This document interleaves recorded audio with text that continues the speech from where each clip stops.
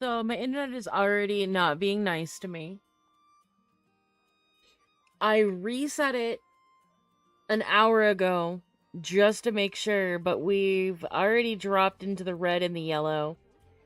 So we'll see how long we can go with this stream, unfortunately. It looks like we're okay now, but blurg.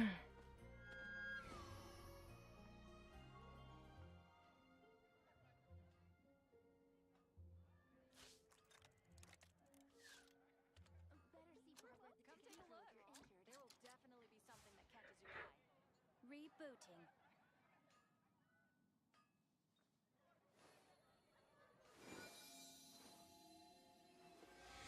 When you're high up, everyone can hear your voice. Gosh, all I could think about is dealing.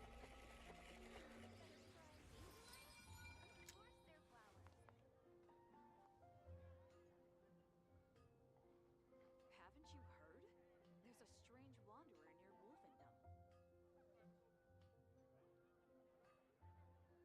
When you're high up, everyone can hear your Okay. voice. Pro streamed some Genshin earlier. She got during. Nice. Why not find a patch of soft Come on, grass? come on, and get rest down, a while? get down. Away with you, vile beast! Can my bitch wake up? Can you wake up, girl? Girl, wake up!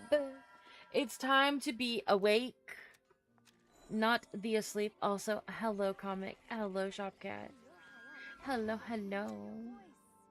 Is there anybody else in here? Is it just two you and that? Yeah. But hello. I'm so sleepy today. My energy is gone. My will to exist is gone. It is time for you to be asleep. Well, come lay your head on my lap, shopcat. Come lay your head on my lap and take a nap. Yeah. You can't type, apparently. It's okay. I can't either.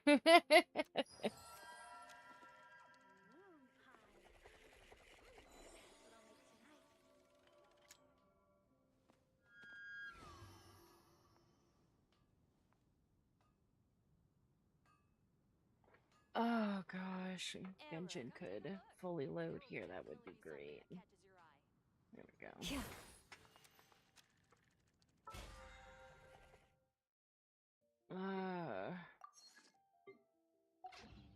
Okay, I don't know how much we're gonna get done today. That's not what I wanted.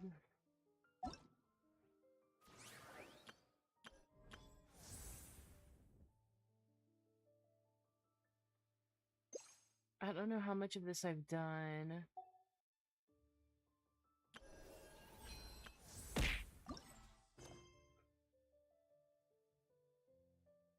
I don't know if that's the third or the fourth day. Hi, Hamra. Okay. Oh, my bad. That is... Oh, fuck me.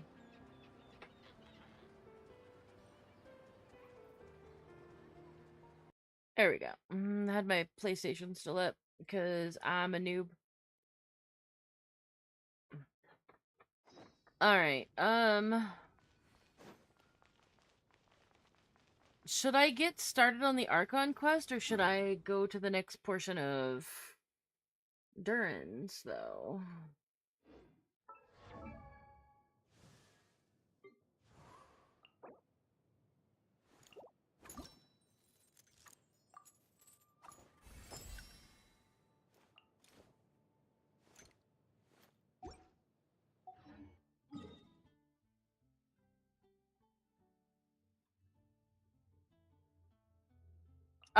Comic, do you need weeklies? Cause I'm gonna do my weeklies. And you hate me on main, Miss Lady? You did manage to get one of her, though, yeah?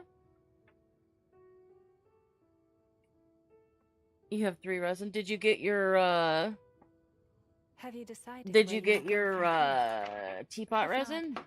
Why not find a patch of soft grass and rest a while? God damn it.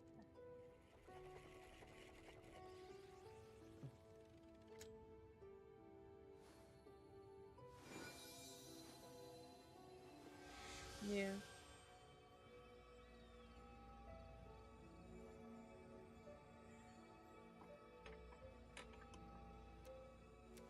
Okay. I wanted to ask before I just went in and did, so.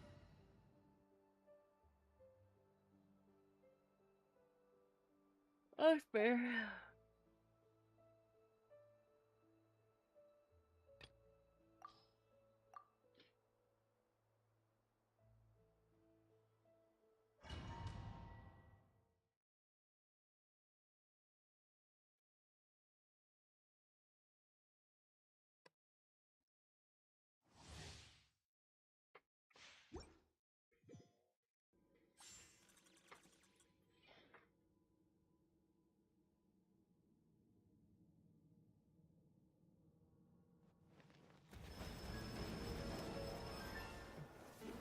Shower me with praise!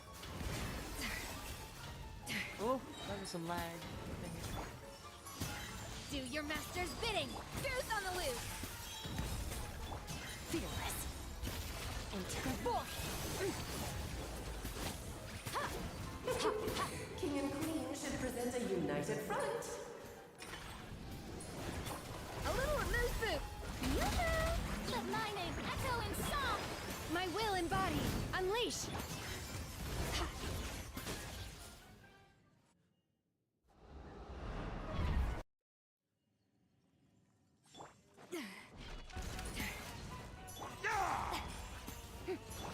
Cryo incarnate! No escape! God damn it. I'm so tired of these fat ass motherfuckers running into me.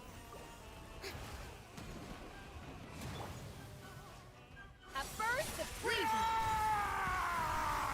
I feel like my graphic settings were turned up Strike a pose! with this most recent update on. Is immense! One blast is quite enough. A dash of frosted! I swear to God, you guys are pissing me off. Shower me with praise! It is time to slay our foes with one almighty! God damn it, every time. Ceremony. Transfiguration! Mana! Annihilate! Good lord, all this Right place. Where were we? By ordinance Goose on the loose! Why is it always Shenhe?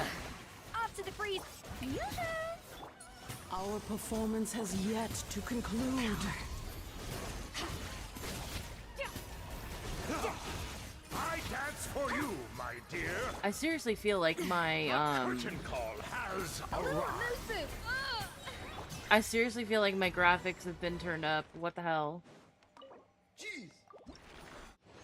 Shenhe hates his boss, I guess? Yeah, basically. The boss also hates Shenhe.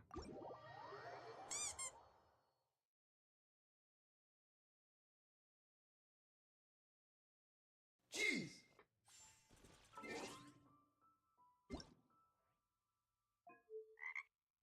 Jeez. No, my graphics haven't been changed. Why does it look so much more polished and nice? What the hell? I don't even know. Hi, mice.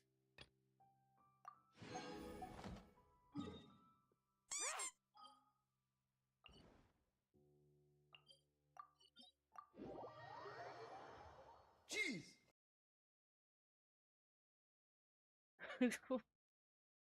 What the fuck? I'm not sexy, I just have big tits, I guess. It's fine, it's whatever. I see how it is. I do be seeing how it is. Jeez.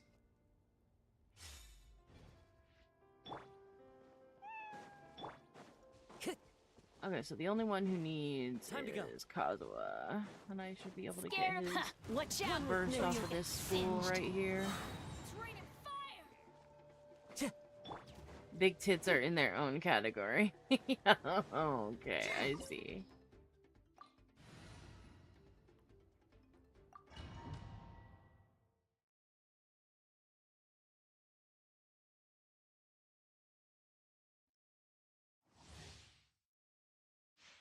I need to get Traveler his last crown.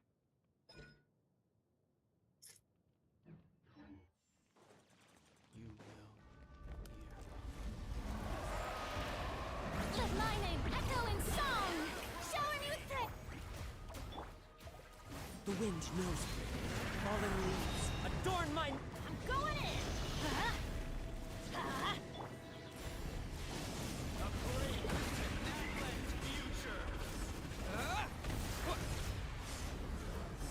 You are loyal to the wrong master.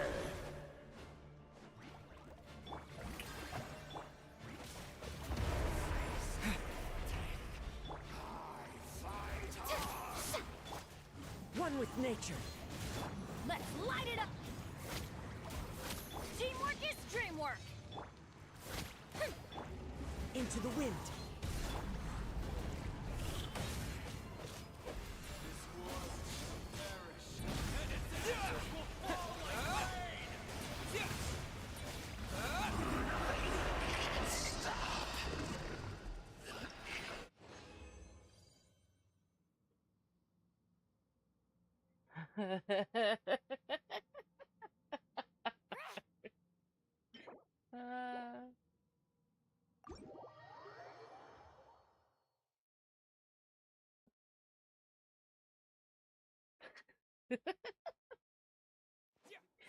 Mice just picking on Comic.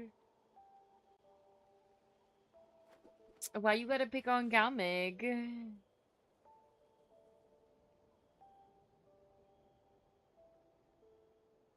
You pick on everyone? I mean, you kind of do. Yeah, yeah, that's true. You do kind of pick on everyone.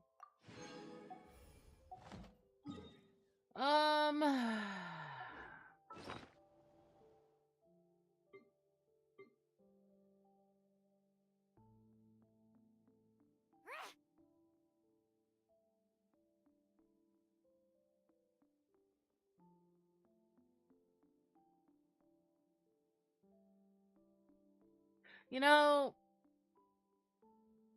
the pink and green is just making me think of Cosmo and Wanda.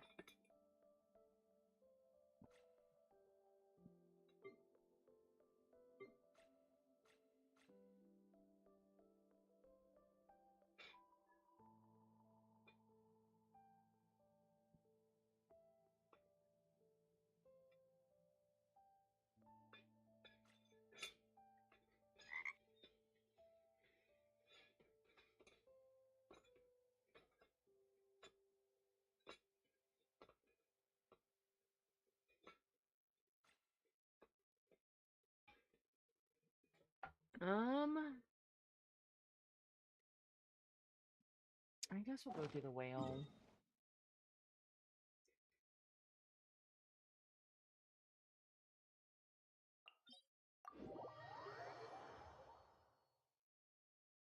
You'll never be able to unsee that now? Yeah, basically. Yeah, basically.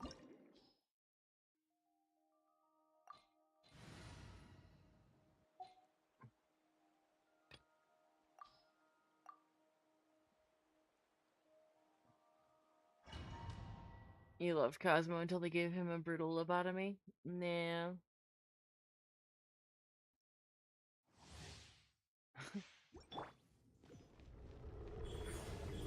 Right here.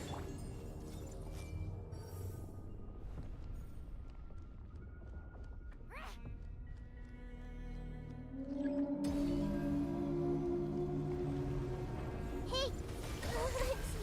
Wow! You just fucking fin checked me, you bastard. Right now, emerge. Make yourselves at home.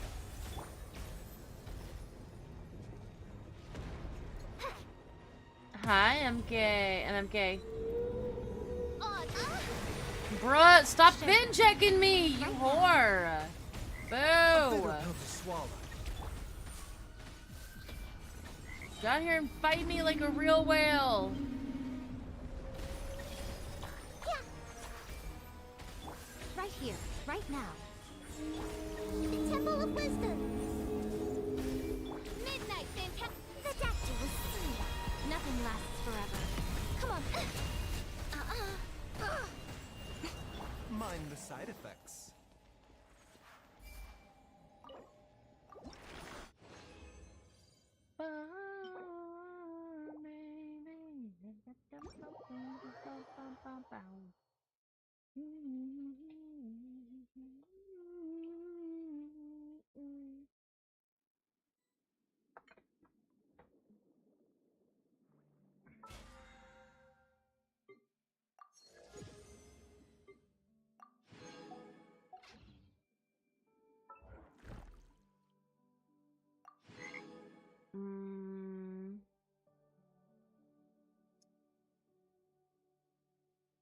Oh, are you going to sleepy, sleepies? I'm MK. Good night, good night, good night, sleep well.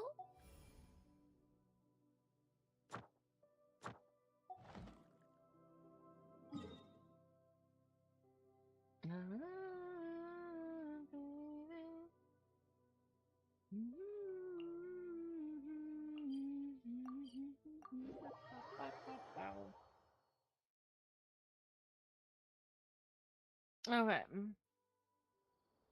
Let's do the other part of, or this last, I think this might be the last part of Durin's, story?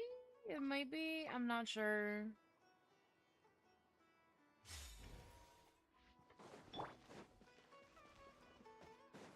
House of Dana is down. Academia is up. House of Dana is down. I'm like a day behind on this. Day or two. I think it's a day behind. I don't remember how many days I've done this for already. I think I've done it for the 5.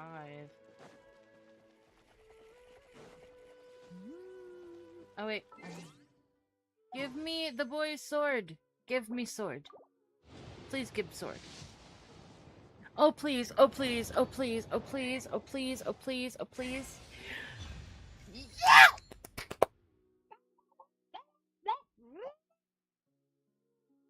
Hey!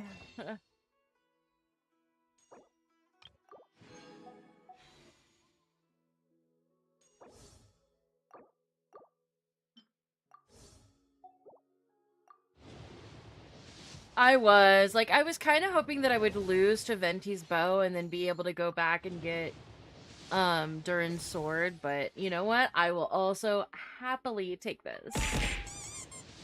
Finally a win. It's been too long.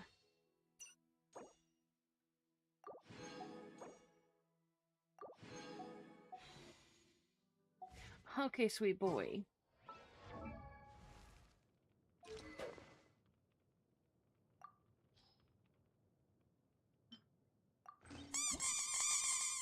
Yeah, look at that! Ah!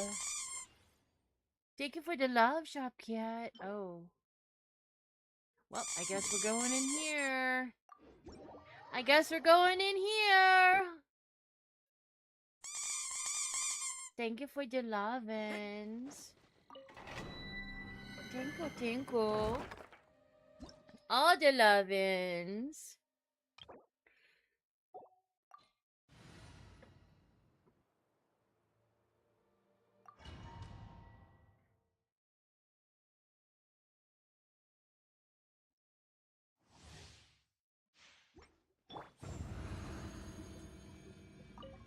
Brace yourselves. Animal test 6308. Stand clear. Absorption test. Huh? Everybody stand! Think you can get away? Devouring claw! But stay away from me! Pay your dues. Stand clear. Absorption test. Animal hypostick. Time for takeoff. Teamwork is dreamwork.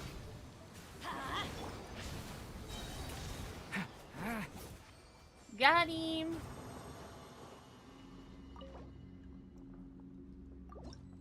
Got him. We'll do one more. We'll do one more. Let's see how high we can get this leveled up for now. Yahoo! you can get away? Animal test 6308. Absorption test. Swirl. Mark. Everybody stand back. Thunder! The abyss is burning. Shadow!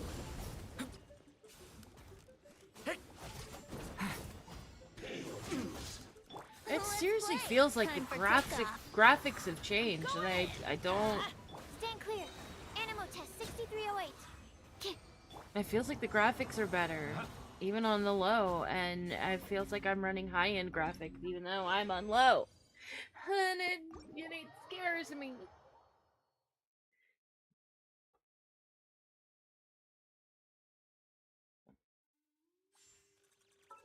Comic has such hatred.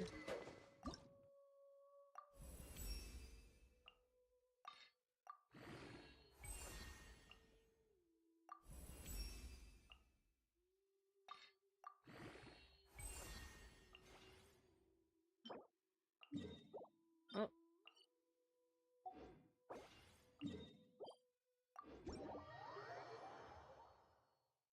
Such hatred. How dare thee?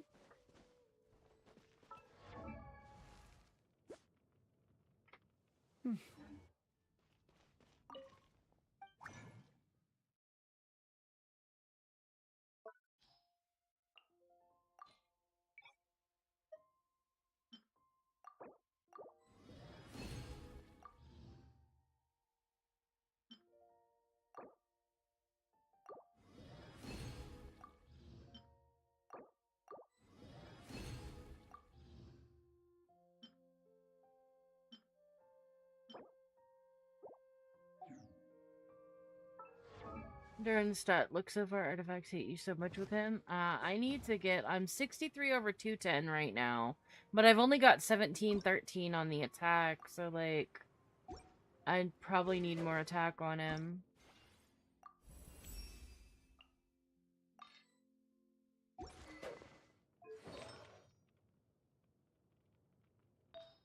I didn't get a whole lot of attack on some of these pieces, so...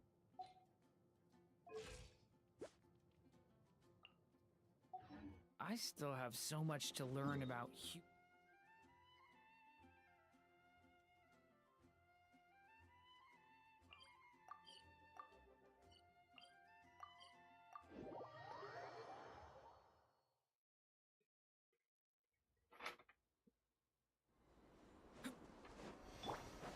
Wouldn't gliding be faster?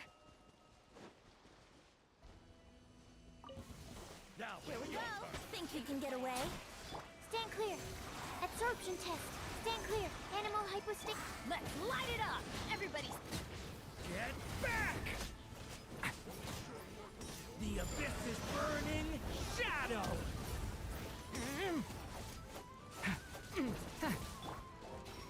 Time for takeoff.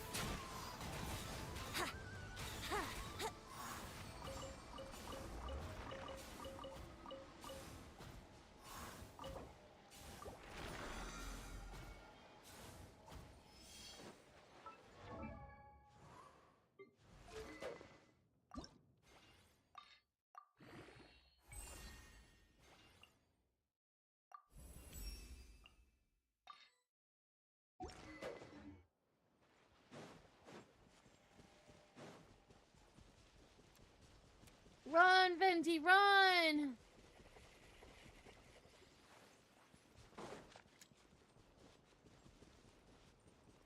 Jeez! Jeez!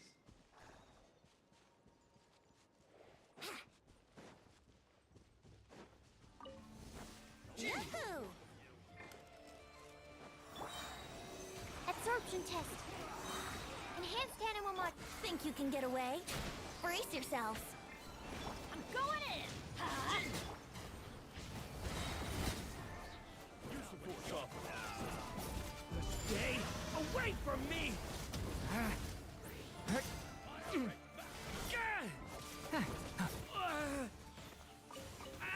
Ouch, you bitch. Get back! Nope. Let's light it up. Jeez!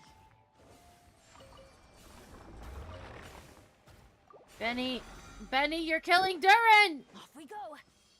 Teamwork is dream.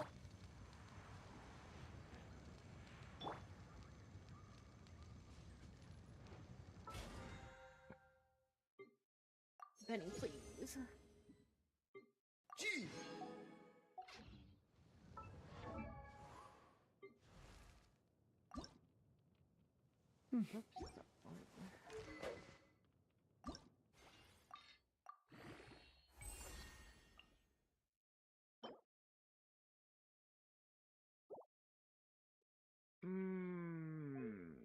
Gee.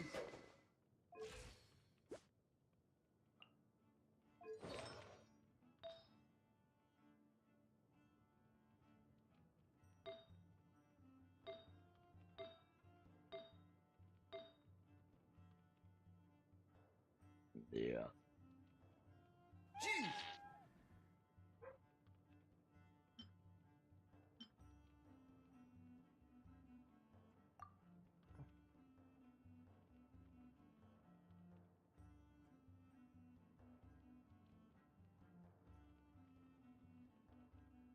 I don't think I need any more energy recharge. I think we're good with the energy recharge right now.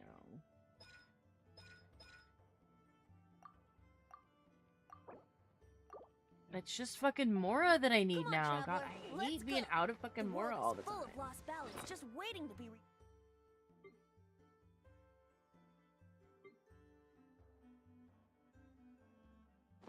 discovered. Use of force. Wouldn't We're gonna gliding use be some faster? Maria's 1984 attack, so there's that. Yeah. Takes so much more to. Yeah. Yeah, it takes so fucking much Yahoo! more to literally Time for do takeoff. anything in this fucking game. Animal test 6308. Stand clear. Animal test 6308. Get back!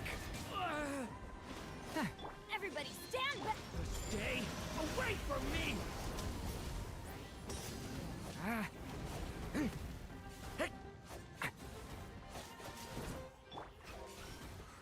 Think you can get away? Absorption test. Animal test 6308. Devouring claw!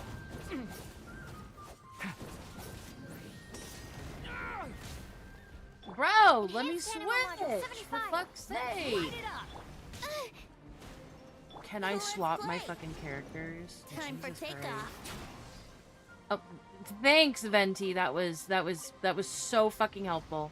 That was so goddamn fucking helpful, Venti. That was beautiful, perfect. Just what I wanted. Off we go. Teamwork is dream. Brace yourselves. Oh, God, and she died. Okay, of course she died. And of course Durin died too. Yep, that's play. beautiful. Think you can get away? Yeah, how rude. Yeah. Brace yourselves.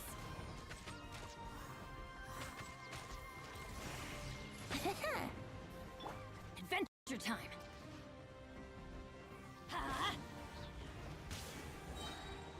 Everybody stand back. Time for takeoff. Here we go.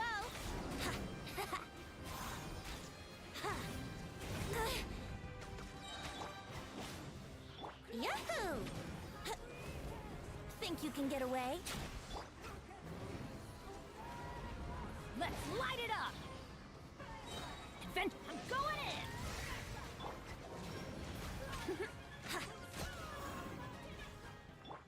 Brother.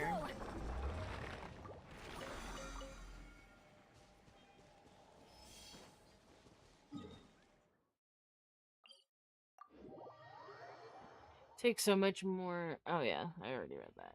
I already read that. I already read that. Benny's adventure team!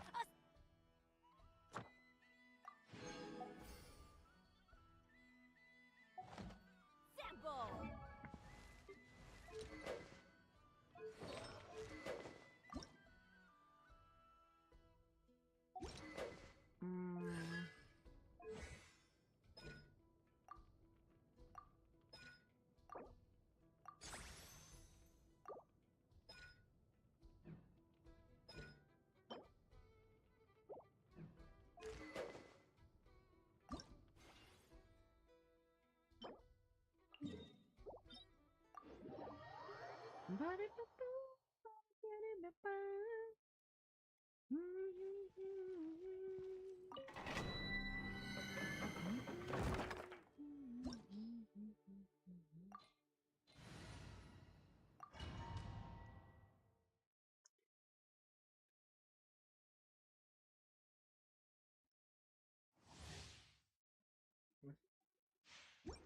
I didn't fucking. Oh, son of a bitch. Son of a bitch.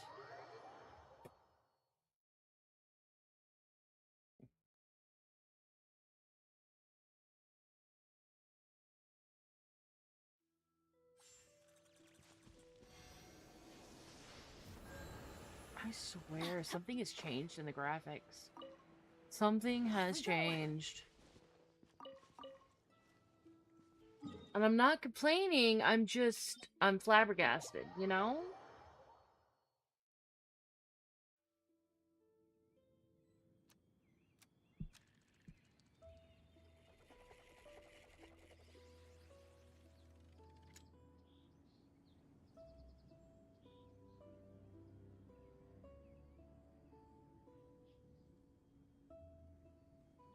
Benny's adventure team, assemble! Oh. Oh. Or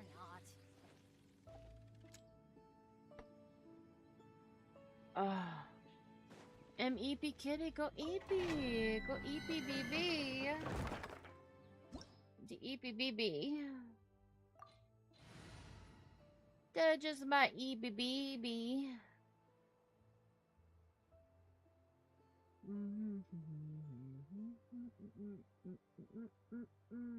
Bum, body, bam, bum, bibbidi, bidim, bum.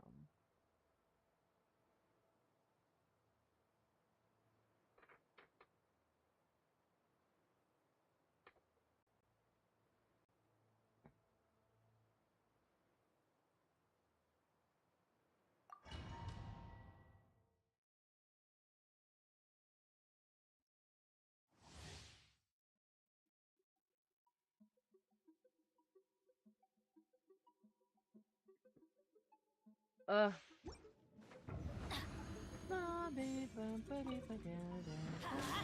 Here we go! Stand clear! Animal test 63... Huh? Everybody stand back! Stay back! Let's play! Time for takeoff! The story has only just begun! I really wish that I could pick up Pyro first.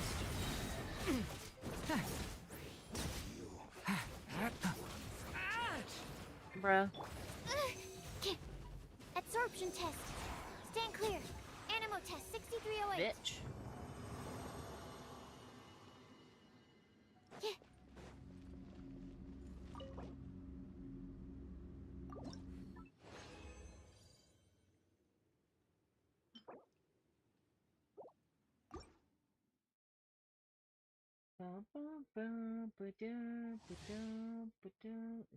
Oh, yeah.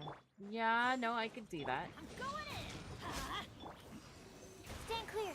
Absorption test. Element for the... Brace yourself. Think you can get away? Animal hypostasis. Teamwork is strength. Devouring claw!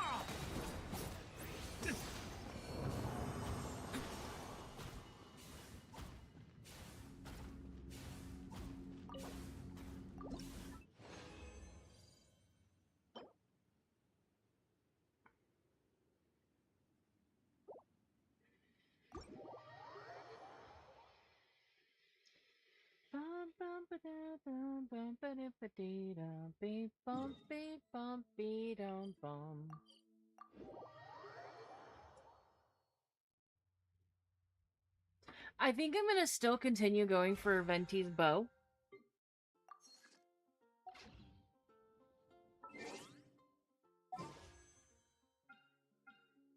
Yeah, I'm gonna still continue to go for Venti's bow.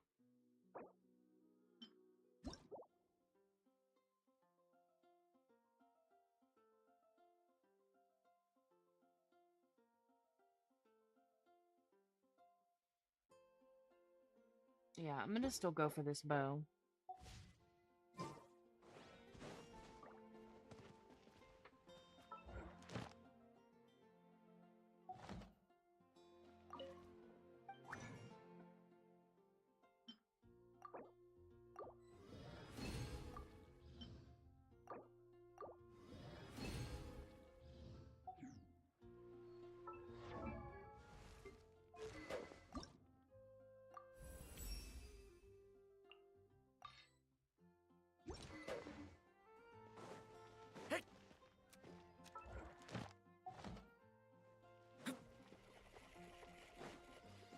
Ad Astra.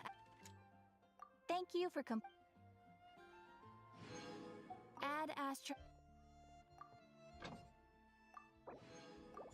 I think I have C1 on Yoda. Yeah, I managed to get C1.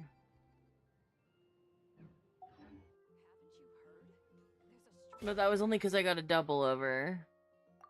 And then I've only been getting Benny since. Look at this shit.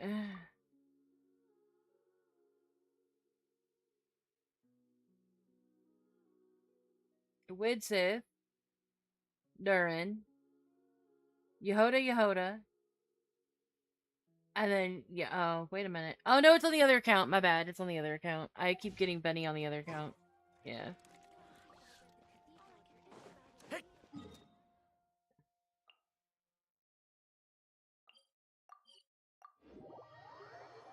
I got all sidetracked because I got the weapon.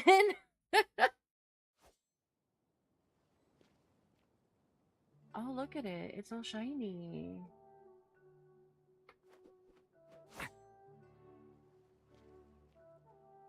That's so pretty.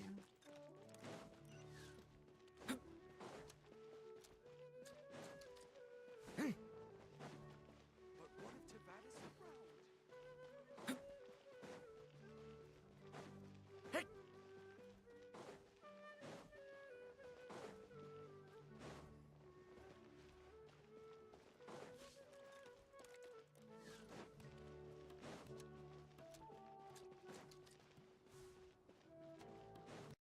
Whoops.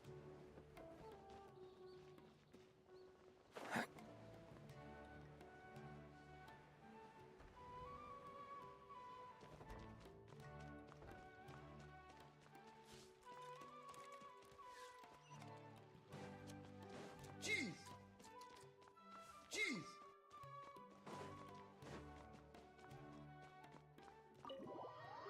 Enter the house of Dana.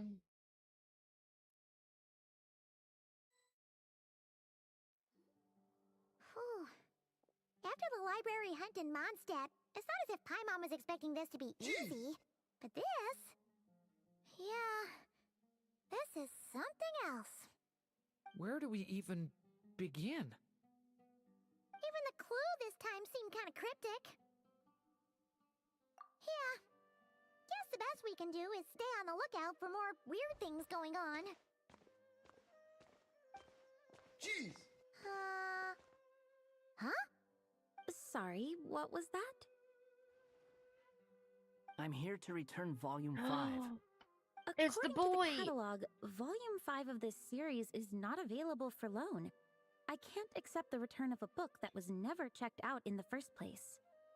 Let me put it this way. My copy is complete. Yours, on the other hand, is missing large amounts of content. So you should swap it for mine instead. Sir, you have to understand. Managing a library is a serious business, and we have protocols in place for this kind of thing. I can't just replace an important volume in our collection based on nothing more than your word. Hey, look what the Wandering Tom dragged in. Oh, it's you. And, what is it you're doing here? How I'm a good traveling Lurk comic. scholar, as you know. Isn't a library the most natural place for me to be? Well, the last time we saw you was all the way in Nodcry. Paimon just didn't expect to suddenly see you in Sumeru, that's all. There were some things I needed to come back and take care of. Some documents had gone missing, so I tracked them down, restored them to their original condition. And now, I'm here to return them. And considering what I'm planning to do next, it feels like a weight off my shoulders. What's going on with you, huh? You look like a kicked puppy. Hat guy. Ah, at least you haven't forgotten about me. What's that supposed to mean?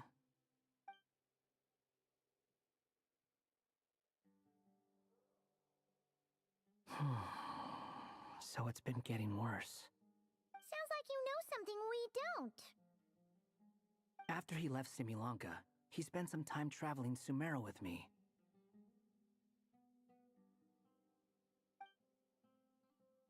I was working on several texts at the time, and I stumbled upon something strange. Anytime Durin of Simulanka was mentioned, before long, the record would disappear. Which means, all the remaining records on Durin are about the evil dragon that fell on Dragonspine. How did you even discover that? If I remember correctly, Hat Guy loved the time he spent in Simulanka so much that he started writing a travel log. That's besides the point. The fact is, you're not affected by the ley lines of this world.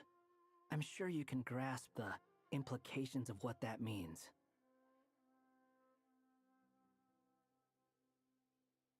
His case is different from mine. It's more like the world itself refuses to accept his existence. It started with a few written records, but now, it sounds like it's spread to people who never met him, or didn't know him well. At this rate, the whole world might forget him altogether. The whole world? But that includes all my friends in Mondstadt, and even Hat Guy, too. So that's what you've been worried about all this time? Why didn't you just tell me? There are more important questions right now, like figuring out how to fix this. That mage clearly cared a lot about her child. She left that book behind for a reason. If you want answers, isn't that the place to find them? You think that didn't occur to us already? Problem is, we need to find the memory that unlocks the next chapter first. Mind if I take a look? I just want to know what secrets this book is hiding. Besides, I've run into a bit of red tape, so I've got time. Of course. Be my guest. So, the memory we've been looking for was about you? All along?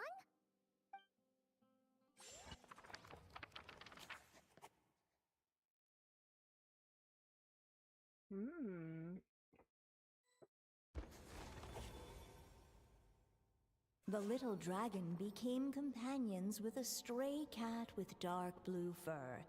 It was a friendship born of all they had in common. He left his castle at the stray's invitation, setting out to explore the world beyond its walls. There, he grew fond of the outside world, eager to make friends and share the story of his life. Taken by the dragon's story, the stray tried to write it down. But he soon realized that no matter how he tried, it would always warp into the evil dragon's tale.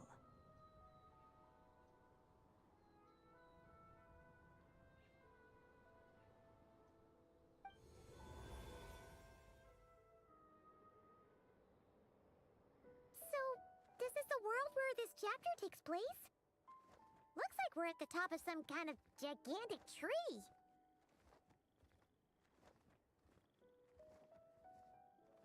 This one must be about what happened to me when I first arrived in Tevat.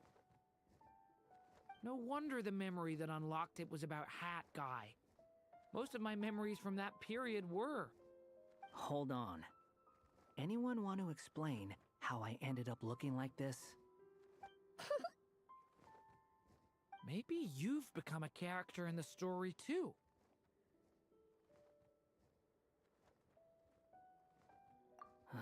you see me as a stray cat? Wandering Tom, to be exact. You should count yourself lucky. Of all Durin's friends, your character is by far the most memorable.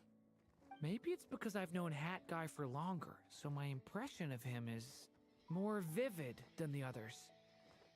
Vivid? Then how come you haven't changed one bit?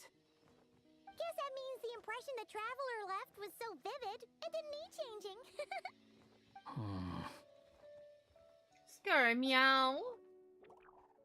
Hello, everyone! Ready for today's adventure? It's the storybook, Durin. Oh. So you're not playing yourself in this one? Does that mean the two of you have even more memorable roles to play? Where are we going today, kitty cat? Whatever. Just follow me.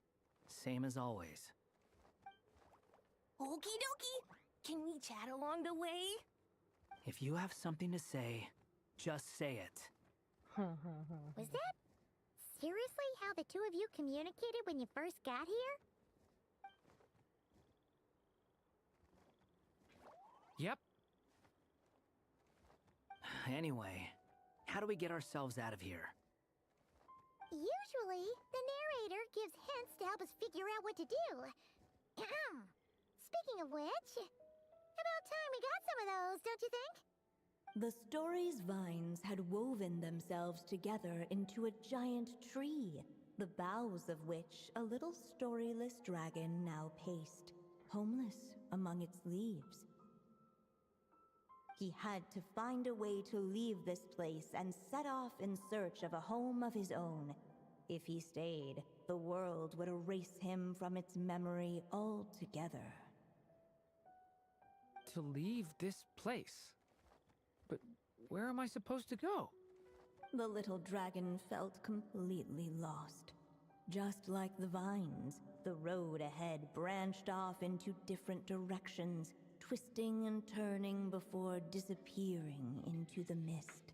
I'm going to try and eat. But as FAC. luck would have it, a prophetess waited I up can't, ahead. but I'll be back on. Okay. Perhaps Go get you some she might CPs. know where each path Go get might you. So take go try to him. get you some EPCPs, VP.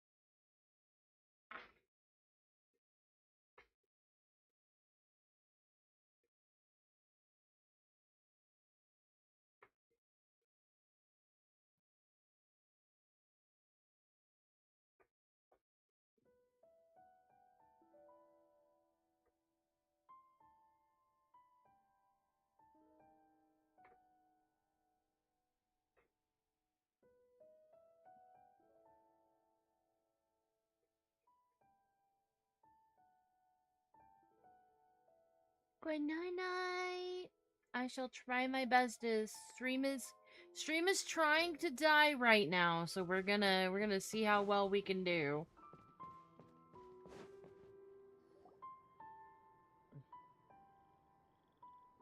Oh, you must be the little lost dragon. It's true. My friends and I are lost. This meeting was no accident.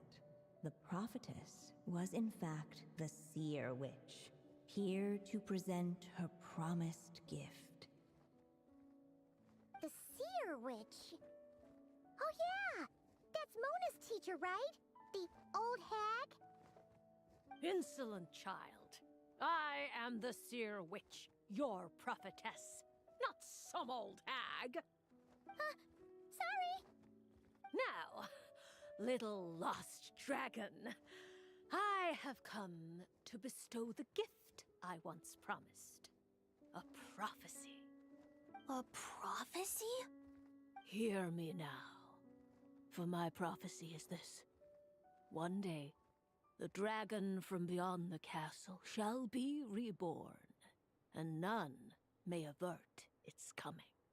The wind took the prophecy and swept it off into the distance. And so, the little dragon was shown a path to wander. As far as I remember, once that alchemist from Mondstadt learned about the prophecy, he chose to stand with you against the evil dragon. So, what does any of this have to do with you being forgotten? Oh, wise witch of prophecy! Could we trouble you with another question? As enigmatic as she was elegant, the seer witch spoke no more, for her thoughts had long since returned to the starry firmament above. Just when we actually needed her. The seer witch was my mother's friend, so the prophecy she just gave should turn out to be helpful. Well, it's not like we've got better options. But, if all we need to do is leave this place, which path should we take?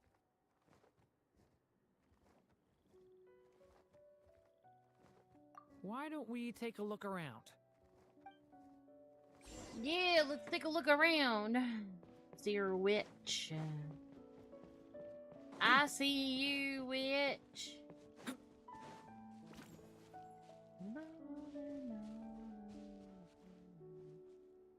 Oh, that's a lot. The wind kept blowing, but the little dragon had not Don't yet make me resolved walk to now! follow Stop it! Before him lay a foggy path, and where it might lead he could not tell.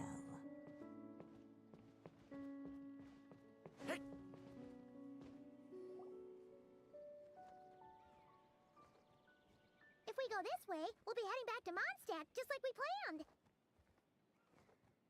Out of all the options so far, this seems like the safest, right? At least we know what happens next.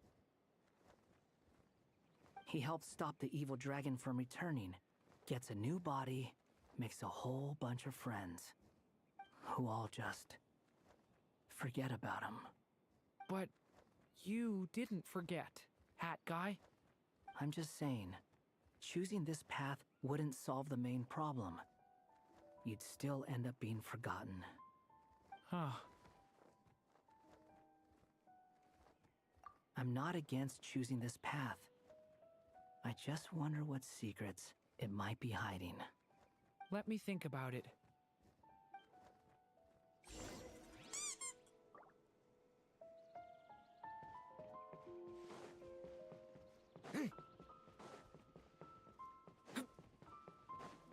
I still think you should keep going, little dragon.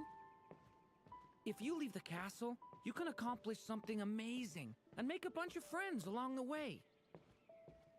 Really? Then let's go! Unable to preserve his story, the little dragon wandered astray. Fortunately for him, a certain prophetess had left behind a prophecy to guide him. The wind took the prophecy and swept it off into the distance, and so the little dragon was shown a path to wander. Following the wind's guidance, the little dragon made his escape. In turn, the prophetess affirmed the little dragon's choice, leaving an extra secret as her parting gift. Now that you've made up your mind, I shall keep my promise by explaining fate's little trick. Long, long ago, the gods of the high heavens gave the world outside the castle a magic of its own. They called it storytelling. It was a magic of almost unshakable power that governed how people met, grew close, and understood one another.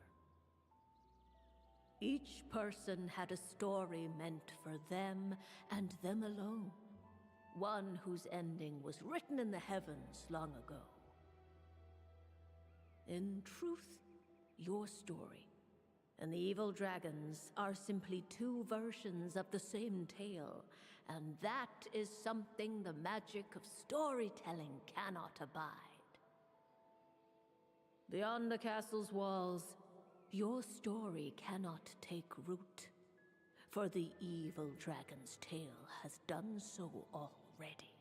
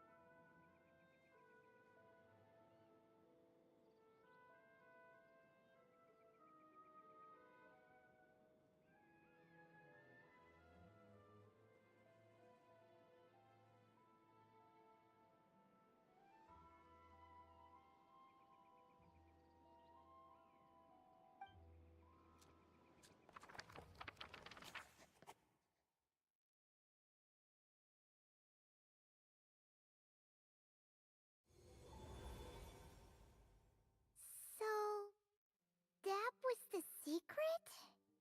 Huh.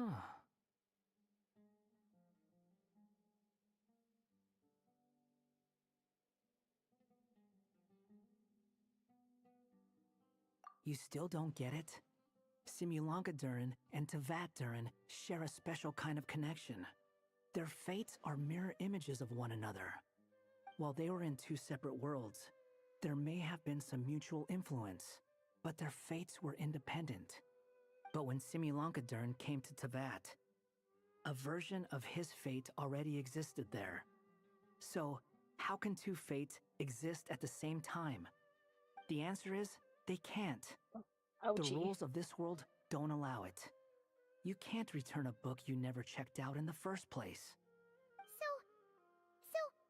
what's Durin supposed to do? Those mages seem to have come up with quite the ingenious solution.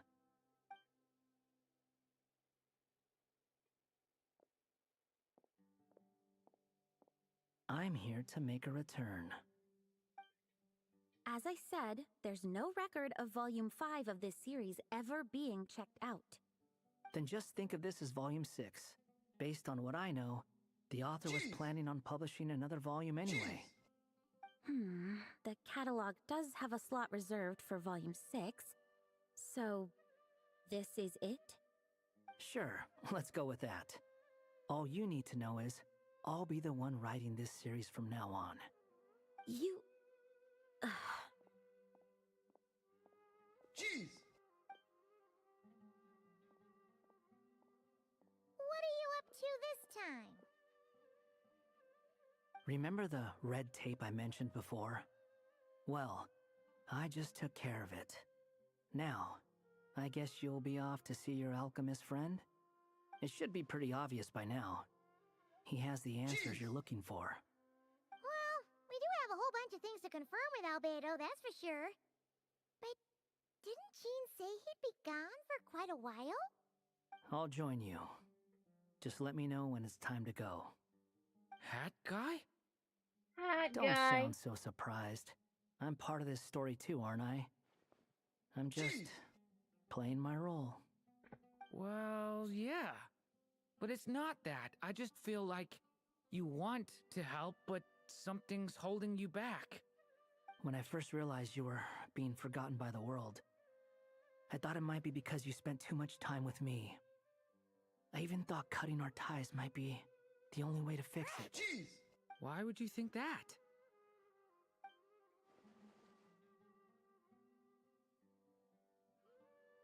It doesn't matter now. Judging from the answer this book has given us, I was probably overthinking it. Just as well, with the ley lines rejecting him like this, the people who still remember him are his only remaining connection to this place. If that last fragile tie was broken, who can say what devastation his unbound body might unleash? And to think I'm one of the people keeping you here, instrumental in helping change your fate. can't say I saw it coming. Well, if it's good enough for Hat Guy, it's good enough for me. After all, he is about as odd as humans get. Excuse me?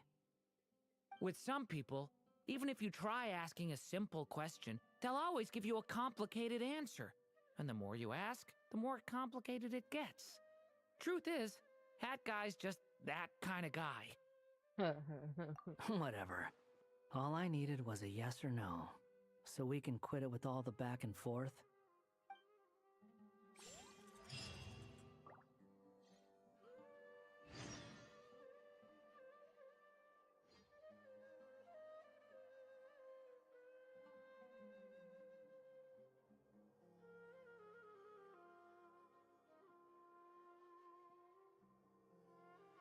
Benny's adventure team, assemble!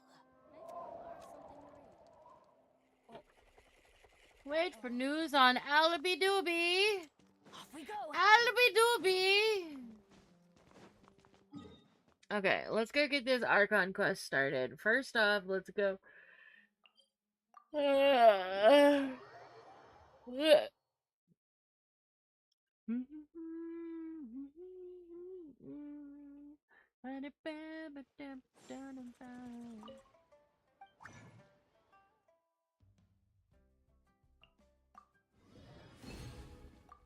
Order.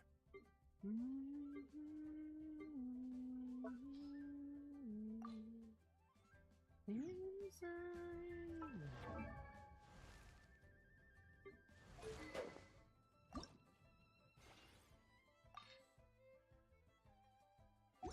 40k more.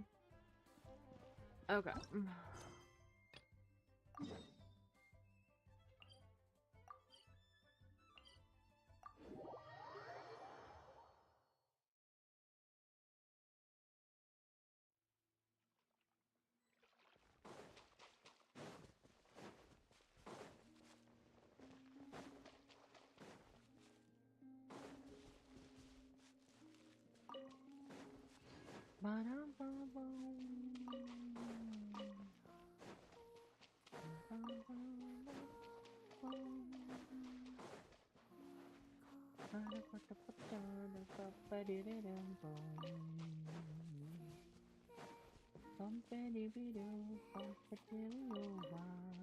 Oh, okay, well.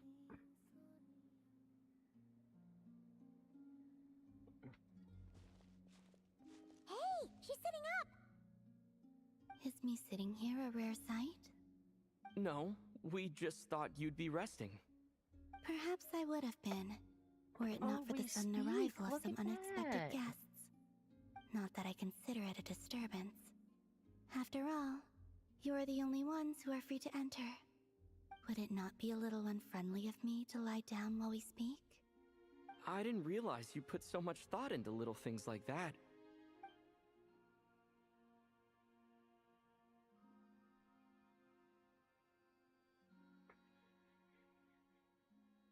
Only sometimes. There have been moments lately where I think about you and your companions.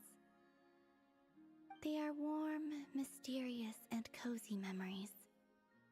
Very few of my past memories are anything like that. They say that travelers return home bearing bags full of souvenirs. But my luggage was empty, and I believed it would stay that way. Return home? So, you're still Oh. planning on returning to the moon? Yes. This planet continues to reject me, reminding me that I do not belong here. If I remain in Teyvat, there will come a day that I disintegrate. And I don't mean reduced to dust, or turned into food for the flowers. I mean, I will cease to exist entirely. Alright then. Well, we're sure gonna miss you. But it sounds like we'll have to say goodbye. How do you intend to return? The Moon Prayer Night is soon to arrive. On that day, the moon will be closest to Teyvat. The Kuvaki in this land will reach its peak at that time. I merely need to grasp the tide, and with relatively little effort. Oh, Paimon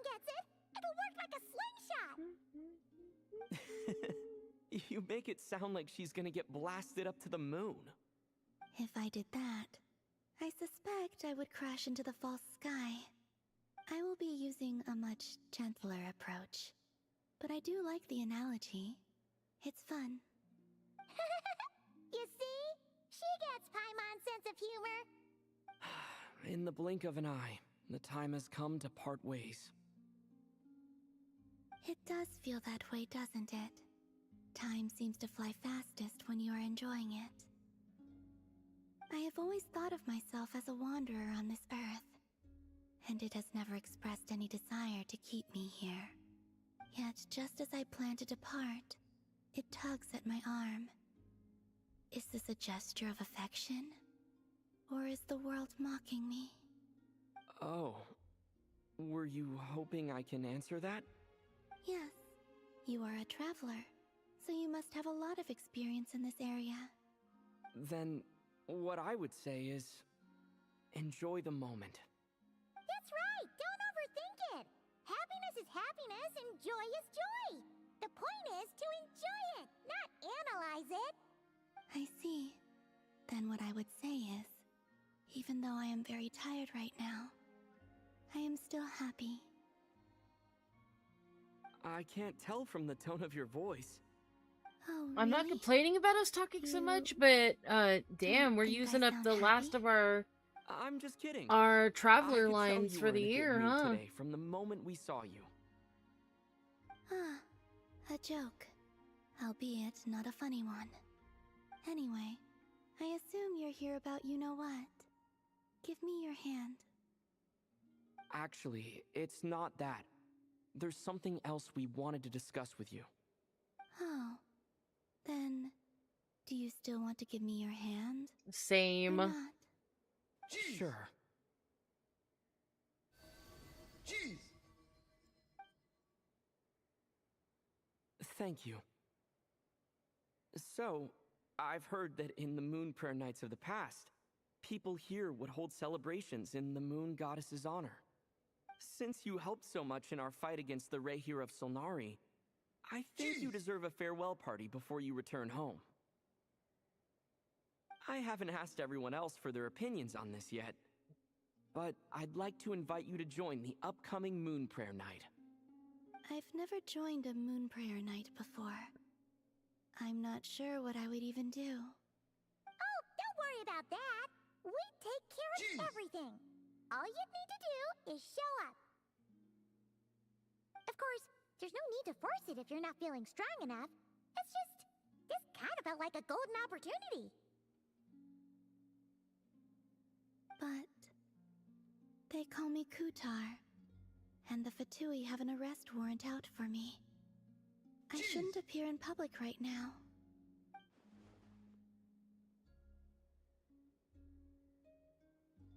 I'll make it work. You have my word. Yeah, we got your back. Well, he does. Paimon's actually not too sure what he's planning. All right, if you're sure. I will not refuse your invitation. I suppose it wouldn't hurt to pack a few more sights from this world into my suitcase before finally learning what my homeland looks like. Oh, if you see Lauma, please tell her that my answer to the question she asked me is neither yes nor no. Rather, it is, there is no need. That was kind of cryptic, but sure. Guess it's between the two of you. We'll pass along the message. Bye for now.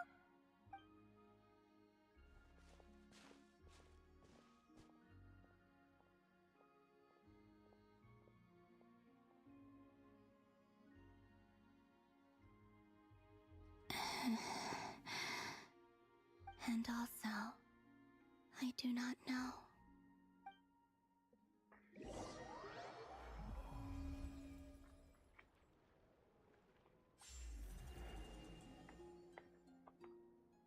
Since she's agreed to join the festival, let's go see who else wants to take part. Lauma's gotta be the person most familiar with the Moon Prayer Night. Shut up, Paimon. I swear to God.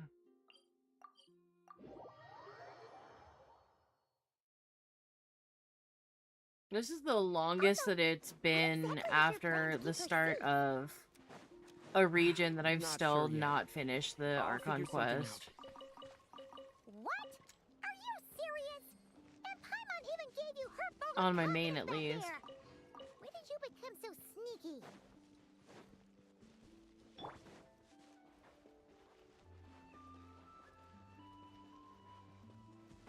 Varka! Daddy! Hey, Llama! It's us! Huh? Varka? What are you doing here? God, he's just so fucking That tall. beats me. I had a bit too much to drink last night, and when I woke up, I was on Hisi Island. Mr. Varka is helping to oversee Nasha Town's preparations for Moon Prayer Night. He is here to go over some details regarding the decorations and custom cloth designs. Right, yeah, that too. Wait a minute. What do you I mean, just that happened to too? fucking think. Isn't there a Nasha town in Bellabog? Yes, celebrating this festival is a long-held tradition here in Nodcry. On this day, the crescent moon at the top branches of the verdant crest turns into a full moon, and the moon prayer blossoms bloom with a special radiance. Our people take these to be blessed omens. It's an especially welcome event coming off the back of all that nasty business with Rare. Everyone got put through the ringer recently, and now they're looking to turn their fortunes around. The big shots in town all agree that a big, lively celebration is just what we need to rebuild people's faith in this place. No wonder Catherine said the people weren't so bothered about the religious element. That's right. It's become more of a local custom by this point. The celebrations have little to do with whether the religious stories behind this event are true or not. Even the Frost Moon Scions are eagerly awaiting the coming of Moon Prayer Night, despite now knowing that their past beliefs were founded on a falsehood. That's fair. Meow. It's a bit like the Meow. lantern ride in Liyue. Meow. It's a chance for people to Meow. enjoy themselves, not debate the existence of the Adepti.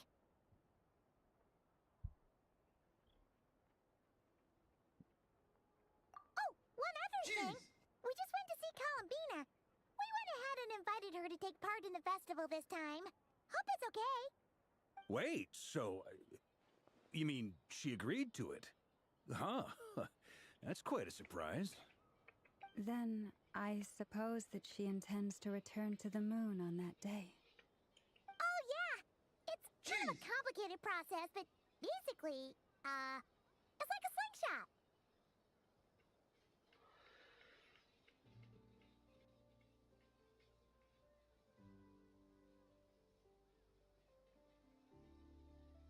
No, okay. I was just losing my I mind. Okay. understand. Yeah. In Yeah, I truth, think that's what I was had thinking a of. feeling that she might make such a decision. Well, if Kuthar has decided to participate in the festival, we should prepare accordingly. Yeah, exactly. She was saying how it could be risky for her to show her face in public. We were wondering if there was any way we could hide her. Unfortunately, the people who carved the statues did an excellent job of capturing her likeness. It will be very challenging to hide a goddess whose face everyone is so familiar with. Darn! We may have bitten off more than we can chew here. Nah, don't sweat the small stuff. We can handle that. Huh? Are you saying you have a plan? Not as such, no, but the most important thing with a festival is to keep the mood light and your spirits up. You can't go preparing for a festival with those long faces. You'll never convince anyone to enjoy themselves. The Mondstatter spirit is strong with this one. As it happens, I agree with Mr. Varka.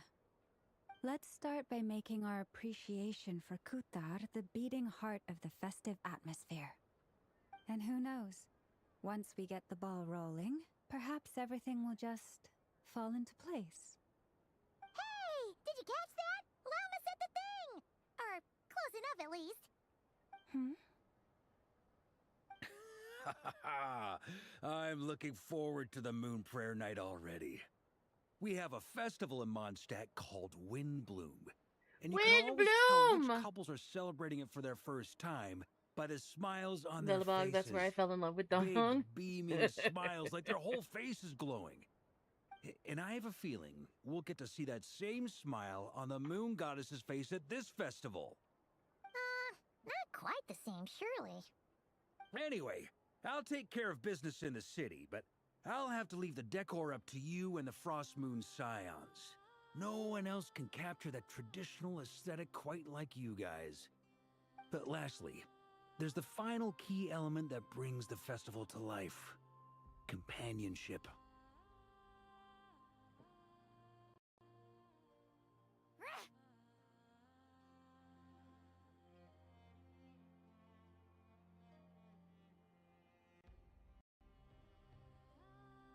Protective. Basically. Before you leave, let me show you something that we've been preparing. Mr. Varka had asked to see it already, so you may as well tag along. Also, I have some further questions about Kutar's decision.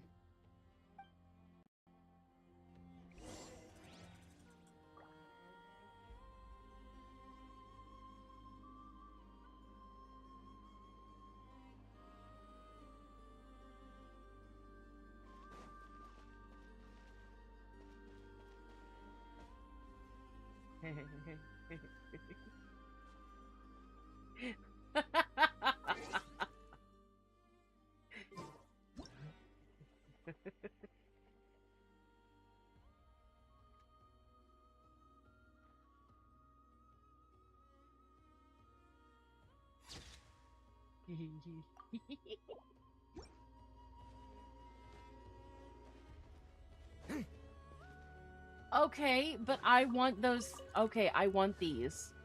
I want these hanging things. I want them. I want them right now.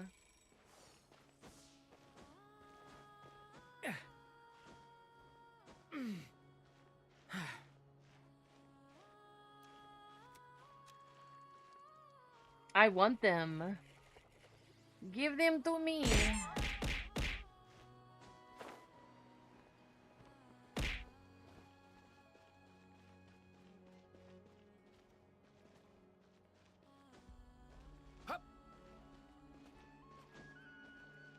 I can't climb on him. Huh? What's this? They sure look like they're having fun. I believe so. Kuhenki seem very skilled at playing drums like these, although I'm not sure where they learned it from. Maybe it's an innate talent? In their eyes, they're probably just playing with toys.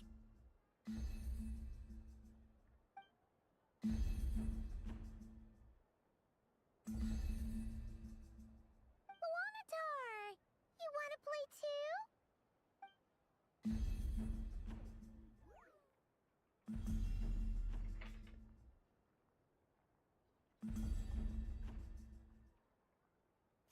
Yeah.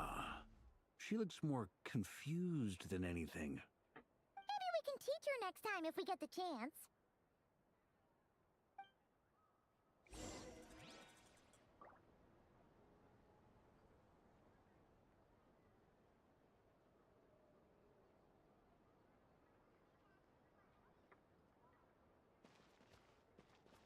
What are these floaty things?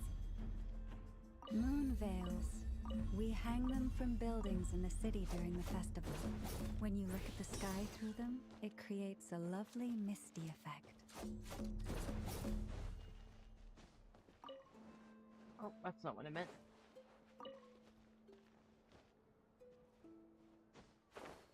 No,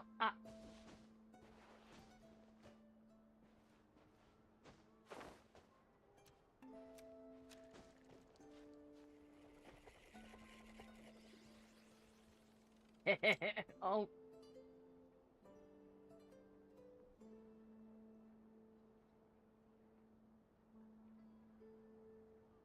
Huh?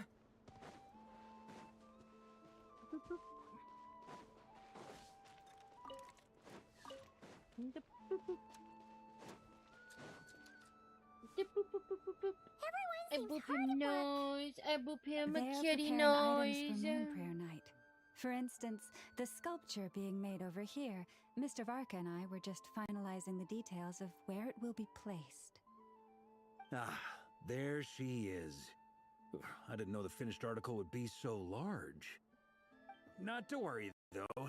All the necessary arrangements have been made. Just let me know once it's ready, and I'll get some people to ship it over. You have my thanks.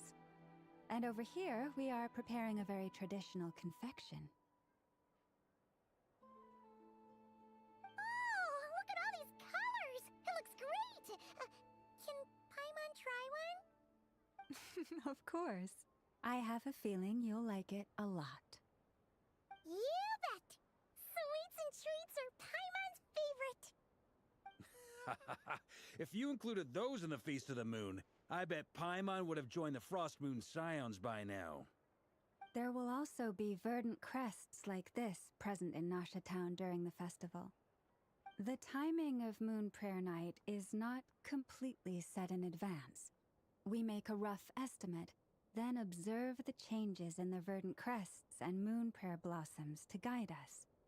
As such, the wait itself is a fun feature of this particular festival.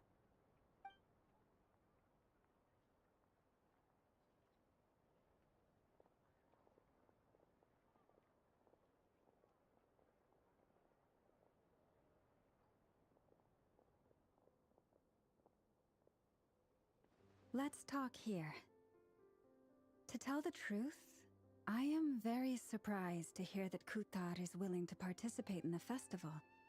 I once asked her if she'd be willing to stay with the Frost Moon Scions. I could introduce her to everyone, and we could be a family to one another. She did not answer, but she has not appeared here since. I took this to mean her answer was no, but if that were the case, she would not have accepted this invitation. Ah. I see. Maybe she is right. Maybe the Frost Moon Scions of today no longer need a moon goddess. But my wish was not for her to come here and be worshipped as a deity. I simply wanted to offer her a place to stay. I'm sure she believes that showing herself here might invite Fatui intervention, and as such, she does not wish to cause us trouble. But what really pains me about all this is that this is her birthplace. She ought to belong here, yet no one has been able to grant her shelter. I think I'm qualified to weigh in here. When someone's about to depart on a long trip, what they need is blessings, not burdens. We should wish her the best, not make the journey harder than it already is. Anyway, she's agreed to attend, hasn't she? All we need to do is simply respect her decision. I see your point. Yes, she will soon depart after all. Our job is to leave her with some happy memories. Besides, who's to say her journey to the moon is a one-way trip? It's not like she can't come back and visit if she wants, right? Paimon agrees wholeheartedly. Festivals are all about having fun, so let's keep it simple. All right, I'm gonna head back to Nasha Town soon. Wanna come with? I'm guessing you have some other folks to visit there. Sure thing, let's go! Bye for now, Wilma! Thank you all. Goodbye.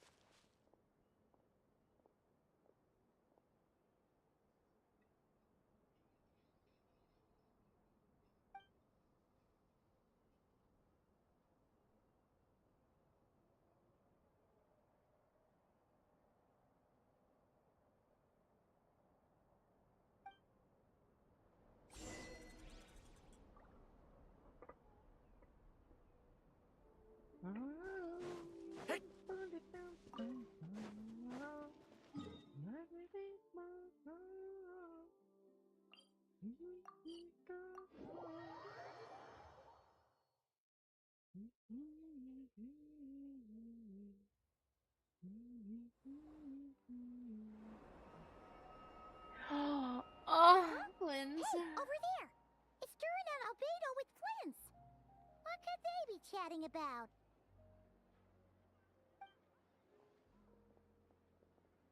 Your guess is as good as mine. Ah, Grand Master, and the Traveler and Paimon. Hello there. It's been a while. Perfect. We have some new volunteers for our investigation. Wait, let me guess. The righteous Lightkeepers are finally ready to hunt down the Abyssal Dragon? Haha. Yes, that too. Yeah, right. Oh, wait. Why does everyone keep saying that too? Well, to be precise, the facts match, but not the causality. Wait, so I guessed right? Half right. Don't act so impressed with yourself. Maybe I can explain. We ran into Mr. Flint's north of Nasha Town. At that time, we just noticed a few abyssal creatures out in the wild, but the strange thing was, I didn't detect any traces of abyssal energy on them at all. On closer inspection, we realized that they were not real monsters, but something akin to reflections in the water, or perhaps a mirage. Huh? What do you mean? Like, you could see them, but not touch them? Exactly. It was very peculiar.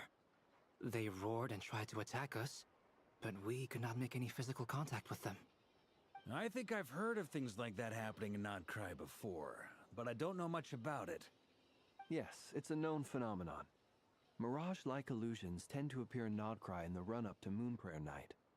From a distance, they appear quite real. I myself thought that Misters Durin and Albedo were locked in battle with abyssal monsters when I first arrived. But after sharing intel and investigating a little further, we can confirm that these illusions are harmless. There is no great cause for concern.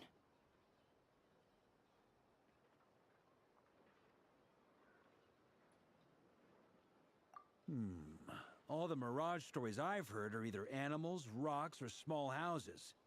Abyssal monsters, though? That's a first. It's a first for me, too. So I'm planning to look into it further just to be on the safe side. I intend to inspect a few more locations. What about you two? Any plans? Alice contacted me a few days ago. She'd like me and Durin to assist her with an experiment. But we lost contact shortly after receiving the message. I'm sure that comes as no surprise to anyone familiar with her. We don't know when the wind will blow, yet when the wind blows, we will know. That, in a nutshell, describes how Alice operates. Yeah, that tracks. Okay. Well, I suggest we investigate this Mirage business in the meantime. It's piqued my curiosity, and I'm pretty sure I know someone who will already be 10 steps ahead of us. Well said. Right? Whatever's happening in Notcry, she always seems to be the first one to know.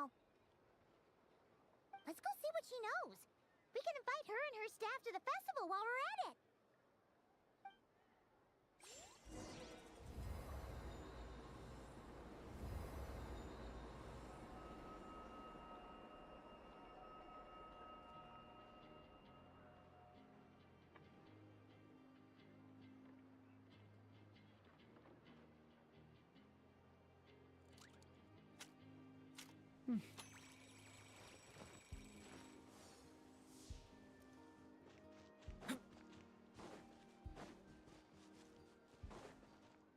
I need to, briefly pop Yehuda in here. Leave it to me.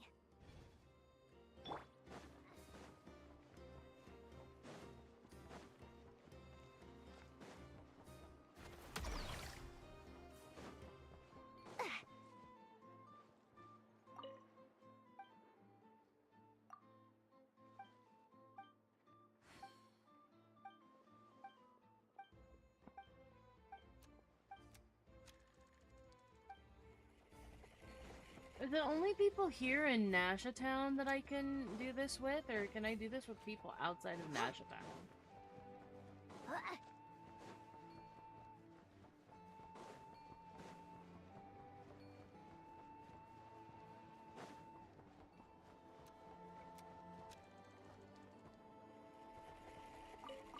Meow.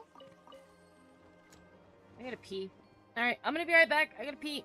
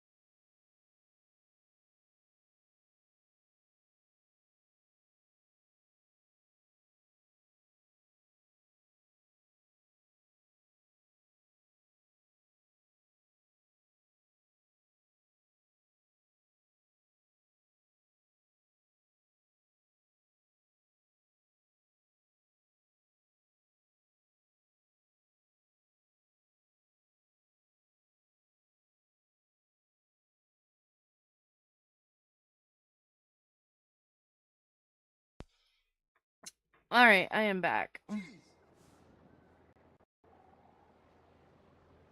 Let's see.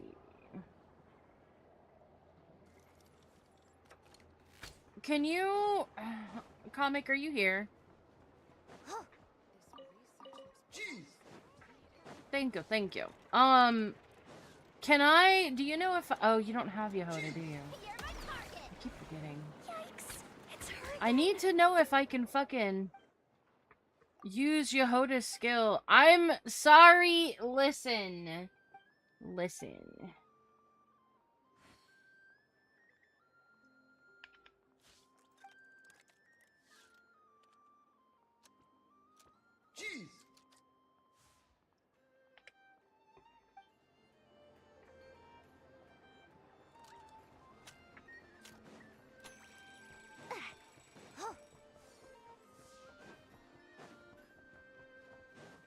Well, okay, so me asking if you were here was in the sense of, are you here and lurking, or are you here actively? Listen.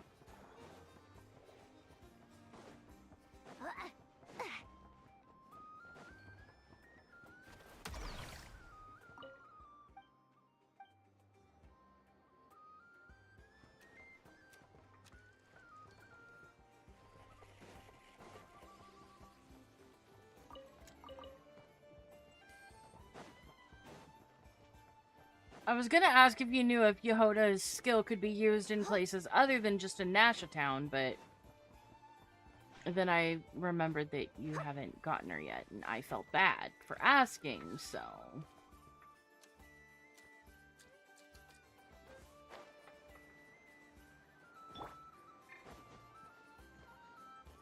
Oh, you do? Okay. Do you know if her skill or her thing of talking to people is usable outside of Nasha Town? Or is it just inside of Nasha Town?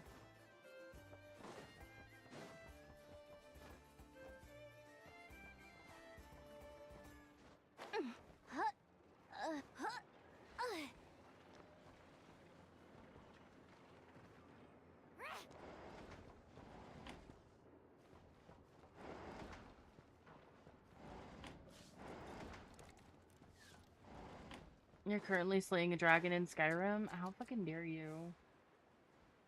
How fucking dare you?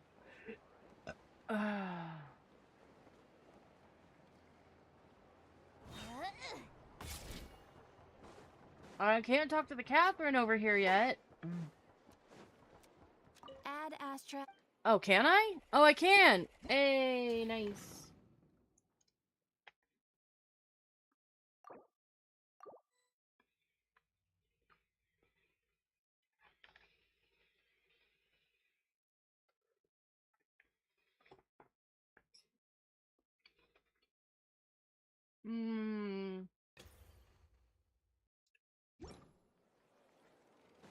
Oh, so there's 2 more people, apparently.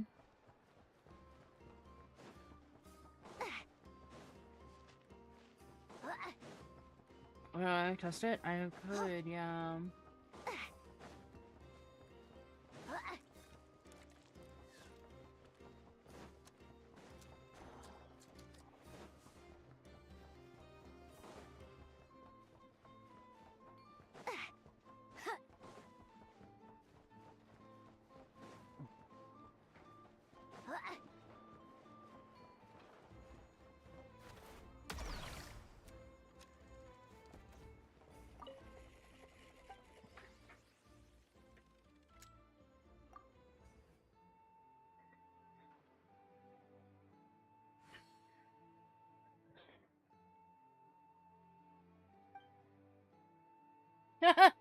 I don't even have 500,000, Mora. Boy, you barking up the wrong tree. I'm broke. What do you mean?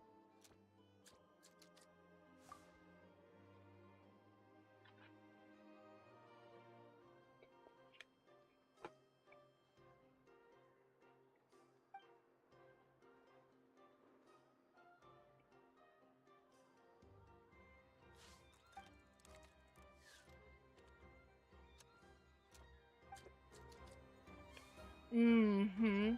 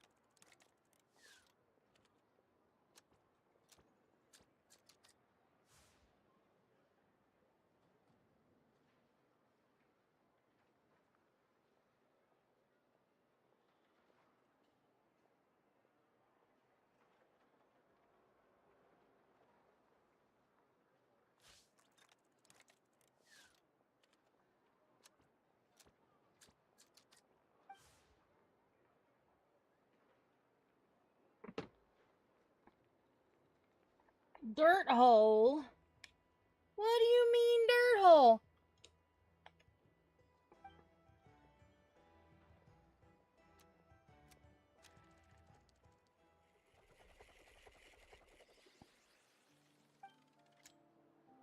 You whiny little bitch.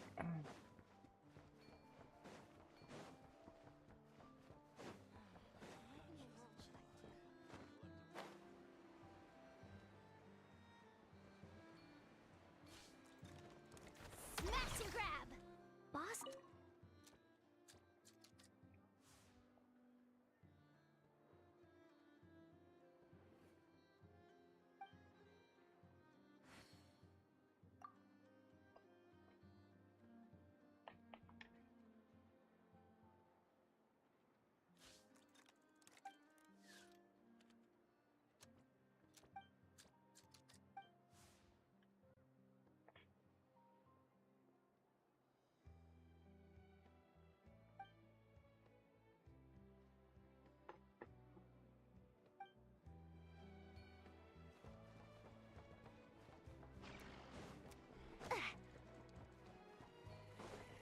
You're not going anywhere!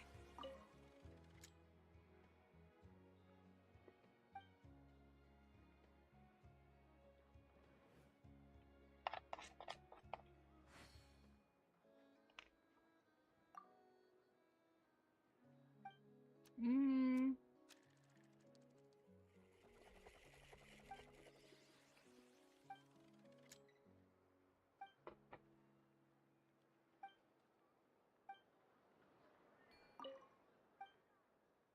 What are you selling?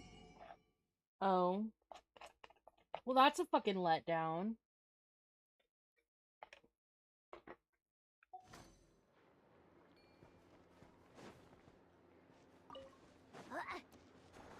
I think that's my 6 for the week.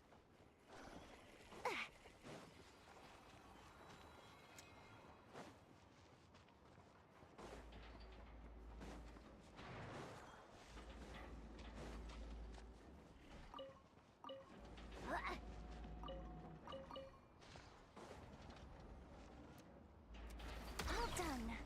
Time to head back. Okay, yeah, so... Time.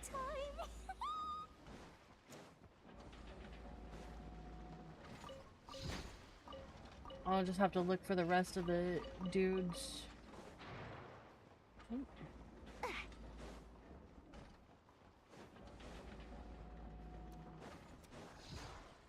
Okay, we'll do that quest later.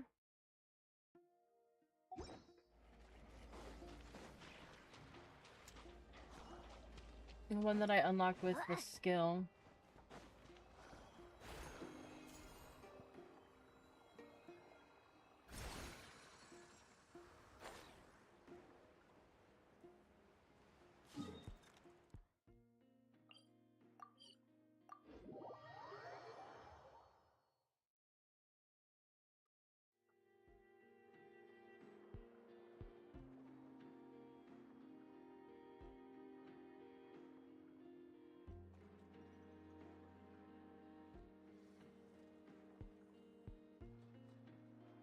Come on, let's hit the town. I'll show you someplace fun. But keep it quiet, yeah? Mum's the word.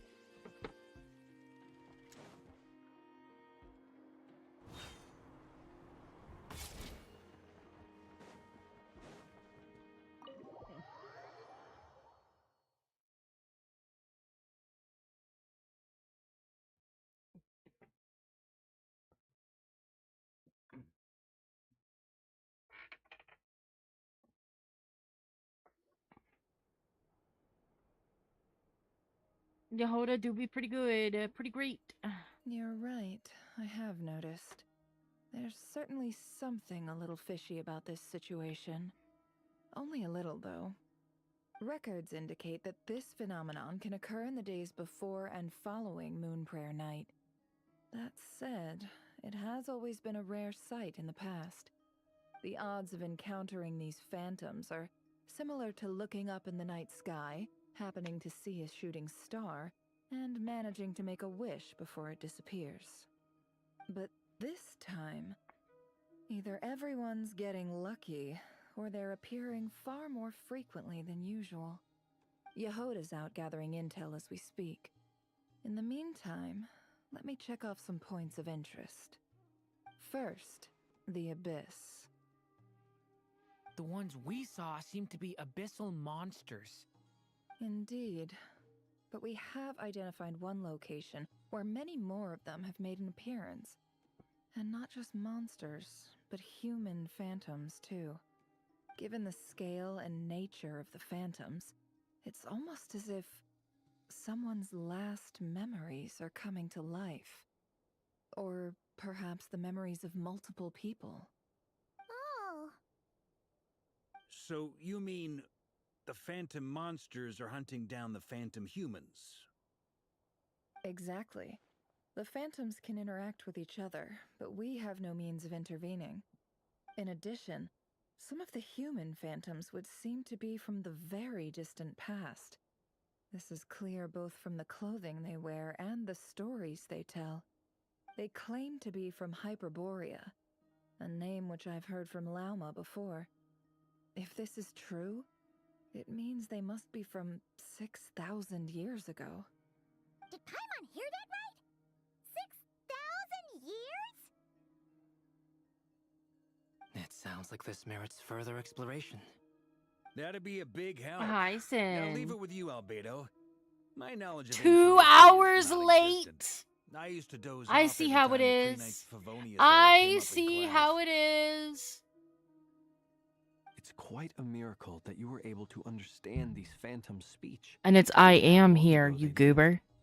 I Not just suppose I'm you're here. right. I am here! Leave the The fuck? archaeologists No, to you ruminate can't. over that conundrum. Who gave you As an permission to go? intelligence Huh? broker, my sole interest is in the value of the information That's not I very gather, good girl behavior, which, you know. in this case, hopefully means earning myself some good favor with our dear Lady Moonchanter.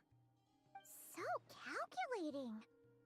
Whew, this intel broker logic always catches Paimon by surprise. Sounds to me like we could split the work up. I think the abyssal phenomenon is best left to Albedo, Flints, and me. Agreed. It coincides with my duty as a lightkeeper. For my part, Flint's I'd how like I to love understand you. the abyss better. Don't Even a tell you little what to knowledge do? would go a long Well, way. you're being a very naughty This girl is today, certainly huh? a rare opportunity to study the abyss. But even rarer, perhaps, is the chance to make contact with the ancients. The Curatorium will take the lead on investigating the Hyperboreans. We put in the work to learn what we know so far. It seems only fair that we get some quantity of exclusive intel. That just leaves our trusty team of 2 unassigned.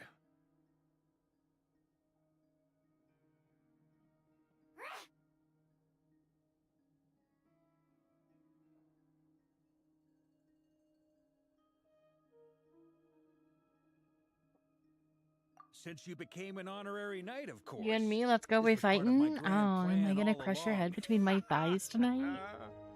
Oh yeah. Is that by what's the way, gonna happen? We managed to convince Columbina to come to the Moon Prayer Night celebrations. Would you and Yehoda like to join too? She agreed to that? I want you Huh. Quite an achievement. Never underestimate the traveler, I guess. I'd be happy to join. No point shutting myself inside when the streets are all decked out. I doubt any clients will be visiting during the festival in any case. And Yehoda loves a party, gosh. so I'm sure she'll jump at the opportunity. It's quite fun messing with Sin comic. Way to contradict Quite me fun. in front of... Wait, no, that's not what I have bad news, boss.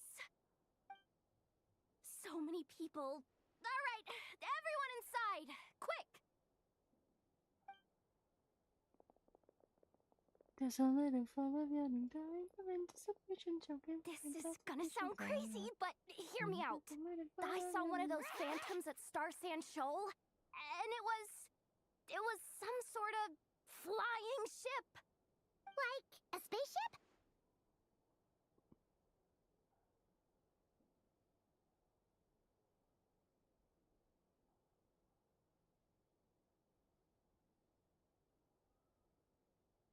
That's gotta be the one you came to Tibet in. You said you saw the same thing through the moon marrow, right? Huh? You already know about it? Ugh, I thought I was gonna blow people's minds. Turns out I'm the last to find out. Wait. Back up. You came here in a spaceship? Now my mind is blown! What's it like on the inside? Was it like flying through space? I want to know everything!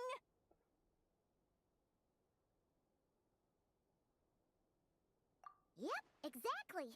Huge discovery. I still don't know You're how the to feel best. about the spaceship Second best storyline. intel broker in Yeah. the world. After your boss, of course. Wow. Really? Well, I don't know if I'm all that, but... I guess that decides where we're heading next.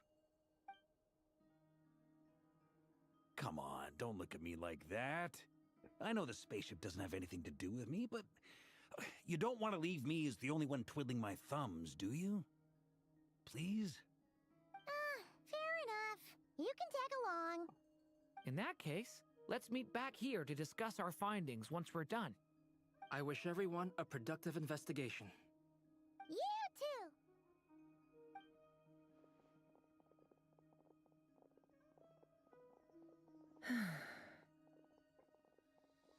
What's up, boss? Aren't we gonna head out? Tell me, Yehuda, when did the curatorium start giving out intel for free? Oh, sorry, boss.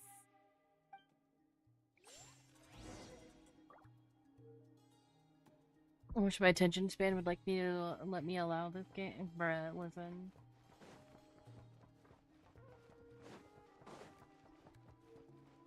Oh.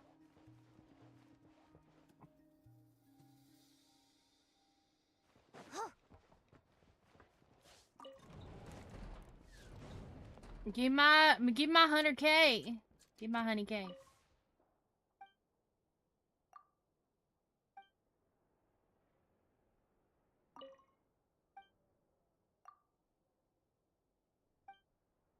Wait, did it give me my 100K?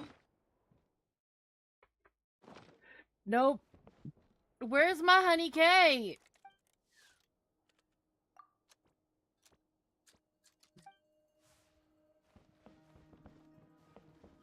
Where's my... You're supposed to be able to do that 3 times. What the hell? What the hell?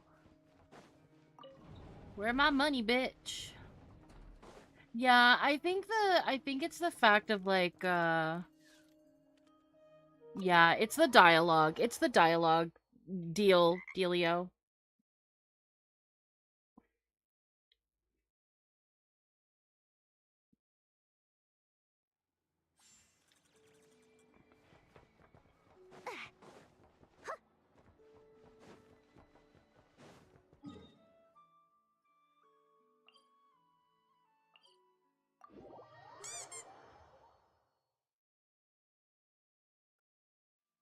I start talking and I just think about ass clapping, can't focus. I mean, that's fair.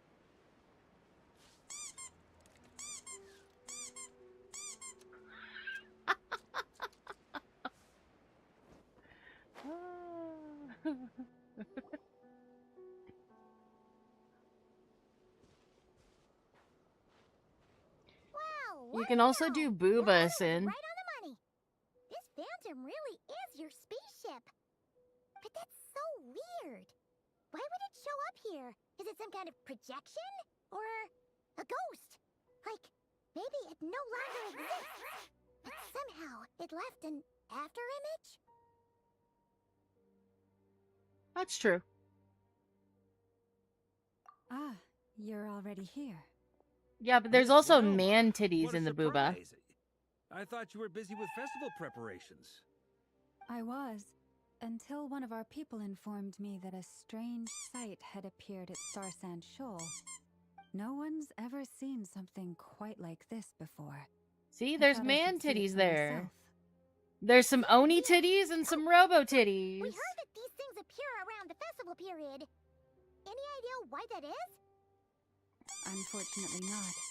We Oh had my very God. limited information about them, since they can't be interacted with.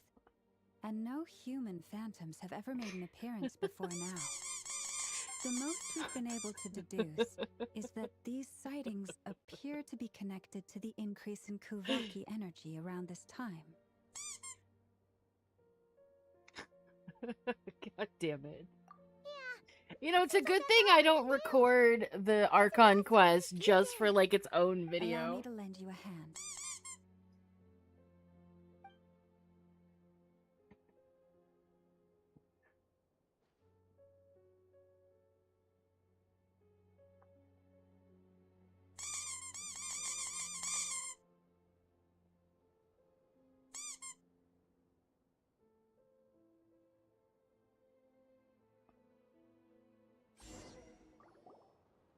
Everyone, our friend I here mean, should be technically able it's to kind of provide us recorded, with it's some just not in information. short form, it's in long form. A phantom Rhymehorn deer? I've heard about how the Frost Moon Scions live in harmony with the animals, and can even communicate with them.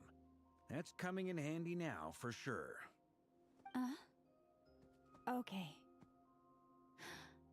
Yes, I understand. Then how about this? Yeah, that's Varka.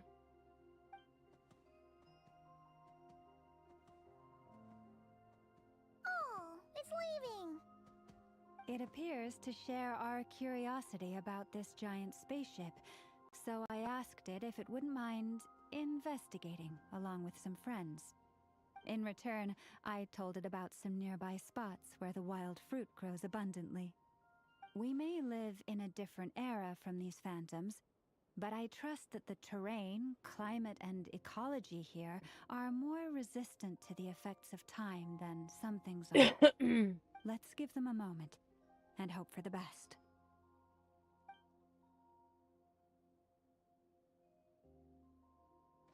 All back together? Must have been a lot of fruit. Indeed. Now let me ask them some questions.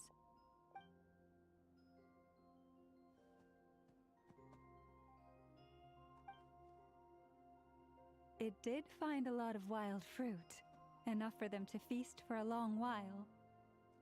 This puffin circled in the air several times, but didn't spot anything out of the ordinary. Certainly nothing to do with the spaceship. Huh. Well, it definitely makes sense to get a bird's eye view. Indeed. Other than that, I was also thinking that the world these phantoms see is also different from ours. Oh, I get what you mean. The wild fruit exist in both times and spaces, but there might also be things that only exist in that space-time, which we can't see.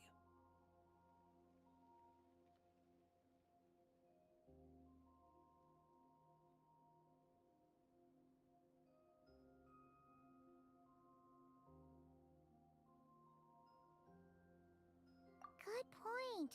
Nozo looks out of place because of his Blunt-horn proportions. rhinos can use He's Kuvaki fucking to giant, shift man. great rocks.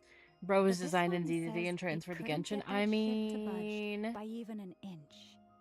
The sniffer mole tried too, but despite being a skilled digger, it could not get through.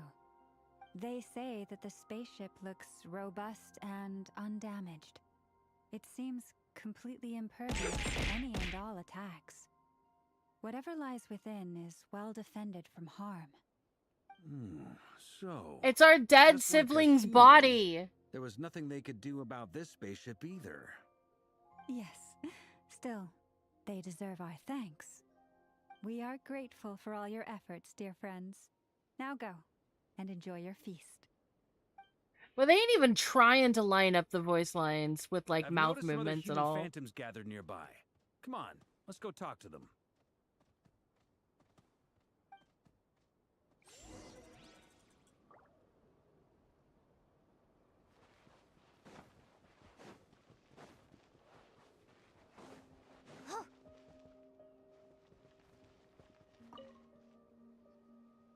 What is this thing?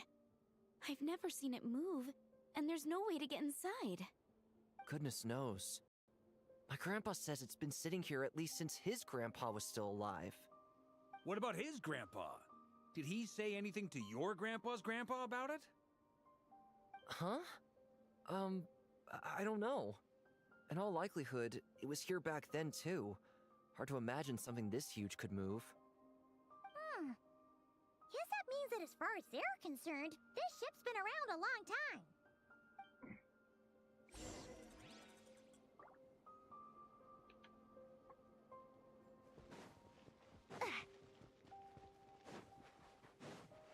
Oh, it just disappears if I go by it.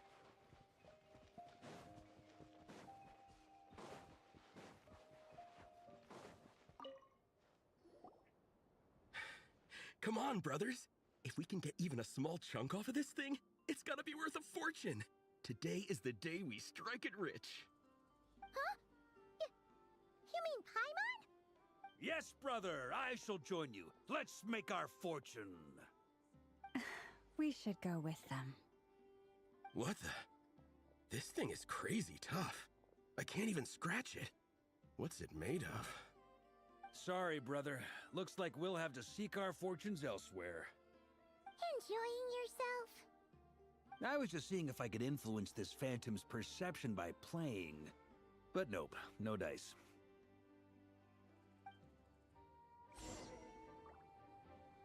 I'm sure we're all starting to build up an idea of what's going on here now that we've spoken to some of the people. These phantoms are reenacting real historical events in Nodcry. It's almost like we're in some kind of interactive stage play. We can talk to the actors, but the plot is fixed, and we can't influence it. It makes sense. History is set in stone. The objective facts of the past cannot be changed. Paimon totally thought you were just goofing around earlier. But actually, you were doing some serious investigating.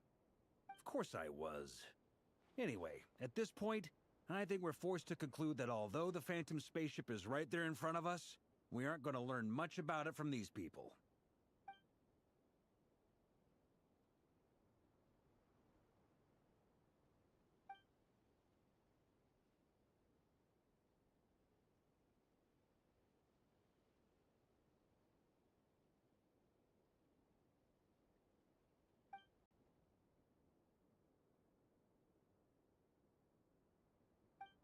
Don't be discouraged. If nothing else, this is proof of the ship's existence. And think about it.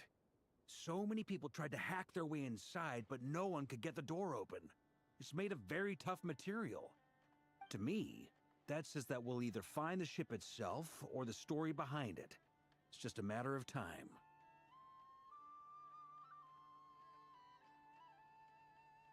Huh.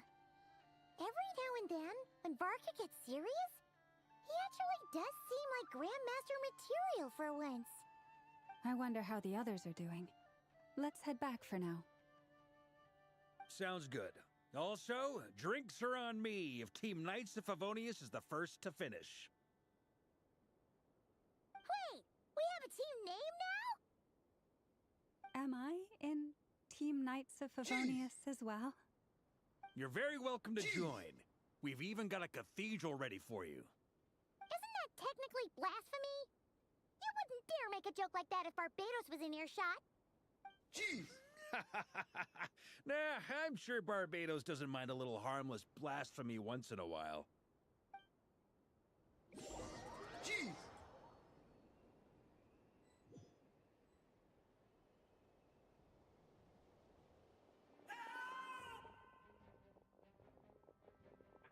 Oh, Run! no! Get away! Run, boy, run! Oh.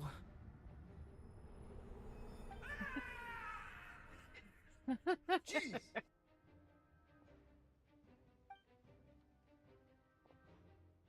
I know it's hard to stomach, Mr. Durin. But as I'm sure you've noticed, there is nothing we can do to intervene in that which unfolds before us. But we have to at least try. And try you have. Jeez! But are you aware of how many unsuccessful attempts you've made now? I wasn't keeping count. I'm afraid this is the 39th failure so far. Or the 5th if we're only counting this particular victim. There are no indications that these phantoms may be altered in any way. Jeez! You seem to have calmed down a little. I'll make us a fire. You should rest and have some water. Feeling any better now, Mr. Durin? May I ask a few questions? Be my guest. Aw, they're fairy What teaching our little exactly are we dragon. witnessing here? What happened to those people? My guess would be that we are seeing Nodcry during the Conrian Cataclysm. Would that be accurate? Conria. That is correct. As you know, once the Abyss senses even the tiniest crack, it floods in and spreads like wildfire. There was a time in the distant past when it permeated all of Nodcry, causing immeasurable harm. The people paid a terrible price to heal this land. Then, 500 years ago, the whole of Teyvat suffered an abyssal disaster. Once more, Nodcry was dealt a devastating blow. I see. In the face of the abyssal onslaught, all were like grains of sand tossed around by a tidal wave. Be they human, fae, or god. The moment you witnessed is but one drop in a whole ocean of catastrophe. All right. I guess that answers my second question, too. I wanted to know why there's nothing I could do to help them, and that's because what we are seeing is history. That would be my guess as well. As I understand it, history and fate are not all that dissimilar. The latter may be unseen to us, but both are immutable. Yes. Fate was determined long, long ago. I still have a couple of other questions for you, Mr. Flint. You mentioned more than one abyssal disaster that has struck this land in the past. How can you be sure that what we're seeing is from the Conrian incident? And also, how are you able to stay so calm when you're talking about these events? From everything I know about you, you're not cold or ruthless, and you're not indifferent to the suffering of others. Alas, I am forced to show my Durin age. is me. I always have questions. I Yeah, must be yeah. 600 or 700 years old by human measure. Wait, so you... One is not easily moved by history when one has witnessed the truth firsthand. I'm sorry.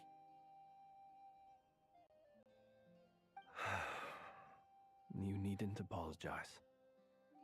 Your passion is a good thing to have. Treasure it, because someday you may find it in terribly short supply. Now, at the risk of offending you, I have a question in return. Your curiosity toward the Abyss, is it born from hatred or because you sense its call? I only ask because I kept a fragment of Rarir's body in my lantern for a short time. Specifically, his heart. So I know what a burden it can be to carry the Abyss with you. And I hear its power growling from somewhere within you. In my eyes, your mere existence is a miracle. My honest answer is... I don't know. I don't think I have the confidence to say for certain. What I will say is the Abyss is not the only issue that haunts me. Even before I became who I am today, the question dogged me constantly. Should I even exist at all? My doubts remain unresolved. But when we fought Rarir, something became a little clearer to me. Sometimes it is the darkness within us that allows us to achieve the impossible. I certainly got the sense from your 39 attempts that you were trying to achieve the impossible. It sounds like you've resolved to see the truth for yourself. Absolutely. In that sense, he and I are quite similar. Then I wish you every success. I look forward to the day of your transcension. Well, if everyone's caught their breath, I suppose we should head back. Oh, and one last thing. I'd appreciate if you kept our discussion about history a secret.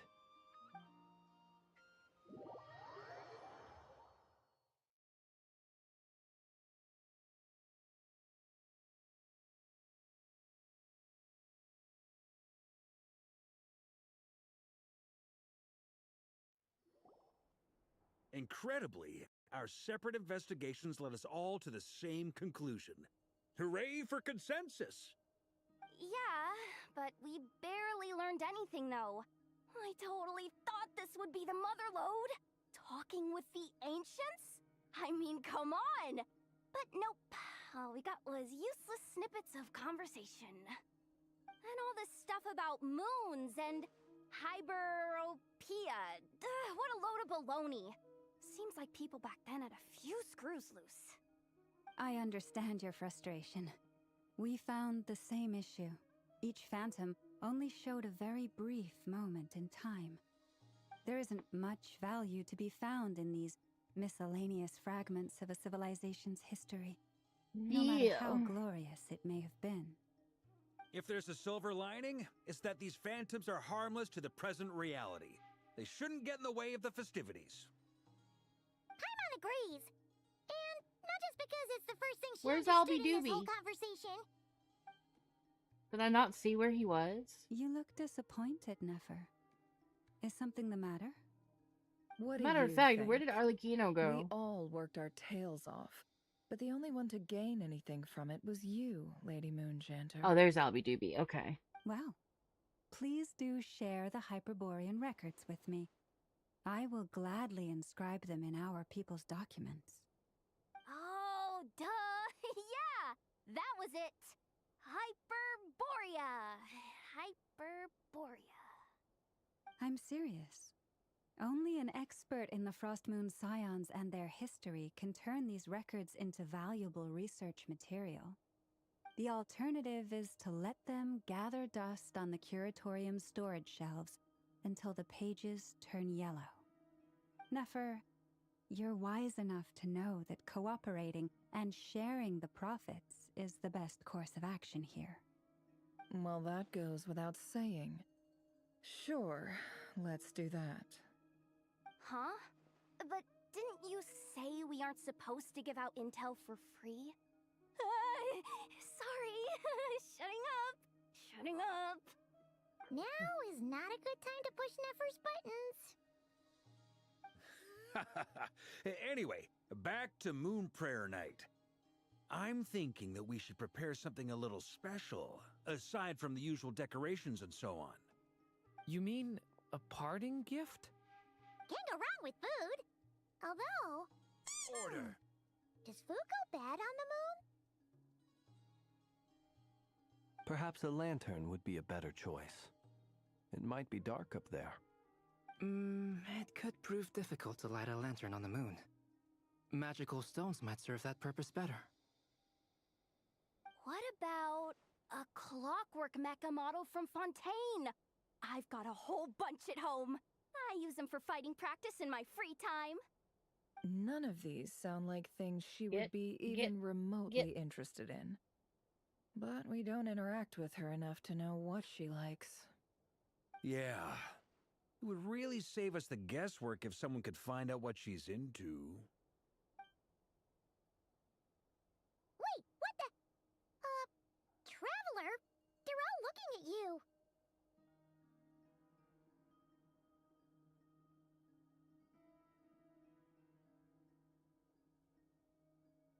Great! Haha, problem solved. Now, I need to stop by Dory's. Gonna need her help sourcing a bunch of stuff for the festival. Then let's leave it there for now. We all have our own business to attend to. Traveler, if you find out what Kutar likes, let us know right away.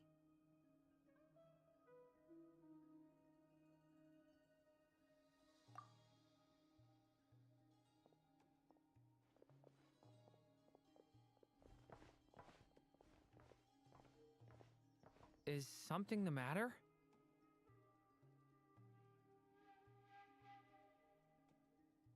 I'm fine. It's just... I'm still feeling a little rattled after witnessing the horrors of the Abyss. But it's okay. This is something I have to work through. I'll be all right. Thanks for your concern. Well, don't put too much pressure on yourself. If you ever feel like something's wrong, physically or mentally, we're here to talk.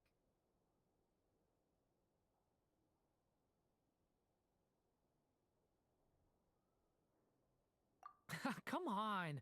Stop treating me like a kid.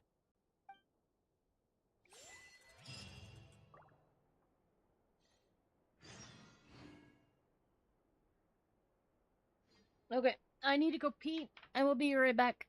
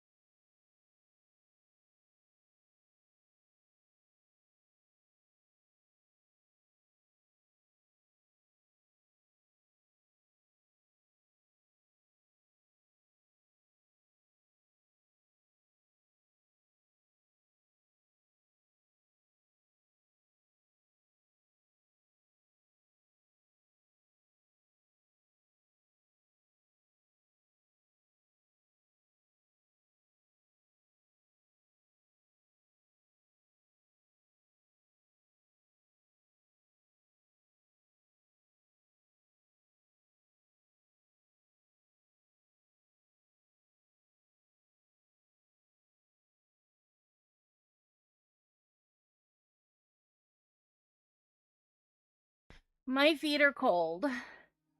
I hate it. My feetsies are cold.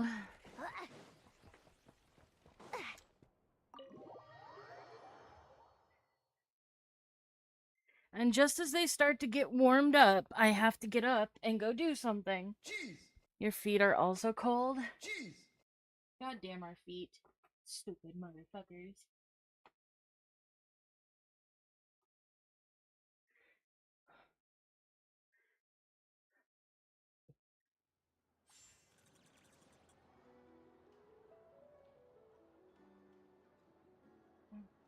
Jeez. I wish that I still had my heated blanket. That's what I wish I had. My heated blanket.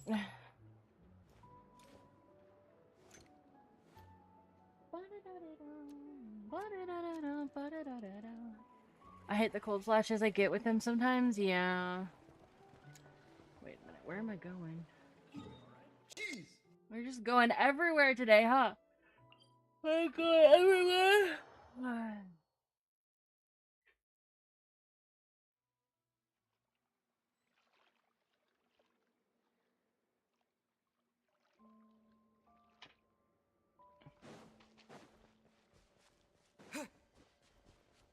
Jeez.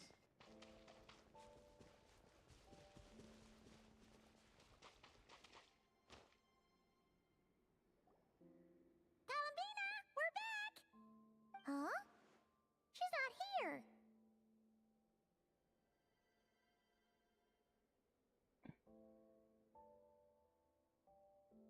Jeez.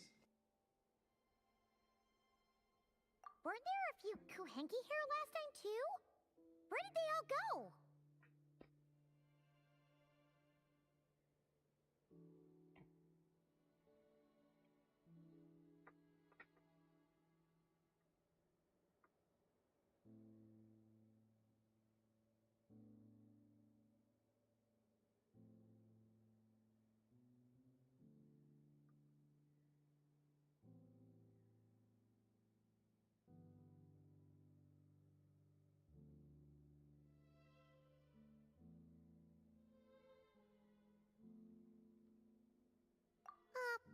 Walkies?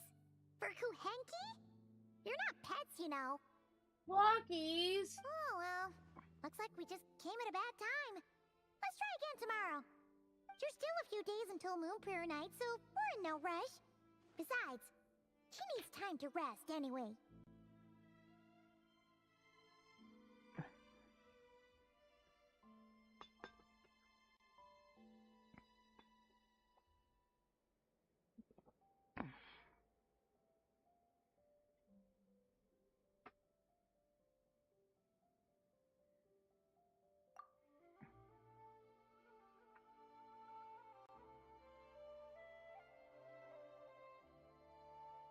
Columbina! Are you back yet? Oh, how strange. Looks like she still isn't here.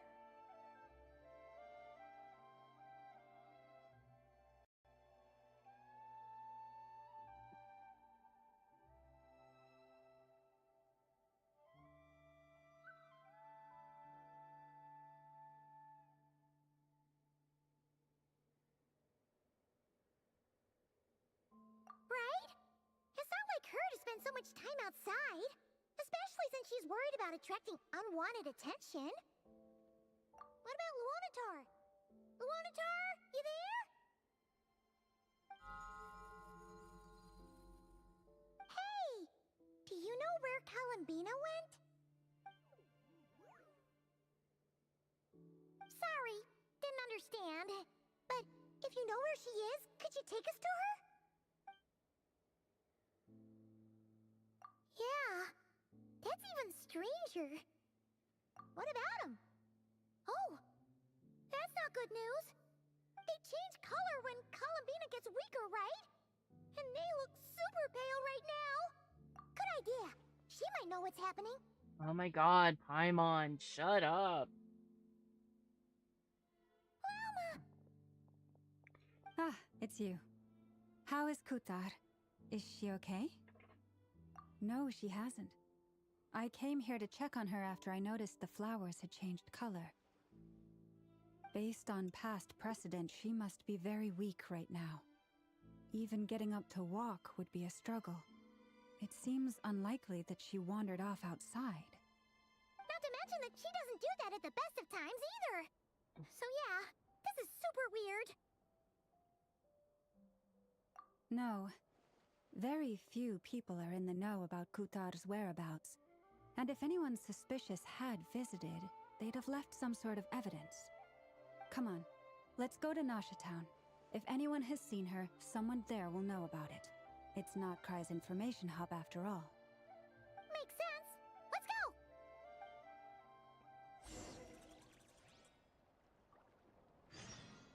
go! And we're just going everywhere, all over the map.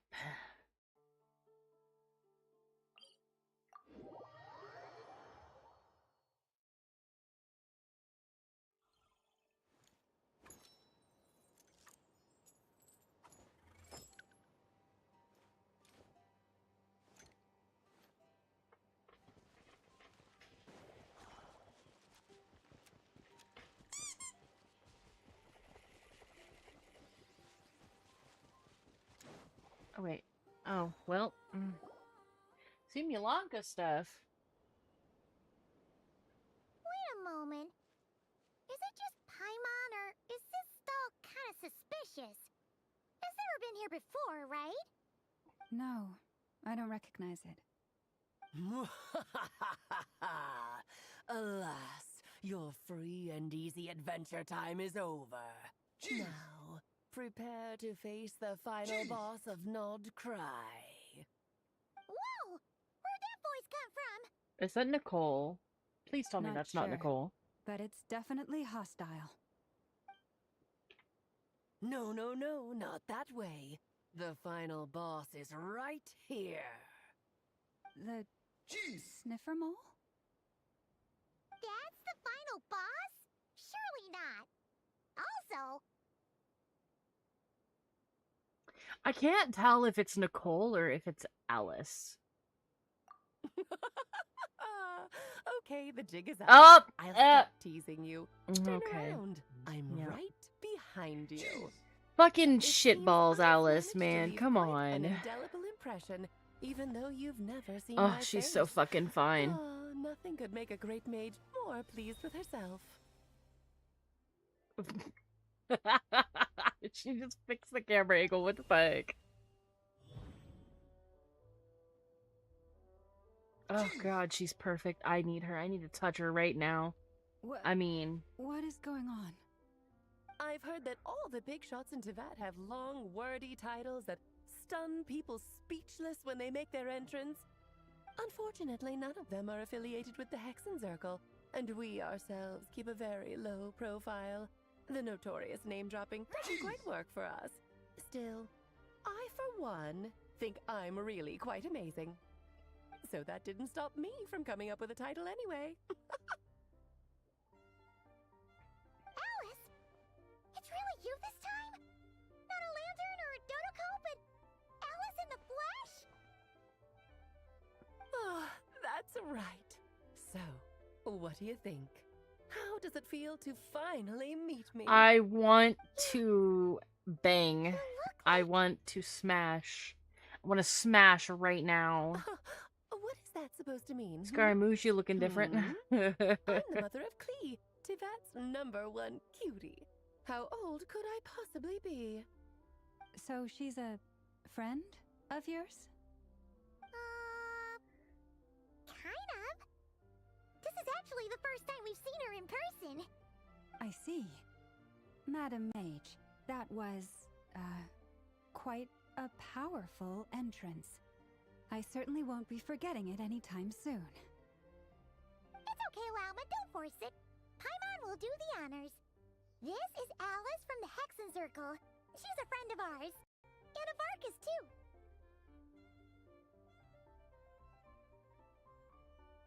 That's right. She's a good person, just kinda unpredictable. Well, what is the human heart if not unpredictable? If we could not do as we please, how would we differ from machines? I am Lauma, Moon Chanter of the Frost Moon Scions. It is a pleasure to meet you. Oh, I know. Before you got here, I spent a good, 15 minutes getting up to speed on Nodcry's present situation. In other words, I've read the whole "in the last episode" part, so we can skip the pleasantries. Fair enough. Well, Miss Alice, I can already tell that you have quite a unique personality. He'll get used to it. Paimon sure is. So anyway, what are you doing in Nodcry, Alice? Oh, I thought I told you already. This time, I'm the final boss. And what a formidable foe I shall be. Powerful, confident, decisive, and good luck finding my weak spot. You will never succeed.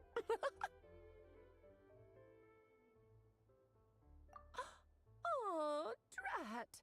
My one weakness, and you found it in an instant. Fate has been dealt a devastating blow. Thus falls the great Dodo King. Why are you playing along with this nonsense? For funsies, of course. What's wrong, Paimon? Are you disappointed in me? Am I a gigantic letdown? No, it's just... You seem like a busy lady. And this is the one time you've shown up in person. Paimon figured it would be for something more high stakes than just goofing around. You're quite right. I'm here in Nodcry because something big happened. Something big enough it caught the attention of the Hexen Circle. It concerns the 3 moons, Tevat's borders, and of course, the moon goddess you are currently searching for.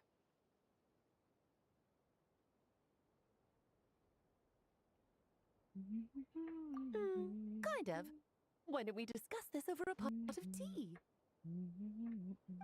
My main reason for coming on this trip to Tevat was, of course, to have some fun. But I do technically have a job to do as well. Namely, maintaining the stability of Tevat's borders. I'll skip over the complicated parts, but to sum it up, abyssal energies are all that lie beyond Tevat's border. We'd find ourselves in a real pickle if they ever made it through. And the phantoms you've been seeing are a sign that the border has been disturbed. Ah, no wonder they tend to show up around Moon Prayer Night. Is it because We the love real moon funsies? is We now sure do. so close to us that its power can cross the border? In part, but only a negligible amount passes through. Just enough to influence the verdant crests and so on. And as you've noticed, there has been an unprecedented number of phantoms appearing this year. The influence of the moon beyond the border cannot explain this. No, there is another far greater factor at play. The trilunar syzygy. A trilunar syzygy. Eons ago, before the heavenly principles came to Tevat, it was the then 3 moon goddesses who controlled the laws of this world.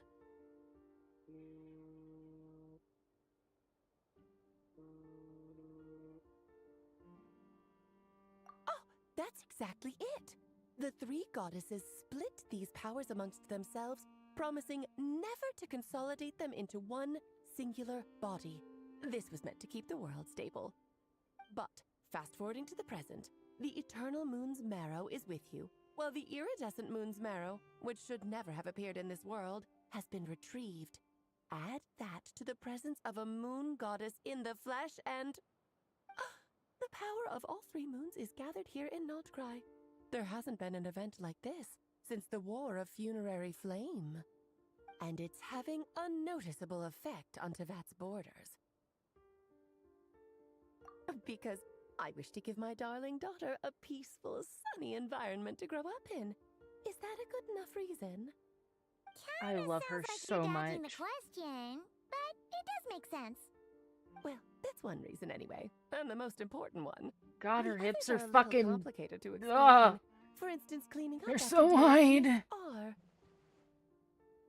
Albedo could tell you more about that if you're curious, but right now, I have a more important question to ask you. Why are you collecting the moon marrows? I see. Nicole told me about that legend once. Nicole? You mean Mage Anne? Oh, so you remember. Yes, of course. That was a story about fate, her area of expertise. But back to the story of our dear moon goddess. Order. If Nicole is Pyro, then I've kind of lost some interest in her. Unlikely to work anymore. What does that mean? She may be missing, but she hasn't gone anywhere. She has disappeared.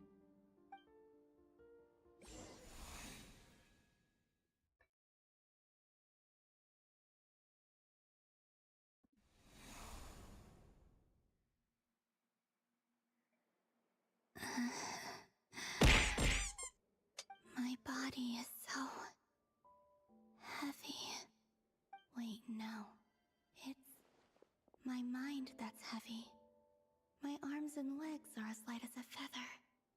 What's happening to me? I feel drowsy, like I've been asleep for too long. Is it daytime or nighttime? Is the moon out? I think I'll go for a walk.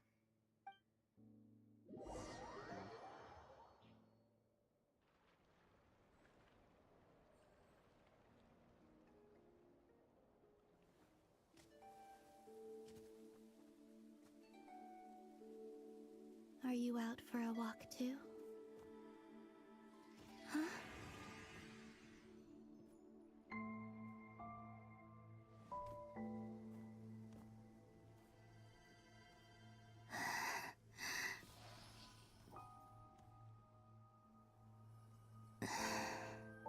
The day has come at last.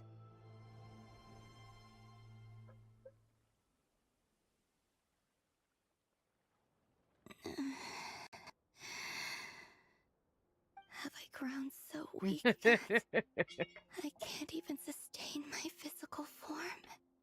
But Moon Prayer Night is nearly here. I was so close to returning home. Death is near. Is this how it ends for me? Will I return to the moon after I disappear? Or... I don't want it to end like this. So far, at least, I still exist. Even if not physically, I can still feel. But as my power wanes, I'm sure that too will fade. I suppose I might take one final look at this world. The world where I was born.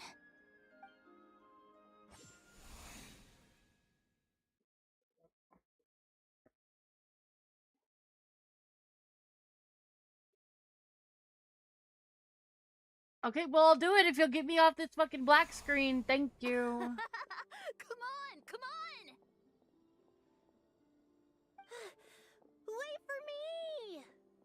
The Frost Moon Enclave. How much it has changed since I was born. These decorations, they're so heavy. It's times like this when you kind of wish men could be priestesses and acolytes. What are you complaining and gruffing about, lady? You're just standing there. To be privy to people's private lives. Is the sheer weight of your audacity causing you fucking breathlessness? So solemn and serious the moment I showed my face, like they were frozen stiff. Karina, Lametti, it's time to eat. Coming!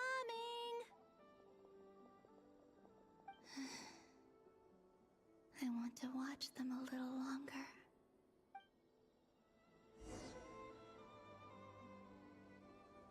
Oh, shit. Okay, I'm Columbina.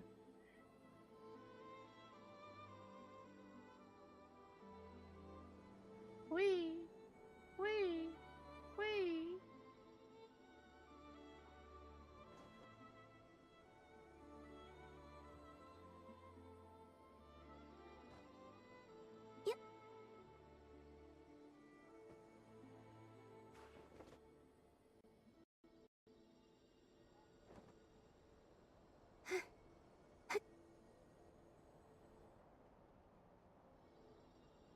Without proceeding the story. So just fill these balloons with air, right? Yep. Try a couple now to test things out. The rest can wait till Moon Prayer night. Jeez! Think fast. Breda! Teasing an acolyte of the Frost Moon Scions? Surely that's a punishable offense. Take this! Jeez! Huh?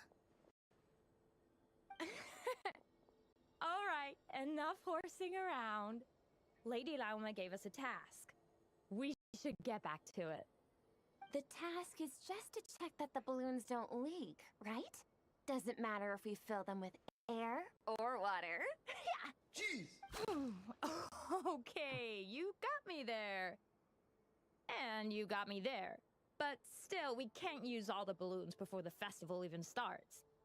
We won't use all of them.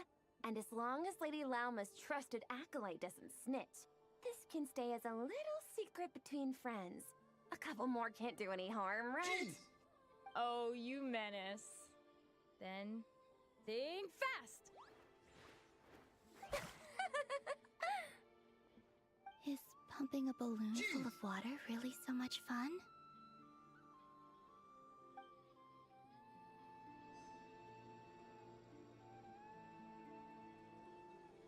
Jeez!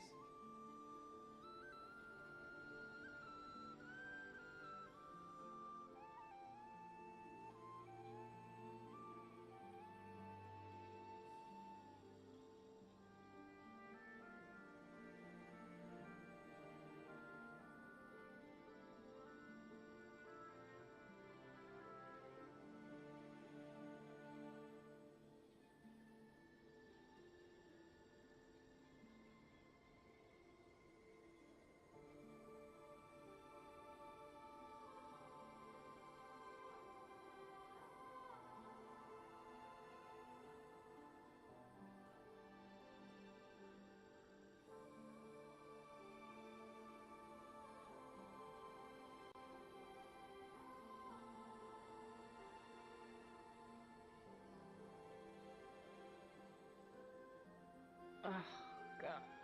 My nose won't stop running. I think I'm coming down with the sickness again, guys.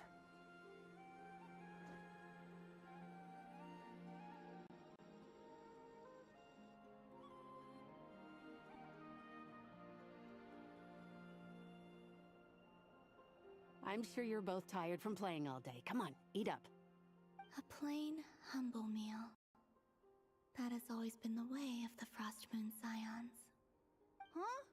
How come Lamatti got a midsummer berry dessert? I always get Lockaberry.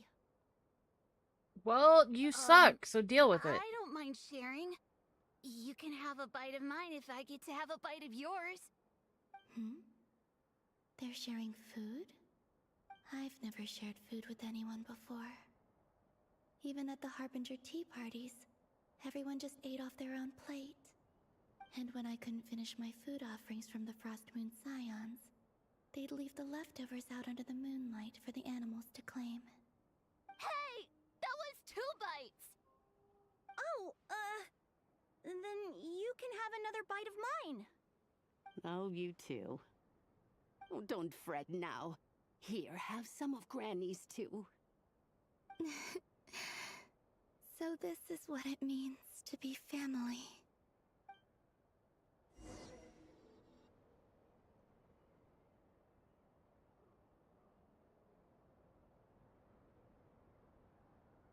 I'm seeing so much that I'd never usually get to see.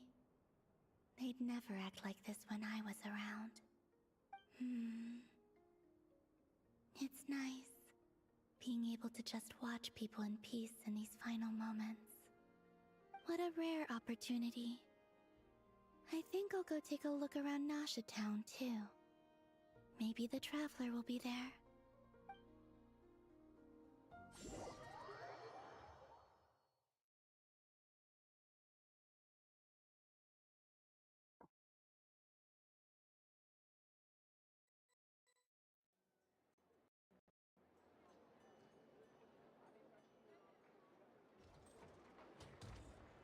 After the War of Funerary Flame, the moon goddesses were no longer recognized by Tevat.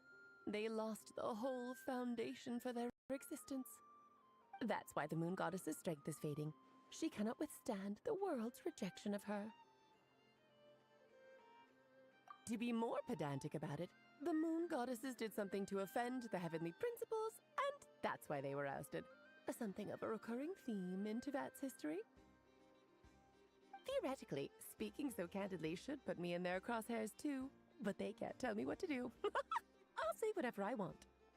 God, I love the her. Moon Marrow energies were but a drop in the bucket for her, and that battle against the Ray Hair of Solnari only weakened her further. Fortunately, it happened close enough to Moon Prayer Night when the Kuvaki concentration here is high. That's the only reason she managed to survive this long. What do you mean, fortunately? You said she disappeared. We're too late.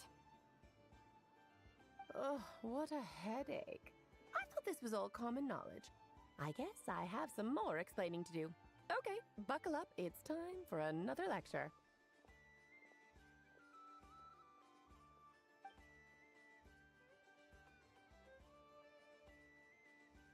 Now, I said earlier that the moon goddesses lost the foundation for their existence.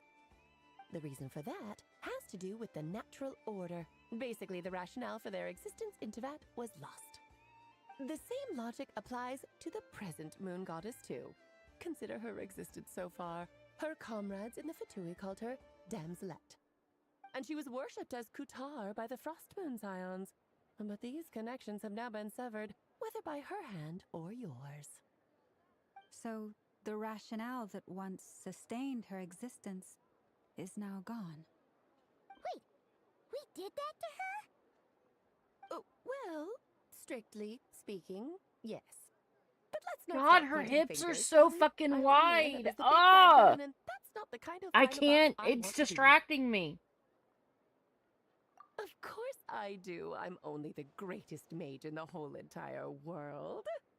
Now, if you wish to find your moon goddess, there are two problems we need to solve. Firstly, we'll need to strengthen the connection between her and Tevat, at least enough to sustain her until Moon Prayer Night. Strengthen her connection. But does that mean I'll have to rally all the Fresh Moon faithful behind this? I'm afraid a bygone faith and a former home won't be of any help to her now. Do you know her name? Her name? Oh, yes. Names are very important things. A name is a fundamental concept that anchors one's entire existence.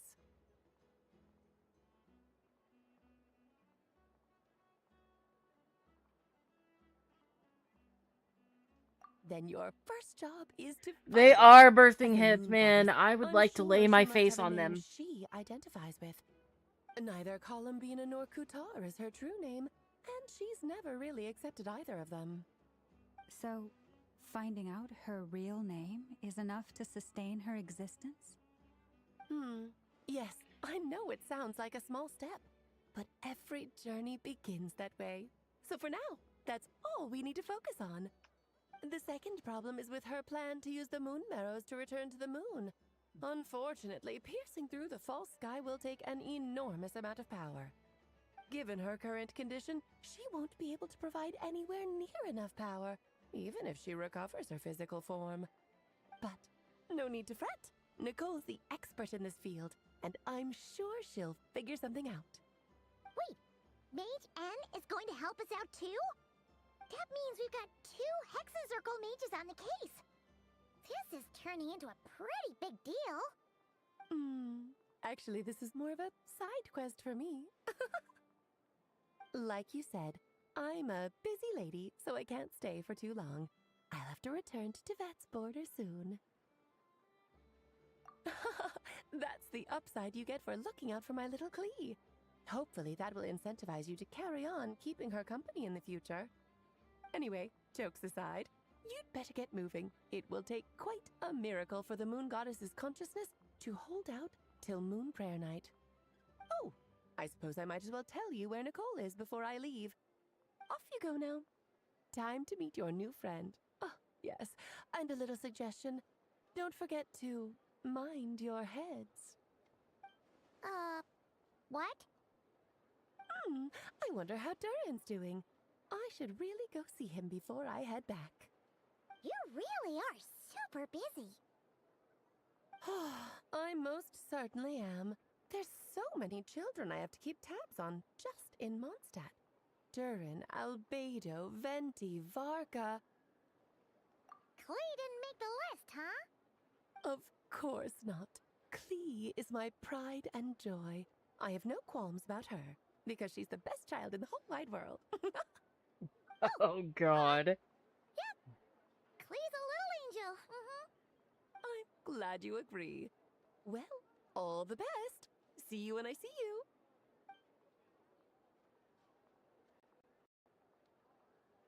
She left in a hurry.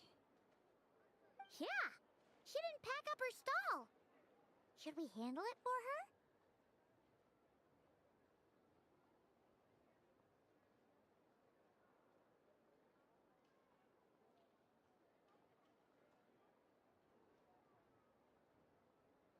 I must say, I'm now very curious about her daughter. Klee, wasn't it? What's she like? That's a long story. Come on, we'll fill you in as we go.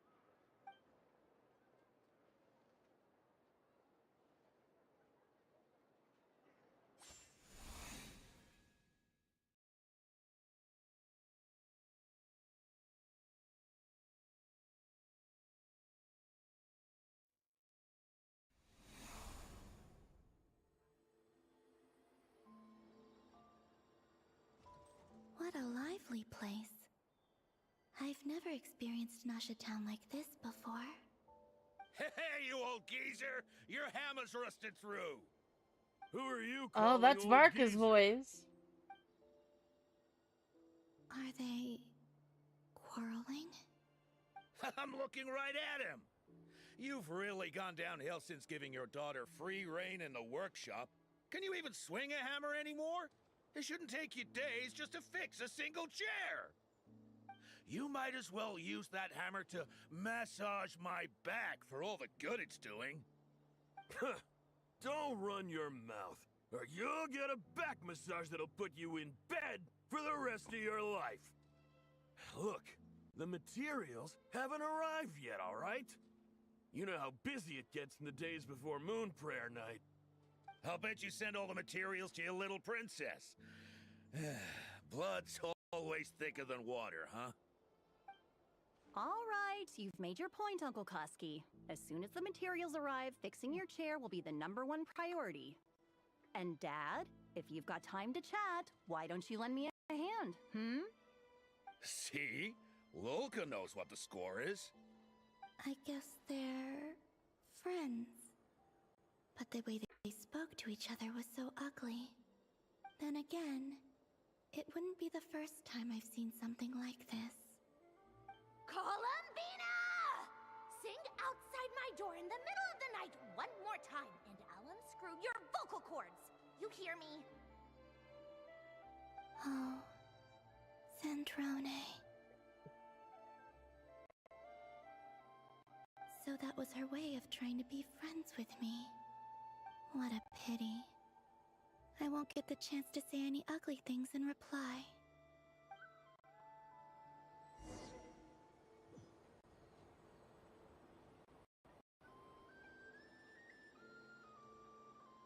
I'm Columbina again. Oh, that's a wall.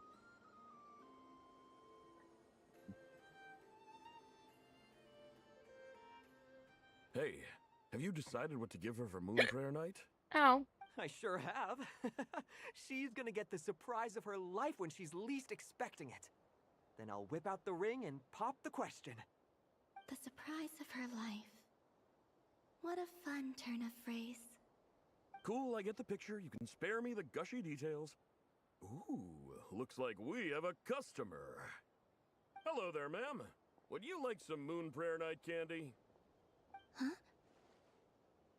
Is he talking to me? Can he see me? Here you go.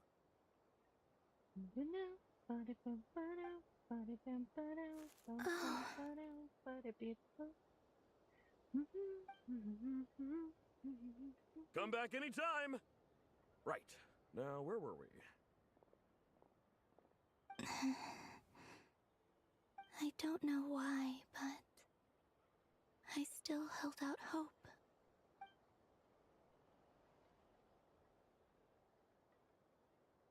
The most important thing right now is to find that mage.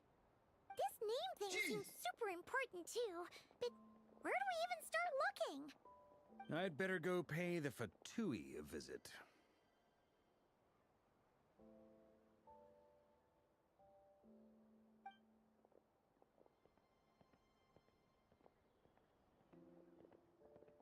Jeez!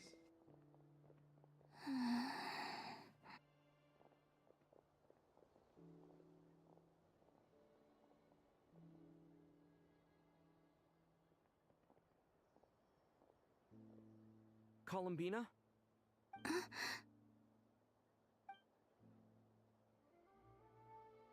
Jeez!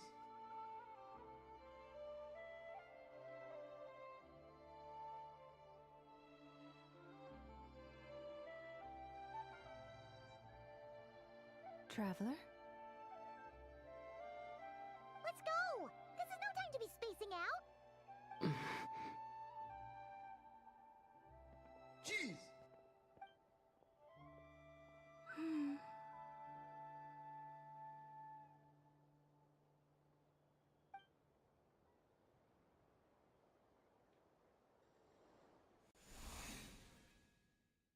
Jeez!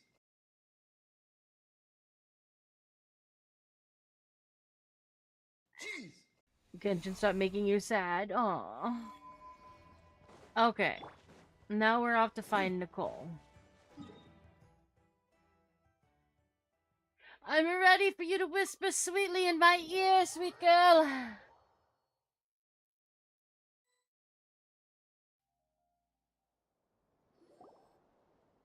Where are they going? Damn, they really said we're gonna put this right on top of the thing. A name? So, Mr. Varka, are you acquainted with this Nicole? Or should I call her Mage N? Ah, not really. We've never met, though she has come up in conversation. From what I've gathered, Alice kinda took Nicole under her wing. Taught her how to speak in a more ladylike fashion, that kind of thing. Huh. Hard to imagine Alice as an etiquette coach. The crowd just vibing in the background. Alice is a larger-than-life personality, I'll give you that. But then again, that's why she's able to draw such an eclectic mix of people into her inner circle. If I remember correctly, being an interesting person is actually one of her main entry requirements. Except never. So, if you ever wanted to join the Hexencircle, I'm sure you'd both be eligible to apply. Hey! Don't go around making promises on Alice's behalf. I wouldn't dare. I'm just trying to paint a picture of the Hexencircle for you. Okay, sure. Anyway, since none of us have ever met Nicole, how are we supposed to find her? We can't just go up to every woman in sight and ask, "Hey, are you Nicole?" Maybe something she's wearing will give it away? Like, a windbloom pinned to her chest or something. Wait a minute. Alice never said Nicole was from Mondstadt. Oh, true.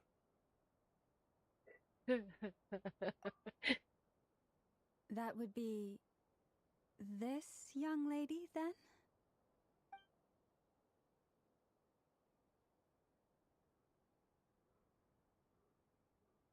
Hey there! Sorry to disturb you, but are you Miss Nicole? Varka, Knight of Boreas of the Knights of Favonius. Alice might have mentioned me before. Mm-mm. Have we got the wrong person? Sorry. Well, this is awkward. When I shook my head, I meant, no, Alice hasn't mentioned you before. Huh? Where is this voice coming from? My apologies. For certain reasons, I am unable to speak. This is the only way I can communicate with you. It might take some getting used to, but I hope you can understand. Hey, it's fine. I'm more shocked by the fact that Alice never speaks about me. I mean, As for Everyone's you two, assuming that Varka is we Klee's have dad. crossed paths twice before, but it is nonetheless a pleasure to finally meet you. It's really Mm-hmm. you! Thanks for all your guidance in the past! You're quite welcome. This time, things are different. We have reached the unwritten pages At least it of the doesn't matter if story. the voice doesn't match up You to the might mouth say that we movements, because stand his at mouth the ain't moving. crossroads of fate.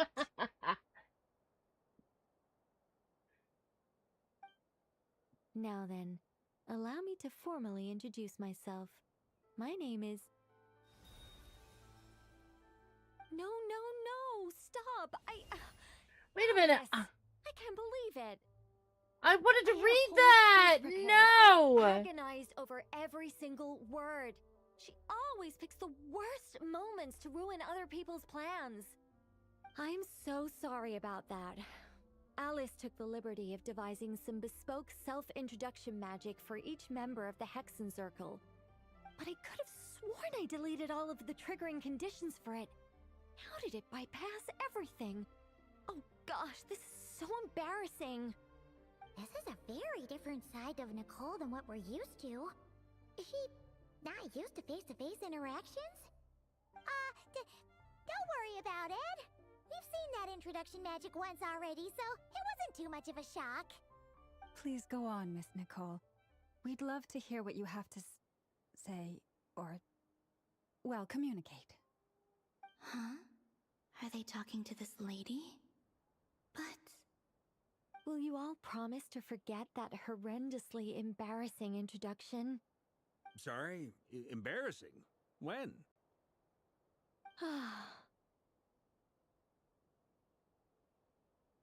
Yes, my name is Nicole, and I am one of a very few angels who have retained both their preferred form and their power. The Traveler and Paimon should be no strangers to this concept. There is another of our kind in Natlan. They call her the Lord of the Night. Alright! Paimon remembers her! Yes. Well, I have retained more of my power than she. It's because I don't have a long-term duty to fulfill. To be more specific, no. We'll be here all day if I get into the specifics. Moving on. If I'm not mistaken, you are here because you wish to learn how one might reach the moon beyond the sky. That's right. Is that something you can give us any guidance on? Yes, I do know a way. It began with the Hyperboreans, who lived after the War of Funerary Flame. Blank looks.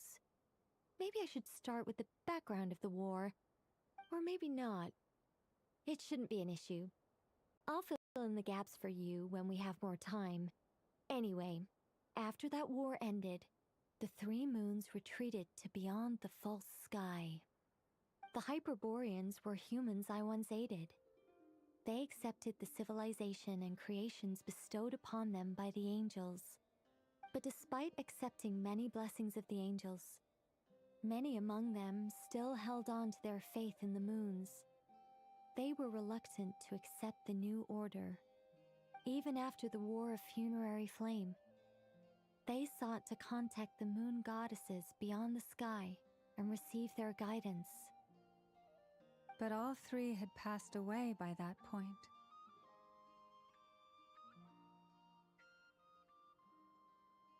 This mage has a unique method of communicating. Is she talking about the moons?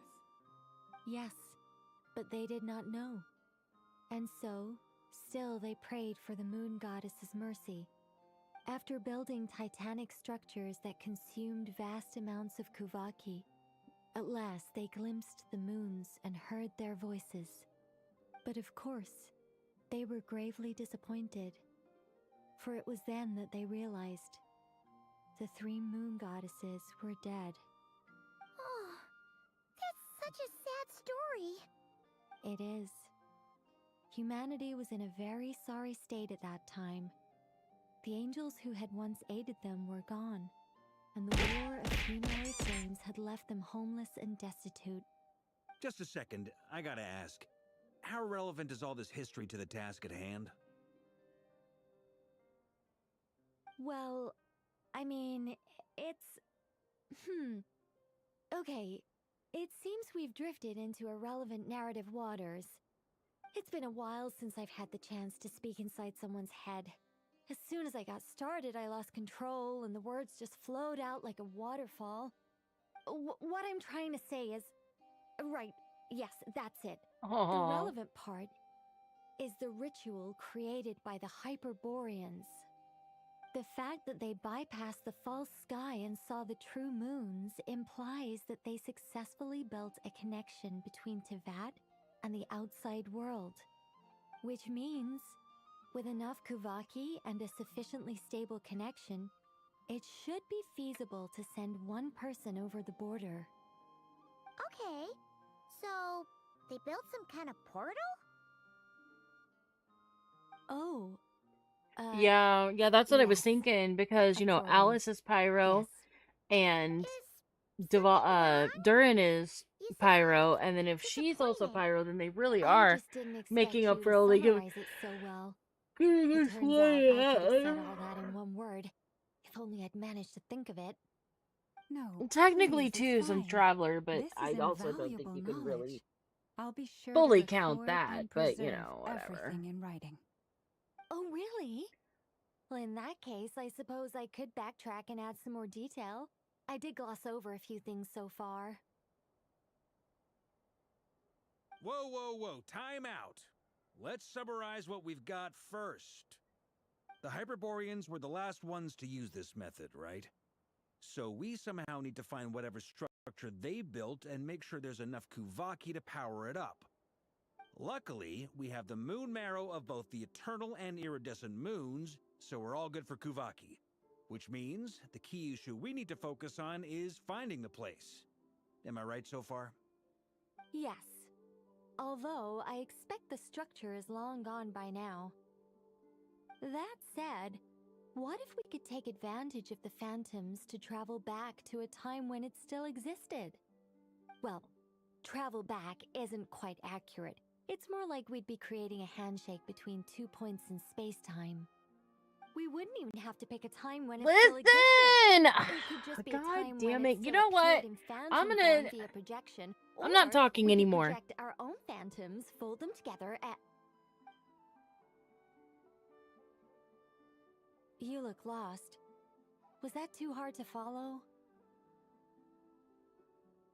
Yeah, things got a little, technical there. Paimon's brain is reaching capacity. All right. Let me think about how to put this more simply. Okay, got it. Over the next few days, I'll search for phantoms that we can use. Once I find one that meets the criteria, I'll let you know and we'll regroup. By completing certain rituals, specific individuals will be able to enter the phantom and make it to the Hyperborean structure. If everything checks out and it looks feasible, we'll just need to wait for Moon Prayer Night, and we can send the moon goddess back home. I'm really skimping on the detail here. Is this making any sense at all? I think so. For now, we'll just wait to hear from you. Yes. Basically, yes. Great. Counting on you. In the meantime, we'll focus on finding the moon goddess's name. My name? Are they looking for a way to stop me from disappearing? Excuse me, Miss... Go on, Miss Nicole. This conversation was a little all over the place. I didn't catch your name. I am Lauma, of the Frost Moon Scions. Ah, I did wonder. I noticed that you listened very intently when I spoke about Hyperborea and the moon's history. If you'd be interested, I'd love to visit you this evening and go through it again in greater detail. Also, if you were serious about making a record, it would be too risky to simply write down the raw details as is. I would suggest some tweaks. Maybe rewrite the stories as fairy tales or fables, perhaps even prayers. Anyway, we can cross that bridge when we come to it. So, see you later then? Oh, and no need to prepare anything. Just a cup of tea will do. See ya! She seems friendly. It's Jeez. just... Jeez! It's so nice to find someone who's actually willing to listen. I've been dying for a chance to finally go through all this systematically from start to finish. Any longer and I'd probably start forgetting it.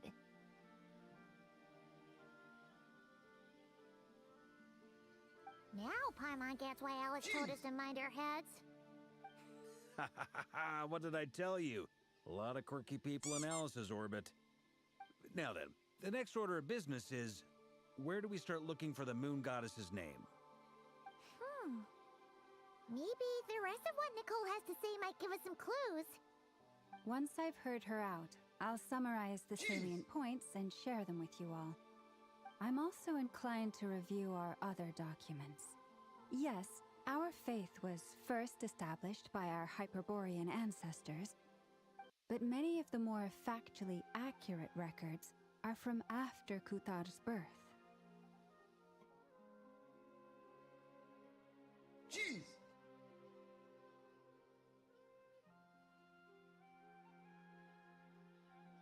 Sounds like we're gonna follow Columbina's journey through Devat, huh?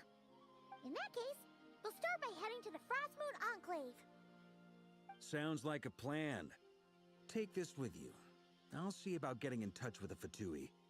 It'll probably just be Arlecchino and Sandroni again.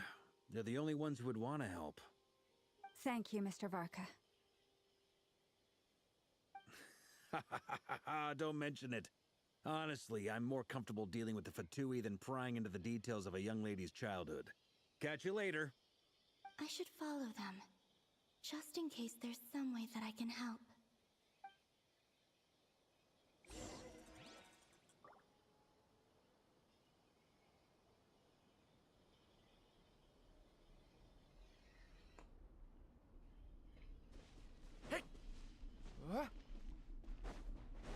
Right, brace yourselves. Time for takeoff. Let's light it up. I'm going in. Thunder! The abyss is burning shadow!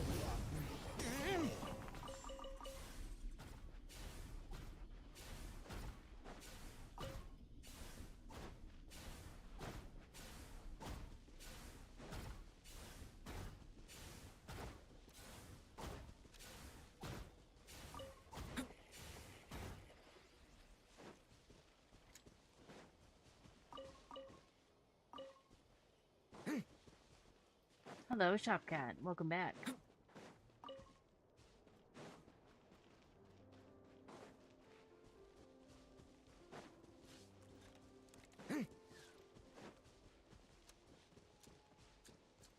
Wait, where am I going?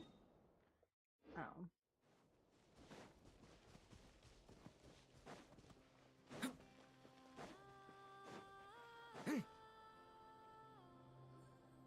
A while ago, I took the time to organize all documents in our possession that pertain to Kutar. What you see here is the material I consider reliable. You're saying there's unreliable material too? Yes.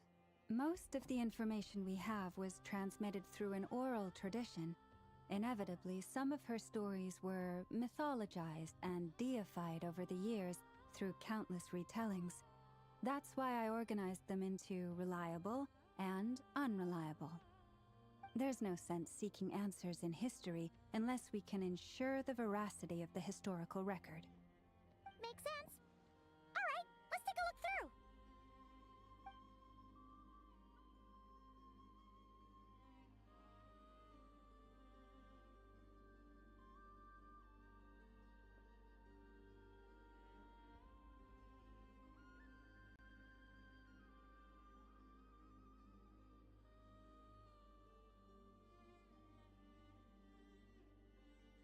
It's been alright. I mean, it's stream.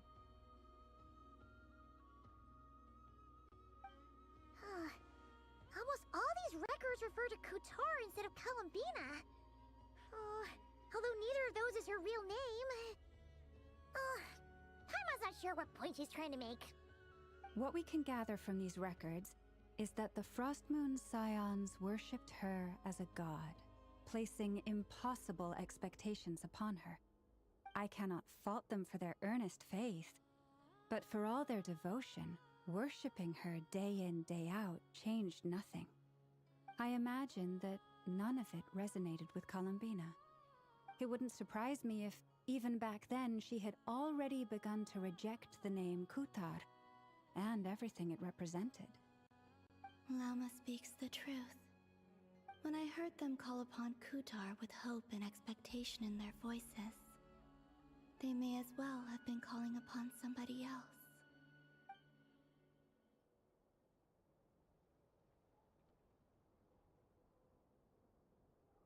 Well, that's a bit complicated.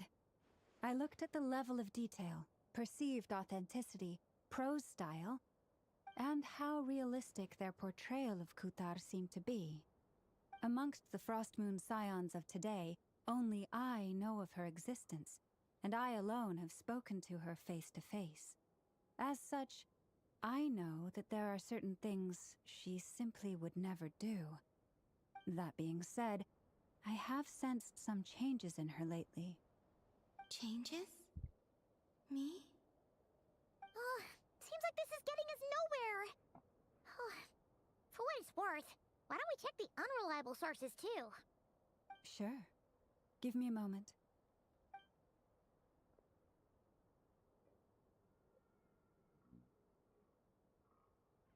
Exerting but a fraction of her divine might, Kutar sheared a great mass from the snow-capped mountain and cast it into the sea, upon whose surface shone the mirror image of the moon. Thus was formed the island of Hisi. Yeah, right. That doesn't even begin to pass the sniff test. The 3 moons are naught but lies through and through. Only one moon has ever shone for us, and Kutar is her name. The vast majority of ancient texts are filled with fanciful tales like these. I trust you understand my criteria a little better now. Kutar did not speak, merely gazing into the distance in silence. And where her gaze landed, this was her prophecy.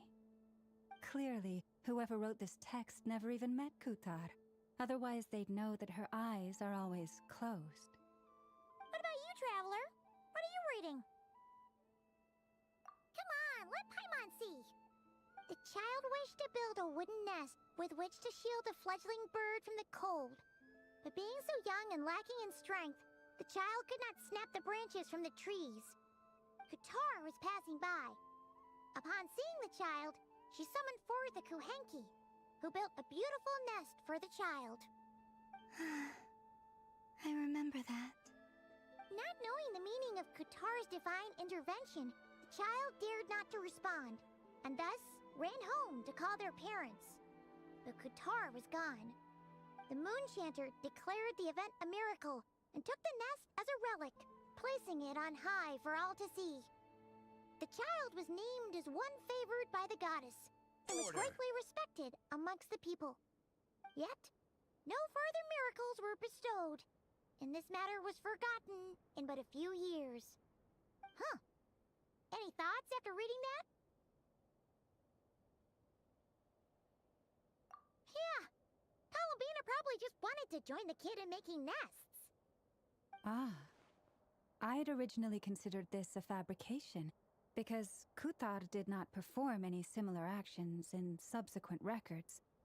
But now that I think about it, it does seem like something Columbina would do. It's just that... She didn't know how other people would interpret her actions. She was probably worried about making things difficult for people. And so, she gradually stopped joining in. Yes. Oh, that's so sad.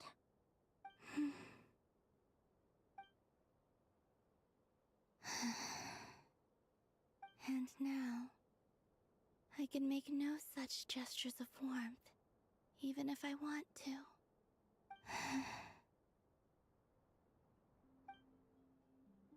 Still no name. That's a bit of a shame.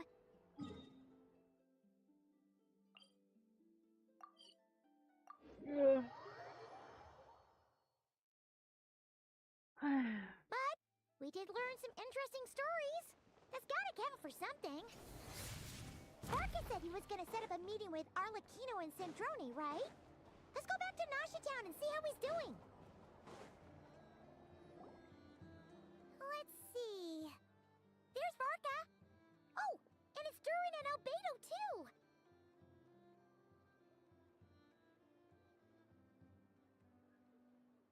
Yeah, this is pretty much the same place we bumped into each other last time. I convinced them to stick around a little longer. We were all waiting on people, so I figured having a little company would help pass the time. Ah, so you've been waiting for us? Does this mean that you've already arranged things with the Fatui? Sure does. Now you're back, we can go meet up with them together. How'd your investigation of the Frost Moon Enclave go? Well, we didn't find out Columbina's true name. But apart from that, it went pretty well.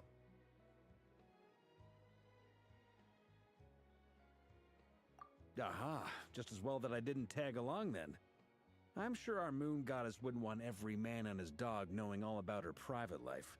Still, desperate times, desperate measures, I guess. Someone had to do it. So, Varka was waiting on us, but what about you two? Are you waiting for Alice? Oh, no. We already met with her. We discussed that experiment I mentioned to you last time. Oh, and she also handed me this communication device.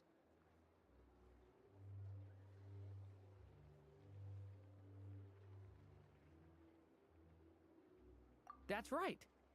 I understand she informed you about the relationship between the phantom phenomena and Tevat's borders, yes? She wants me to help her with some more experiments on that front. She said that she'll contact me through this device with more information. Ah, I see.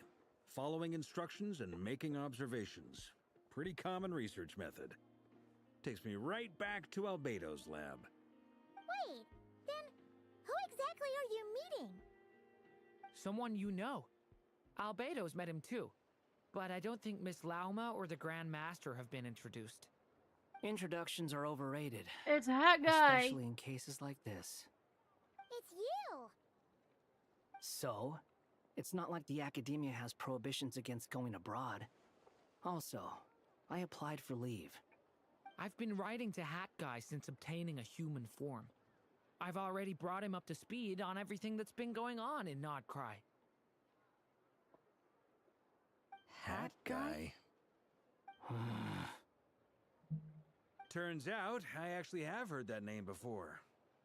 Oh? Then why did you react the same way I did? I only knew the name, not the fella. But since we're all here, let's do some introductions for what it's worth. I'm Varka, Grand Master of the Knights of Favonius. Lauma, Moon Chanter of the Frost Moon Scions. He's so short. And I'm a Driosh from the Vahumana Darshan of the Sumero Academia. Hat Guy. Good to see you again, Mr. Guy. I believe we last saw each other on the boat Guy. ride here. Mr. Guy.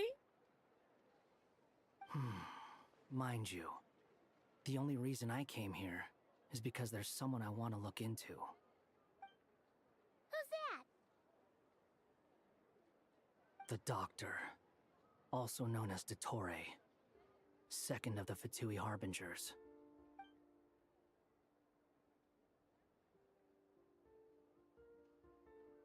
From the tone of your voice, it sounds like there's bad blood between you. I was reviewing our archives and noticed that a lot of information about him was missing. Left a bad taste in my mouth. That's all there is to it. Dottore, or Zondik, as he was then known, Zondeek once studied at the academia, but he got kicked out before he could graduate.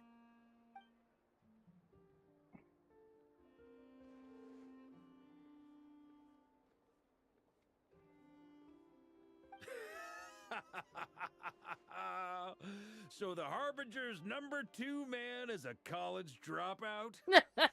How embarrassing for them. Last we heard, he was planning something. We actually heard that a few times before, even coming to Notcry. But we haven't seen a trace of him since we got here. He only appears when something interests him. For all we know, he might have left already. But the fact he did something here at all is worth noting. It'll fill a couple extra lines in his file. Why does it sound less like a file you're writing and more like a criminal record? Anyway, we were just about to meet 2 of the other Harbingers. Want to come along? You might learn a thing or two about him there. Sure. Even though they're Harbingers, well, they're old acquaintances of ours, so, you know, when you talk to them, try to be... I got it. The Frostmoon Scion's relations with the Fatui remain tense. Forgive me if I do not attend. In that case, we'll continue assisting Miss Alice with her experiments. Good stuff. Everyone's having a fruitful time. All right, we better get going. I'll lead the way.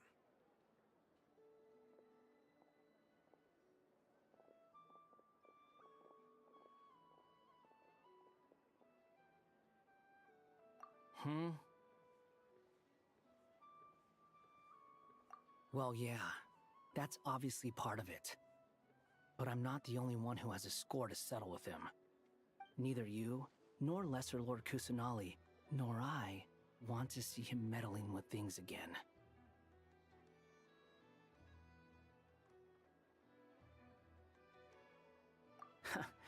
What's the hurry? Don't worry. Pigeons always know which way home is. Not if I murder them.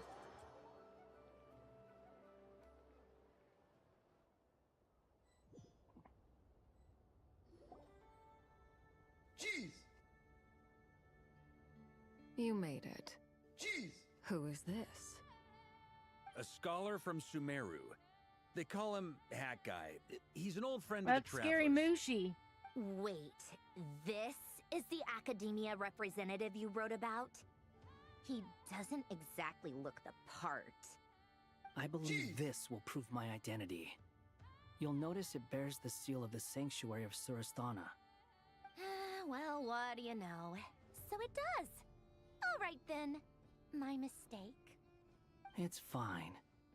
I expected as much. What? So as I mentioned in my letter, the Academia's got its eyes on Dottore. But this matter remains top secret. Apart from those assisting in the investigation, the fewer people who know, the better. If anyone asks, I'm here in Notcry to pursue my personal academic interests. Gotta say, Barca, you did pretty well to keep all this under wraps for so long.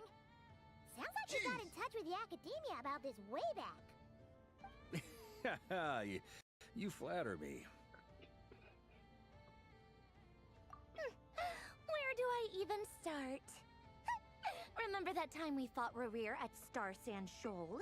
He sure let me have it then, didn't he? I'll bet Dottore had that all sketched out, with me as his convenient little pawn. He could not care less about us if he tried, but hey! The feeling's mutual. Does Dottore really strike you as the sort who values his relationships with his colleagues? Fair point. Definitely not. Which is why I always keep my guard up whenever he starts making suspicious moves. To that extent, our motivations align. On top of which, I consider you trustworthy people. Now, back on topic. In the wake of the Reikir of Solnari episode, Sandrone and I grew suspicious about Dottore's complete inaction during the entire affair. So we tried to find out what he'd been up to, but unfortunately to no avail. He never lets anyone in on his plans. The more he cares about something, the more secretive he gets. Indeed. Perhaps he believes that by keeping a low profile, he can avoid trouble. But that trick isn't going to work on his colleagues. Yeah, I mean, he's been researching the ancient moon's remnants. And he's been trying to get his paws on the moon marrows. Only an idiot would believe he doesn't have something more planned. With this in mind, I returned to Snezhnaya and relayed my thoughts to Her Majesty the Tsaritsa, entreating her to have him recalled. That's pretty direct. Did the Tsaritsa agree? Yes. I made it abundantly clear that the Fatui's business in Nodcry is almost concluded, and we do not need 3 harbingers in this territory. Her Majesty concurred.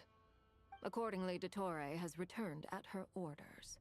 I imagine he is continuing with experiments, which no one besides he would ever have any interest in. Common sense might mean nothing to him, but he's not stupid.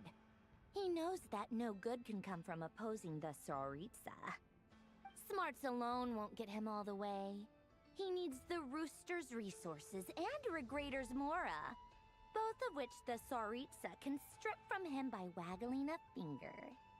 But doesn't he have a track record of publicly following orders while going against them in private?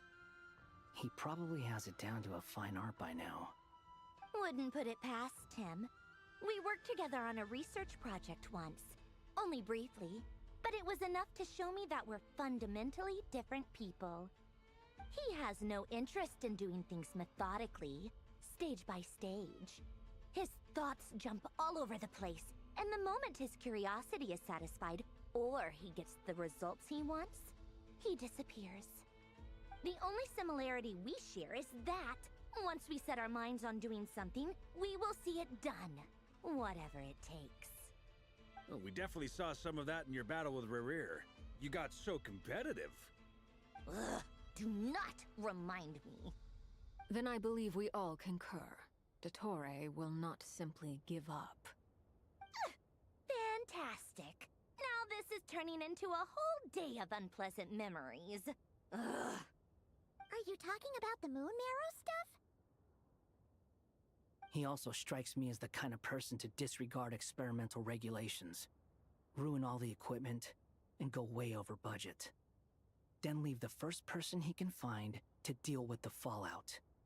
Exactly. This one time, he was running some high-temperature experiment and the substance exploded. But does he care? No. He orders his subordinates to open the device so he can observe the results, which causes the gas inside to leak out. That gas was poisonous. If I hadn't been there, who knows how Pigeons are many evil people might creatures, have they died. sure are. And after all that, he left while I was still cleaning up after his mess. What a waste of time, he said. Waste of time? The nerve! He wasted my time! You've been bottling that up for a while, huh? Hat guy, I must say, you seem awfully familiar with internal Fatui affairs. Especially when it comes to Dottore. Thank you, Lady Harbingers, for providing such valuable information. I have no other questions for now, so I'll be on my way. Wait, what? You're just gonna leave? You're welcome to join if you want. Ugh. Just when Paimon thought he'd finally mellowed out. He makes quite the impression. I'll say. I've met tons of headstrong people, but not many of them would join me in bad-mouthing Dottore. Anyway, back to the main agenda. Barca, you said that Columbina has gone missing? Or rather, disappeared. Yeah. We're working on building a connection between her and this world. The simplest method is to find out her real name. I've actually asked her that question before, but she said she didn't know. Considering our relationship, I doubt she was lying to me.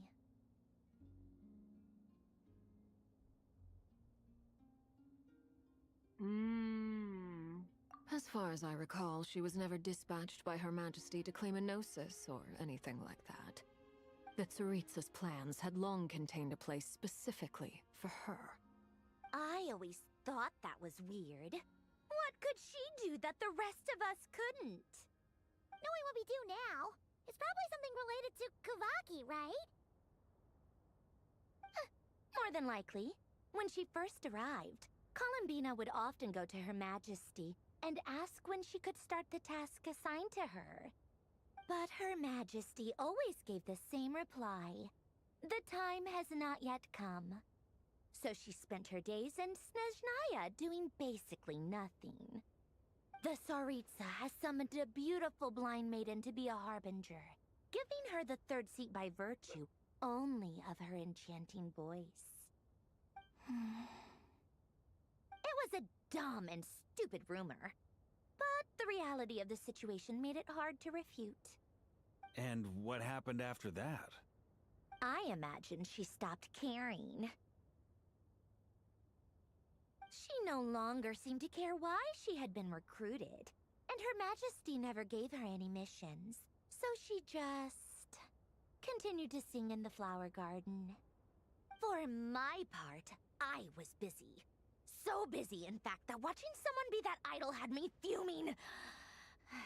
But still, I got the sense that she had long been used to a life of other people claiming she was needed when she wasn't. I just felt that having a place to stay would cost me something eventually. And so I waited quietly for the day that I would have to pay the price. And on the other end of that spectrum, you had me. Someone once told me that I had the lousiest work and the toughest luck. That's a good way of putting it. I forget who said it, but those words have always stuck with me.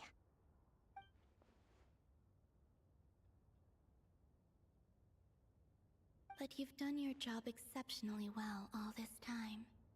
Because at heart, you are a conscientious person.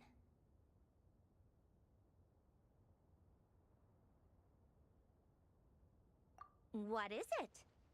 Something come to mind?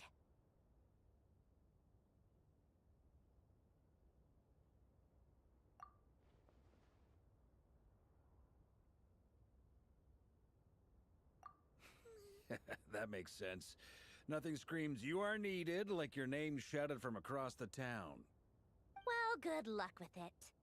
But if you ask me, Columbina is still the most shoutable name. I'm just so used to it now. After all the arguments we've had, I can't be bothered trying to remember another name for her. Nor I. Sandrone. Harlequino.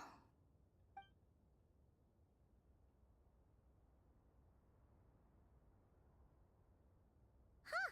It's a Sealy! Does that mean Nicole has news for us? Ladies, I thank you for your hospitality. If the chance ever comes up, I definitely owe you both a drink sometime. I'm sure it will. You can make your own way out. Heck, you've been here enough times, you probably know your way around better than I do. Okay! Time to do what adventurers do best. Follow that Sealy! After that, Sealy.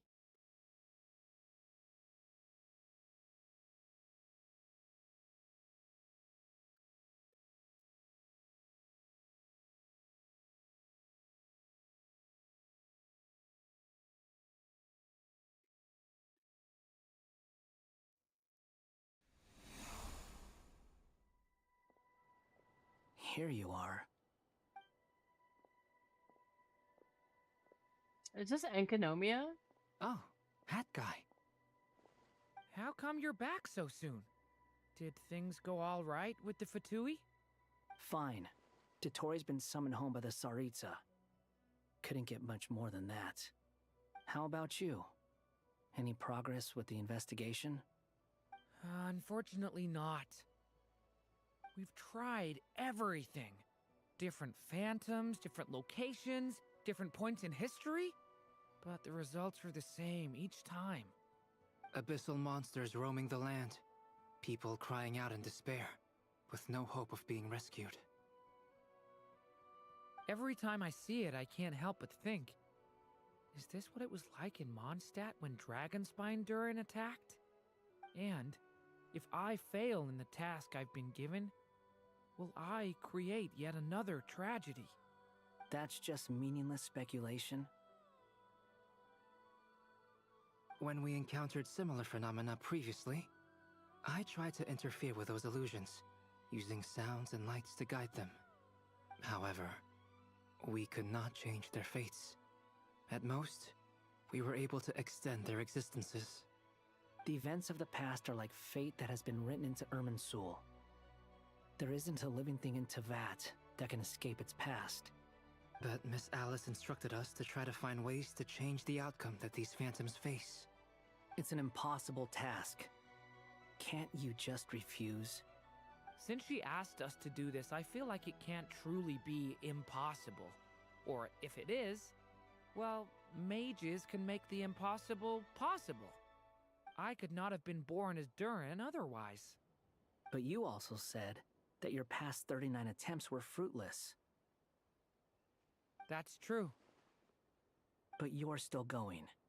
Yes.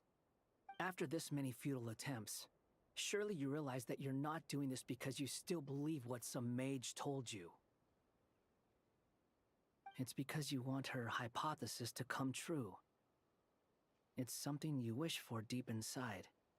So, think for yourself about what you want to do. As long as you don't believe it's futile, it isn't. Yeah. Previous experience indicates that we cannot touch the phantoms, which limits the effectiveness of our interventions. If we want to clear this hurdle, we need to break this rule somehow. Same thought here. Following the same rules means repeating the same failures.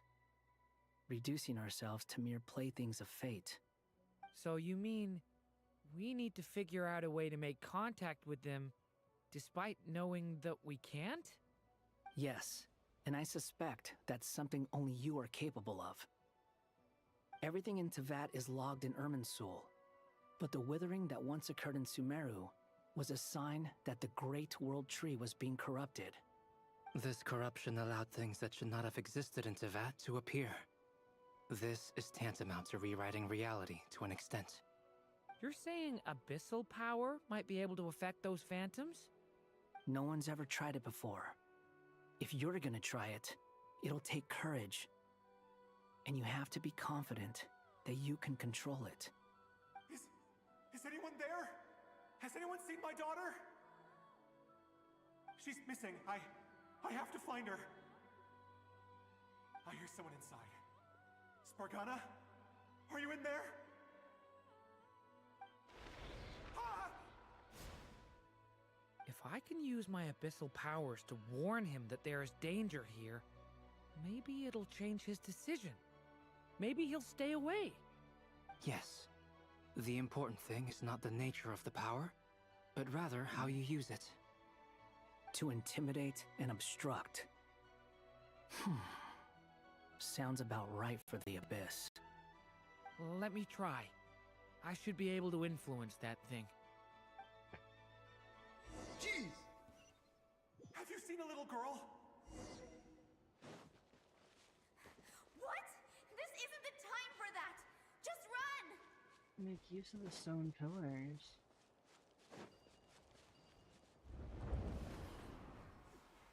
I hear someone inside. Spargana? Are you in there? Jeez! I don't want to die! I don't want to die! What is this? Looks dangerous. I should get out of here.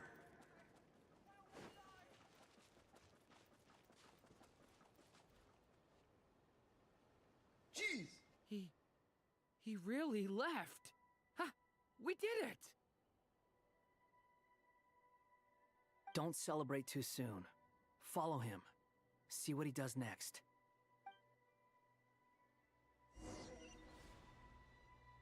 Monsters approaching from the front.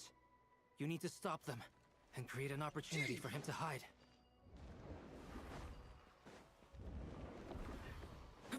No! There's monsters ahead!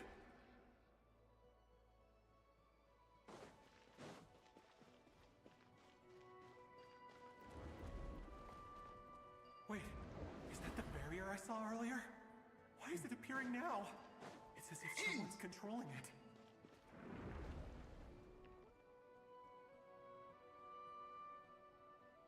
The monsters are gone. Is it safe now? Well,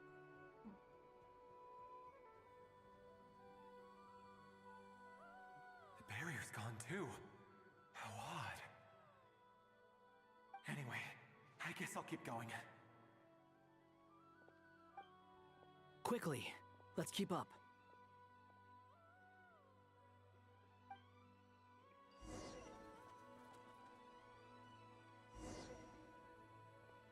Wait, there was someone else here?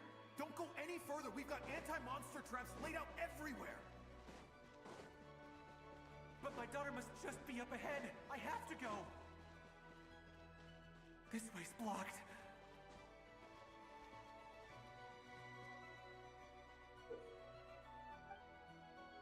We might be able to use the explosives over there, but we need to take care not to hurt him.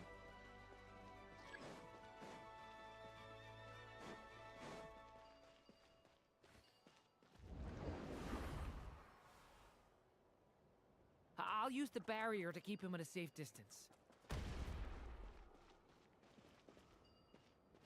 This barrier seems to be helping me somehow. Hey! Hey! Wake up! Oh, no good. Gotta keep moving ahead.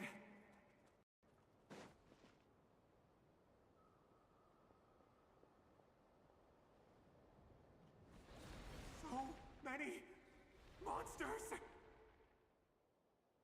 There's still a chance, Durin. Use the traps.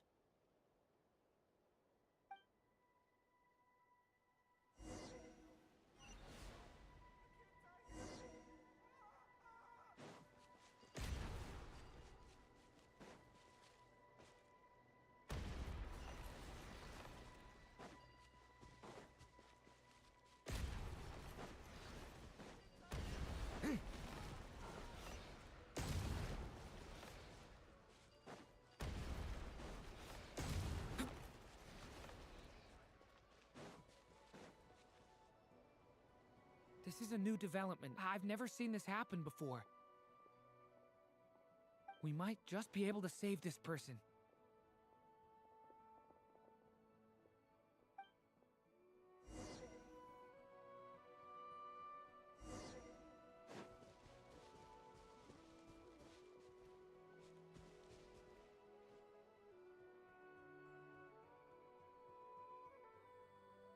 Hello there. Have you seen my daughter? Spargana's her name. She's carrying a large backpack. Get out while you still can, you fool. You won't find any survivors here. But I can't just leave her here. She must be so scared right now. Sorry. Wish I could help, but I haven't seen her. You'll just have to keep looking. Okay, thank you. If I do find her, I'll get her to shelter and come back for you. Don't bother. I've got nowhere left to go.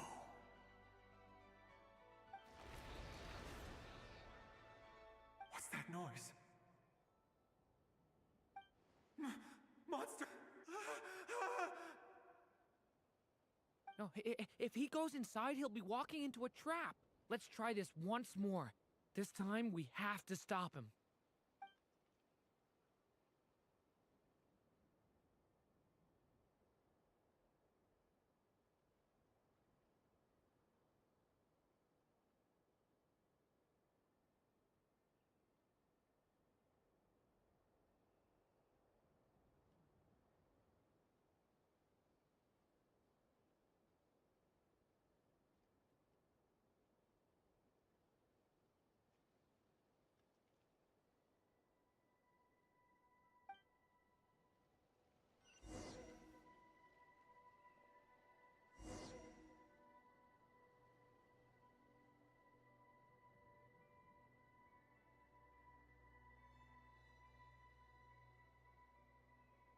Hello there. Have you seen my daughter? Spargana's her name. She's carrying a large backpack. Get out while you still can, you fool. You won't find any survivors here. But I can't just leave her here. She must be so scared right now. Sorry. Wish I could help, but I haven't seen her. You'll just have to keep looking. Okay, thank you. If I do find her, I'll get her to shelter and come back for you. Don't bother. I've got nowhere left to go.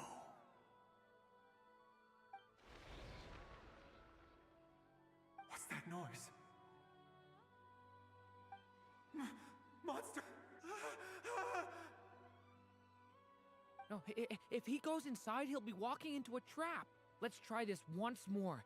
This time, we have to stop him.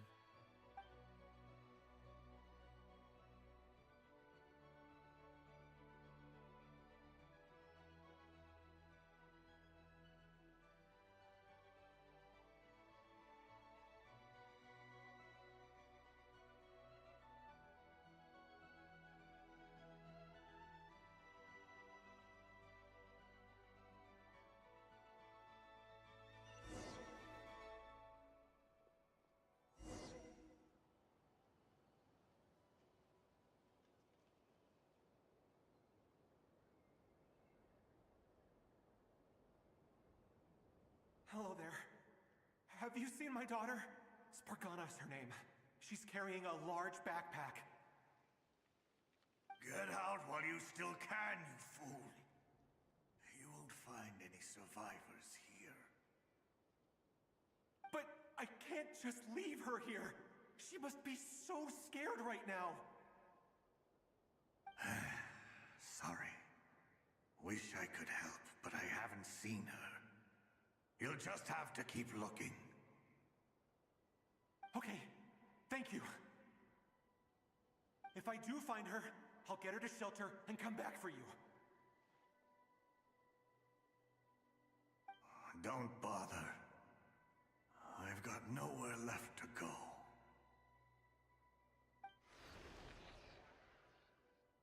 What's that noise? Monster! No, if he goes inside, he'll be walking into a trap. Let's try this once more. This time, we have to stop him.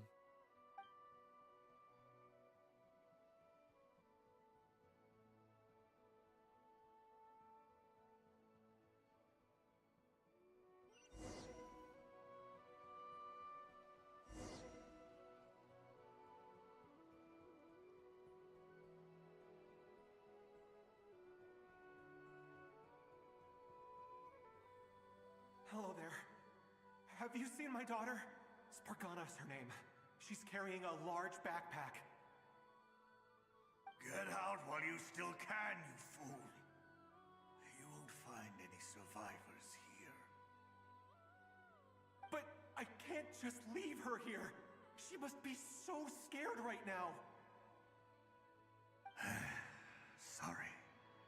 Wish I could help, but I haven't seen her. You'll just have to keep looking.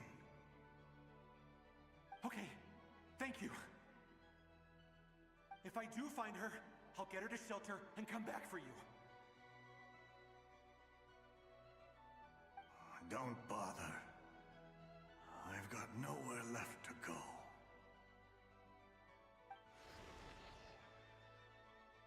What's that noise? Monster! No, if he goes inside, he'll be walking into a trap. Let's try this once more. This time, we have to stop him.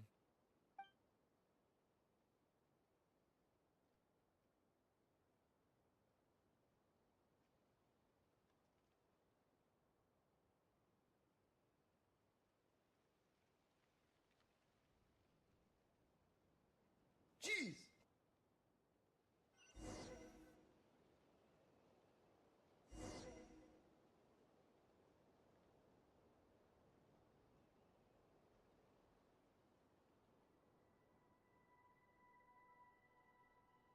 Hello there. Have you seen my daughter? Spargana's her name. She's carrying a large backpack. Get out while you still can, you fool. You won't find any survivors here. But I can't just leave her here. She must be so scared right now. Sorry. Wish I could help, but I haven't seen her. You'll just have to keep looking. Okay, thank you. If I do find her, I'll get her to shelter and come back for you.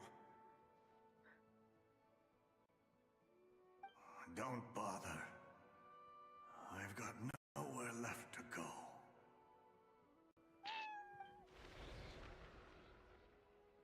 What's that noise? Monster! No, if he goes inside, he'll be walking into a trap. Let's try this once more. This time, we have to stop him.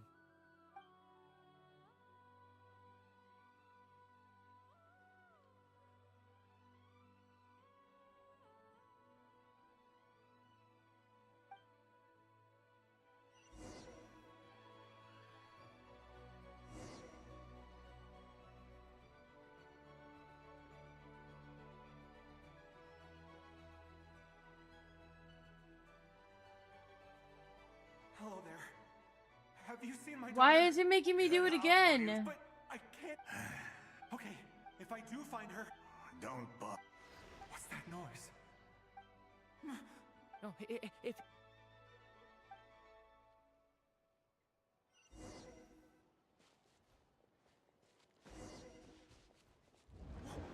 Why? How will I know where Spargana's gone like this? Maybe you should have given her a better name. She probably ran away because of that. I'll trust this strange barrier. It's gotten me this far after all.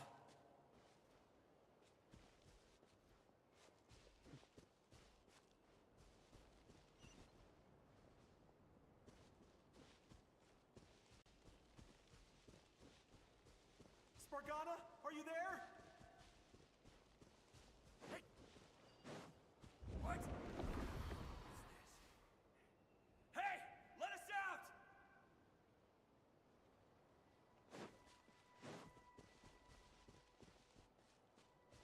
All right, Mr. Elf Hat, get moving.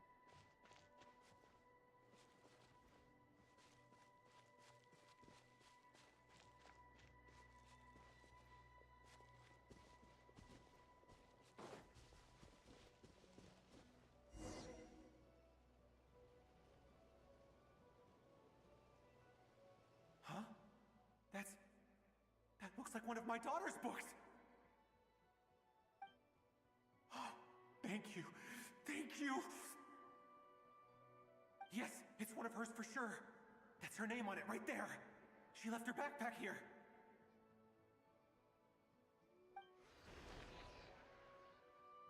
Durin, just like last time.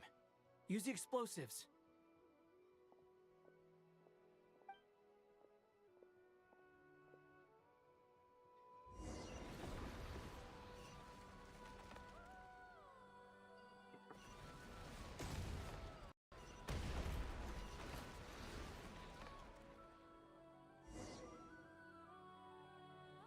It won't work. There's not enough left. If he makes it in, he'll die. But then, this clue could be the key to him finding his daughter. It might not be the only one. Better he misses that clue than loses his life. I guess so.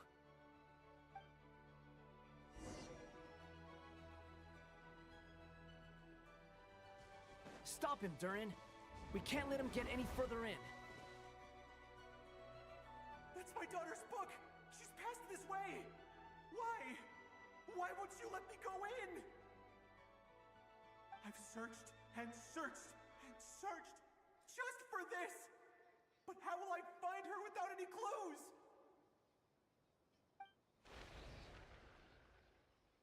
I no longer have anywhere else to go.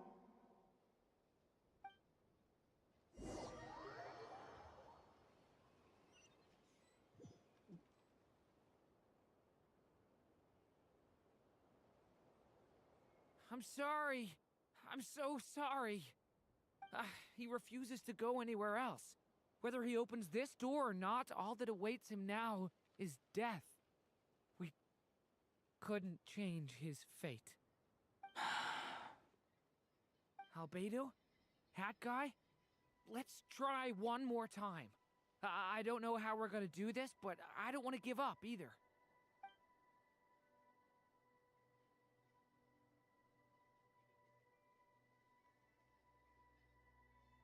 Why am I here? What's going on? All these scenes running through my head. Where are they from? Huh? What's going on? His reactions have changed. How many times have I... What's happening to me? Huh? Wait. Who are you? You can see us now? I feel like I always could, but that I only just realized you were there. I'm sorry, I don't know how to describe what I'm feeling. But you were the ones guiding me using that marked barrier, right? I haven't done anything yet, but those monsters, those deaths, they feel like memories. Like things I really did experience. I won't find my daughter. In fact, I'll ultimately die trying to find her. Isn't that right? What? No, it isn't. Yes, it is. Even so, we're trying to find a way out of this. You've not seen my daughter either, have you? It seems she really isn't here.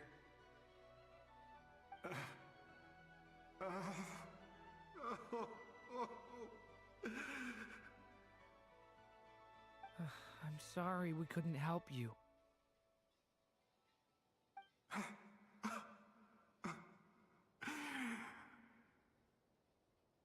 just tired. Maybe this is destiny. Maybe it doesn't matter how hard I search. How long do I have left? Experience says 15 to 20 minutes. 15 to 20. Thank you for all your help. Let's rest a while. You look exhausted too. Now's not the time for you to start pitying us. It's not pity. I'm just realizing that I've only got 10 or so minutes left. You know?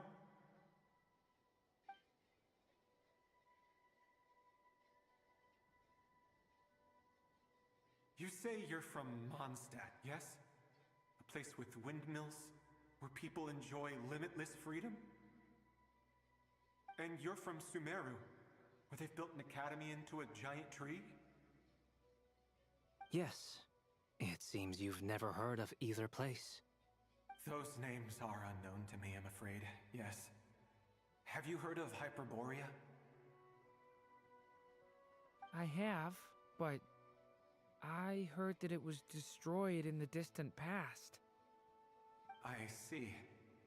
That was where my ancestors once lived. What about Delphi Pytho? Was it later rebuilt? I've never heard that name. Then what about Salvindagnir? I have seen that name on stone tablets on Dragonspine. But I'm afraid the only things left of that place are its ruins. I see. Sure enough, there was no way to turn this around, huh? I'm sorry. I was the one who asked to chat, but it seems like we're too many ages apart. There's barely any common ground to start from. It's all right. We did hear something new, at least. From how you speak of your lives, things must be going all right for you, I guess. They are. Mondstadt is a place of freedom and happiness. There's a lot of good people in the church and the Knights of Favonius, and even outsiders find that it's an easy place to feel at home. We have festivals a few times a year. Everyone gets together to drink, sing, and be merry. Sumeru is a lot more uptight. Not really the kind of place where you can relax. It's a nation fraught with problems wherever you look. But if all you want in life is to seek knowledge, I guess it's pretty much paradise. That's wonderful. In other words, after this all-devouring black tide passed, humanity did not merely avoid extinction, but rose to build prosperous civilizations anew. I mean, I can see you all right now. That must mean the future isn't a total mess, right? That's true. Well, time's almost up. Let's part ways, I think. Might be best if you don't waste too much time on me. The chances are slim, I know, but I'd like to spend these last few minutes looking for Spargana. If things work out, I'd love to tell her about what I've heard. May we meet again. Well, or not, most probably. In that case, may your wishes come true.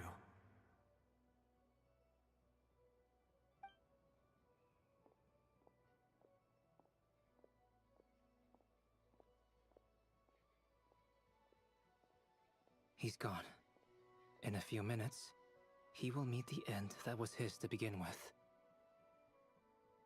The ending of this tale did not change, but I believe that we've just made the most progress we have yet. May your wishes come true. If only it were so simple. Hat guy, could I ask you a question? You've never talked about your past. It seems complicated, and it weighs heavily on you, too. Would you be willing to tell me about it? I mean, sometimes it's better to get things out in the open. Take that guy we try to help, for instance. At least he said goodbye with a smile, right? I know about Albedo's past. Our experiences are very similar, and he created me. As for you, you're my first friend, and you've witnessed every step I've taken. But by comparison, I know nothing about you. Either way, I mean, we're still best friends. But if I knew more about you, I might understand your thoughts a bit better. I've told you about myself. I'm a student at the academia. And what did you do before that? Prepared for the entrance exam? All right. If you really don't want to talk about it, I won't press you any further. I was a puppet built from the branches of a white tree, using technology left behind by the Conrian schools of mechanical engineering. A white tree? You mean an Irminsul tree? Yes. A branch of Irminsul that was once connected to the main tree. So you had a human creator too? Yeah. But my creator abandoned me after deciding that I was a failure. After that,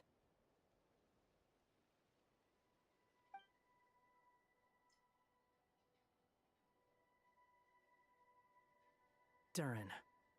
Resisting the influence of the Abyss, suppressing the urge to destroy, trying to do the right thing. None of these things are easy. But no matter how hard they are, trying to rewrite past wrongs is far harder. You asked me if you would create a new tragedy if you failed. I told you there was no point speculating about that. But the real answer is, yes, you absolutely will. That guy. But at least you've got people here to help steer you away from the wrong path. Jeez. So, just keep aiming towards the light. I will. I promise. All right, break time's over. Jeez. Hello, Durin speaking. Jeez. Hello, friends, it's me. What have you been up to, I'm detecting some unmistakable fluctuations here at the border.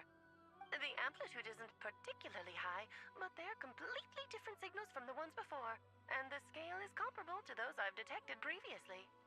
Alice, we were unable to save that person. However, he appears to have retained a portion of the memories gained through that cycle. and was able to hold a conversation with us. I see. Well, that is rather odd indeed. It definitely merits further attention. Could I trouble you to keep trying the same approach? I need to gather some more data. Counting on you. I should probably have Nicole come and check this out as well. Jeez!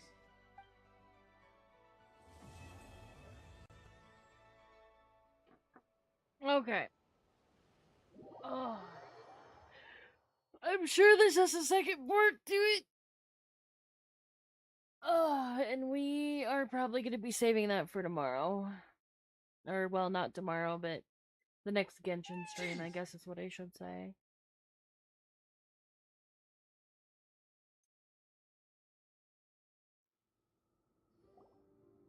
There you are. Unless I get thrown right I was into more worried you might dialogue. stop to collect treasure chests opened by the Seelie along the way. It would have taken you so much longer to get here. Another conversation I cannot hear. I am delighted to see that you understand what takes priority, and that your adventurer's instinct has not swayed your resolve. Really, I must applaud you for it. You should know. Paimon's head. Okay, I'll try and keep it short. My senses are telling me that this is where we shall find the entrance to the ruins. Oh, cool! Well, what are we waiting for? Let's open it up and see! Patience. This was a sanctuary of great importance to the Hyperboreans. A special process is required to open the gate. Oh! Like the place that housed the Eternal Moon's marrow? Okay, so what's the plan? Need us to do anything? And just the short version, if you can. Ah. Alright then. I was planning to start with some background on the invention of these techniques. Are you sure you don't want to hear it? It's quite informative. Remember what you were saying about priorities? Fine. Simply put, we need 3 human representatives to successfully undergo a process of Kuvaki resonance. Think of it as a test from the 3 moon goddesses to see if the entrants are qualified, with the most recognizable qualification being Kuvaki. Pretty sure Lauma would ace that test. Oh, wait. But we need 3 people. I also have no doubt that the Moon Chanter would be qualified. But we would need 2 other people with the same constitution. Therefore, the most feasible method is not so much to follow the rules, but to figure out how the test functions and find a workaround. I've done some research, and it turns out the mechanism is rather crude. We'll simply need humans to stand before it who have sufficient Kuvaki energy within them. I'm with you so far. How do we get the Kuvaki in them? The easiest way would be transfusion. Take some Kuvaki from Nodkrai's soil, put it into the bloodstream, and get it circulating in the body. So we're going to cheat on the test? Precisely. There are other methods, but this is the simplest one. Cheating the system is much easier than trying to hide from it. Huh? Ah! Sorry? Does the idea of cheating upset you, Miss Lauma? No, that's not it. I suddenly had an idea. Oh, what is it? It's about Moon Prayer Night.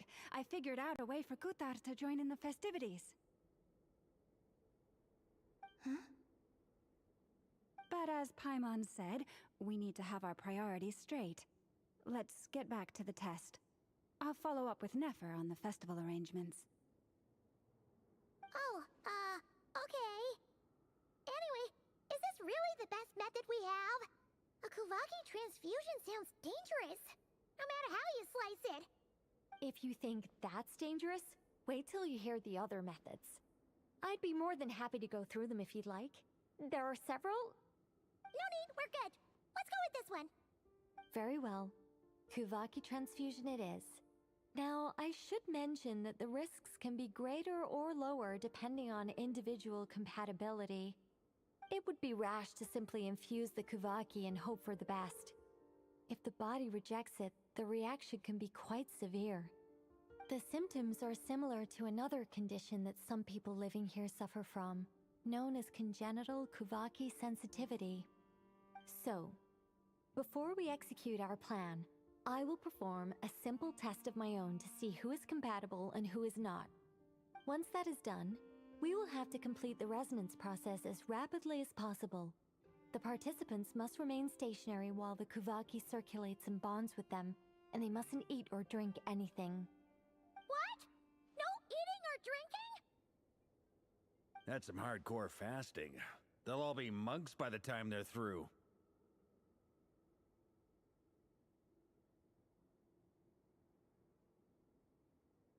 "3 days. Oh, that's so long! And we still need to find 2 more people who are not just compatible, but also willing to volunteer. Fasting? What are they talking about?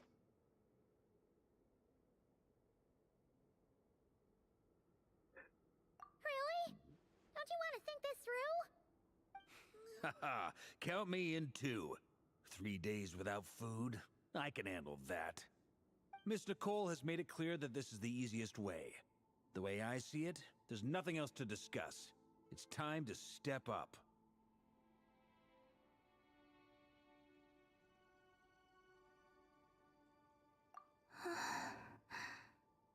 Yeah, you're right.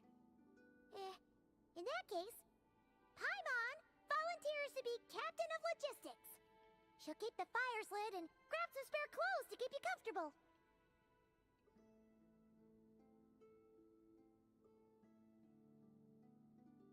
Then we'll start with you first, Traveler. Please step forward.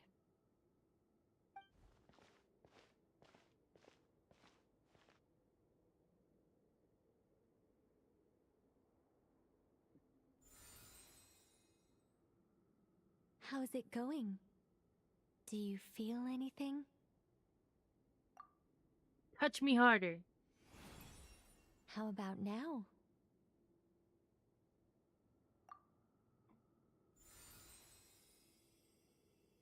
And now?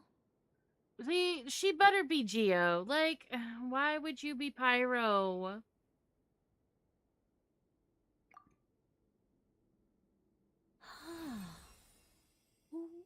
What about now? You guys, it's not a competition, you know. All right, I'm officially impressed. Even as a descender, you can withstand far more than I imagined. It's like I summoned a giant stone titan to arm wrestle you, and your arm hasn't even moved an inch. In my last attempt, I infused 5 times the amount of Kuvaki required.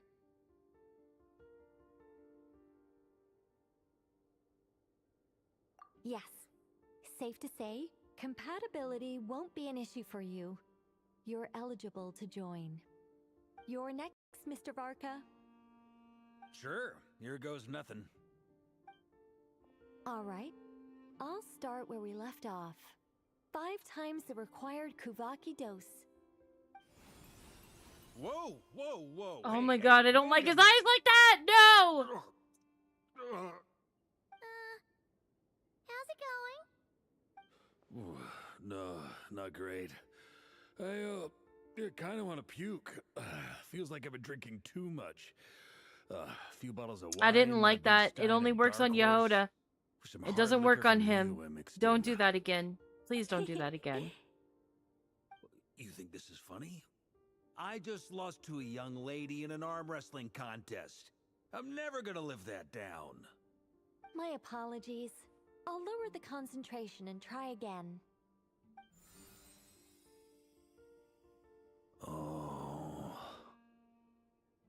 How's it going now? I'm not as dizzy as last time, but I can still feel it pulsing around. In that case, you wouldn't be an ideal choice, Mr. Varka. Let's try someone else. Okay. Let's go ask some of our other friends then.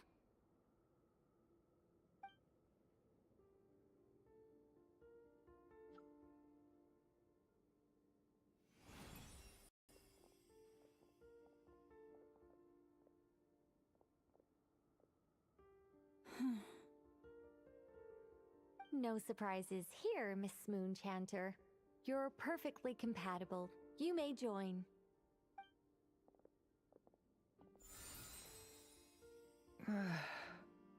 I'm getting a slight headache. Shame. You were so close.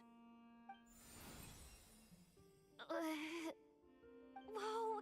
I'm itching all over! Allergic reaction. We can't have that. Allergic reaction to Kubaki. Oh. Well, are you gonna start a what? Oh, The please let Hexen Aino Zoko is an go. organization that cares for and protects children. We will not have them do dangerous things. Not even tests. Boo!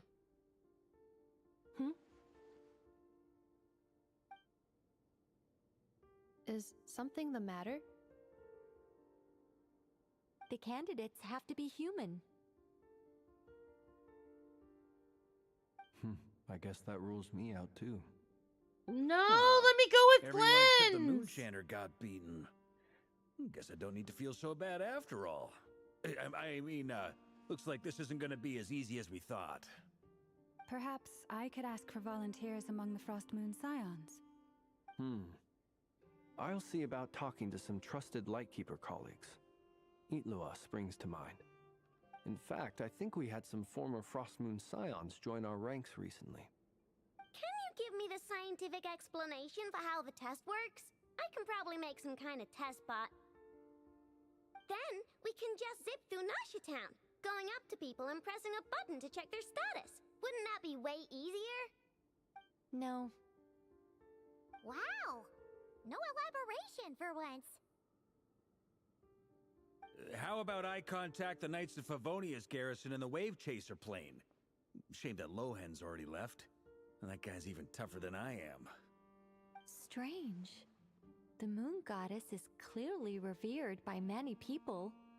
So why is she on the brink of disappearing? She mentioned that the world has rejected her from the very beginning. And when we fought the Reikir of Solnari, it seemed like she exhausted her power for our sake. Also, Paimon's not sure revered is the right word for how people feel about her. Gratitude, certainly. For my part, anyway. It's basic reciprocity. She helped us, so she deserves our help in return. Yeah. Even though she looked like she didn't care, she still saved a ton of people, including me. A review of the relevant data leads me to conclude that Miss Columbina is a good person. Yep, you bet! They really think so? I'm super surprised that Columbina isn't her actual name, though. I think it really suits her. It's light and graceful and... yeah, just a really pretty name. I know, right? Unfortunately, that's not our decision to make. Columbina. That was the code name the Fatui gave me. But it also came up in the song I heard when I was born. But... is that really all there is to it? What do I truly think of my own name? Is there anyone left who will still call me by that name?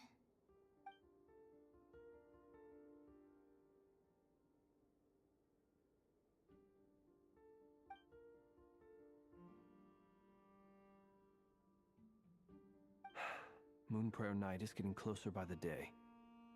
We're running out of time. We need to look for other candidates. Then allow me to try. Huh? What are you doing here?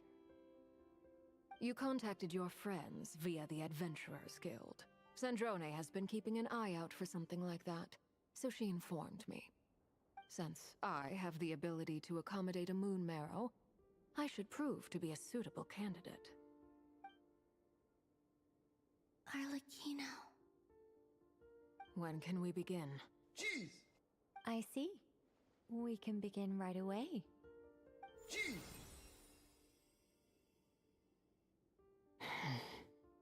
How was it?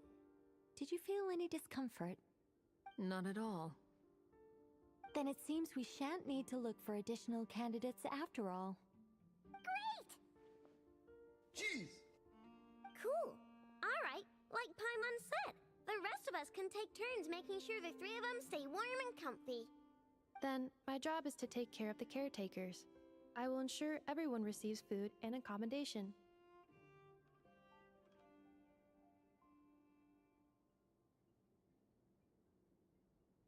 Jeez!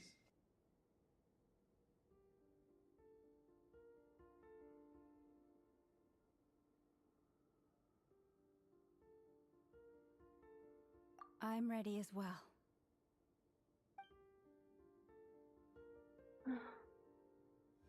Can I get to a pause point, please? Jeez!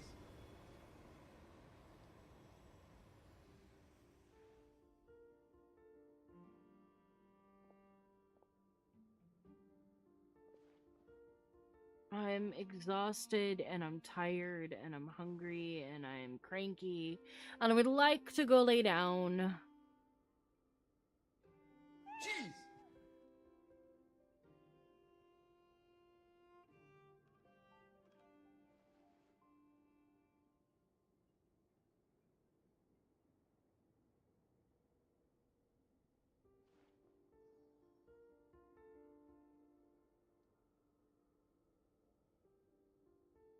Yeah, Paimon, sit the fuck down.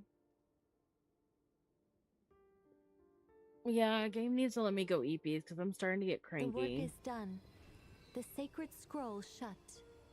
The stars grow dim, the people silent. The white sun sets, the silver moon rises. O path to the temple, appear now before us.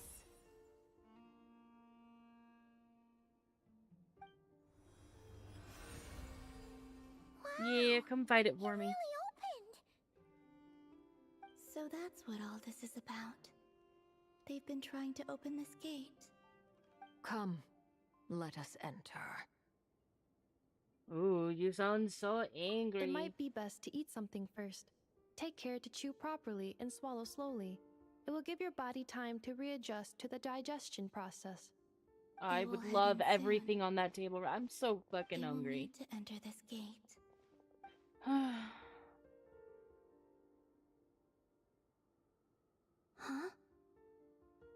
I cannot pass through. Is it because I have no physical body? It has been 3 days. My strength has all but completely faded. Can I really hold on until Moon Prayer Night?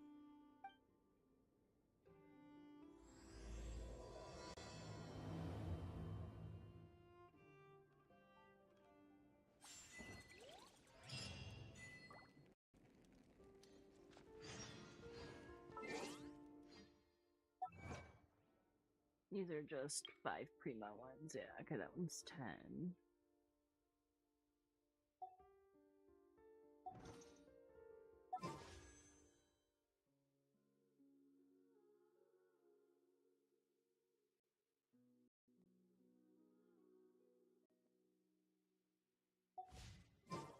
Benson!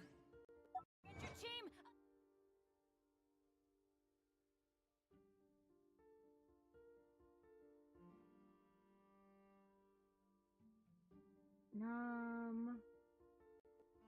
Wonders of the world. When the stone is lifted, like an illusory dream.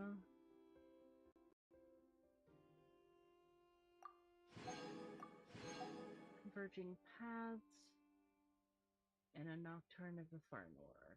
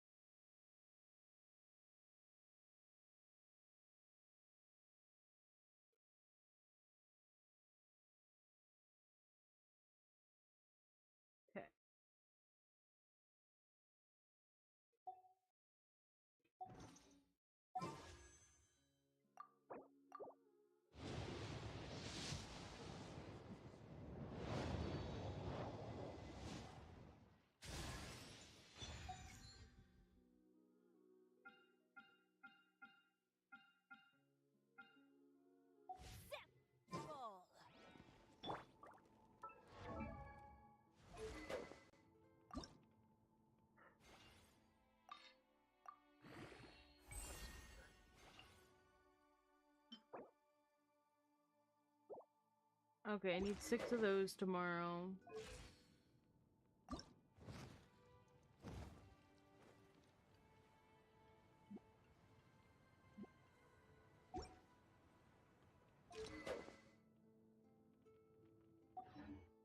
Owie.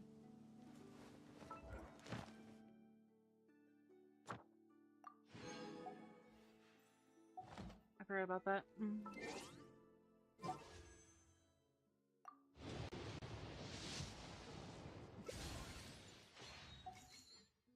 I really want to upgrade to this other sword or other bow for Venti.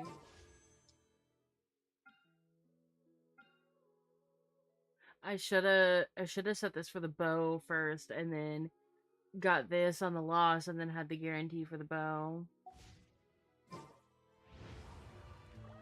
Alright.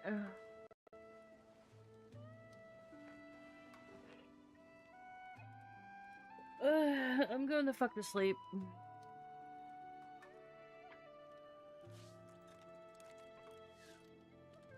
I'm tired. I'm cranky. I don't feel good. I'm exhausted. So, I'm gonna go the McFuck to bed. Yes, you too if you end up going to EPs. I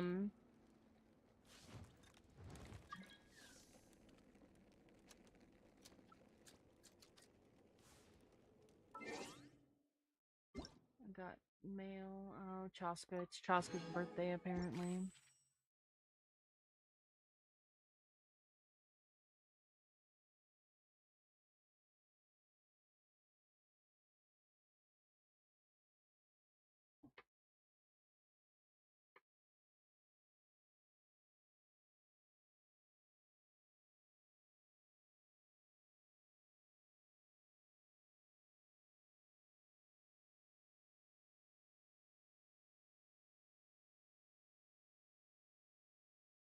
We're gonna have to drive overnight? Ugh. I'm sorry, love.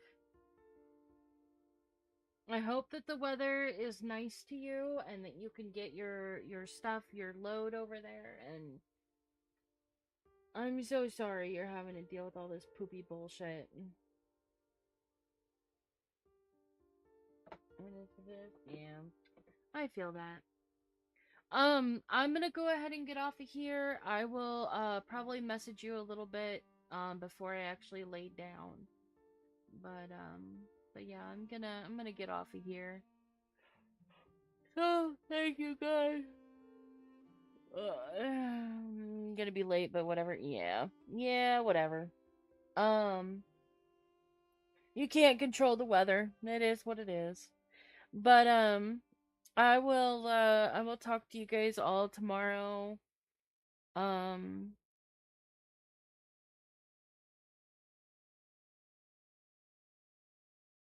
uh tomorrow is zombies, so we'll come together for the zombies time tomorrow. But yeah, good night, guys. Good night. Good night. Bye bye. Good night. Bye bye. Sleep well. Sweet dreams. Goodbye.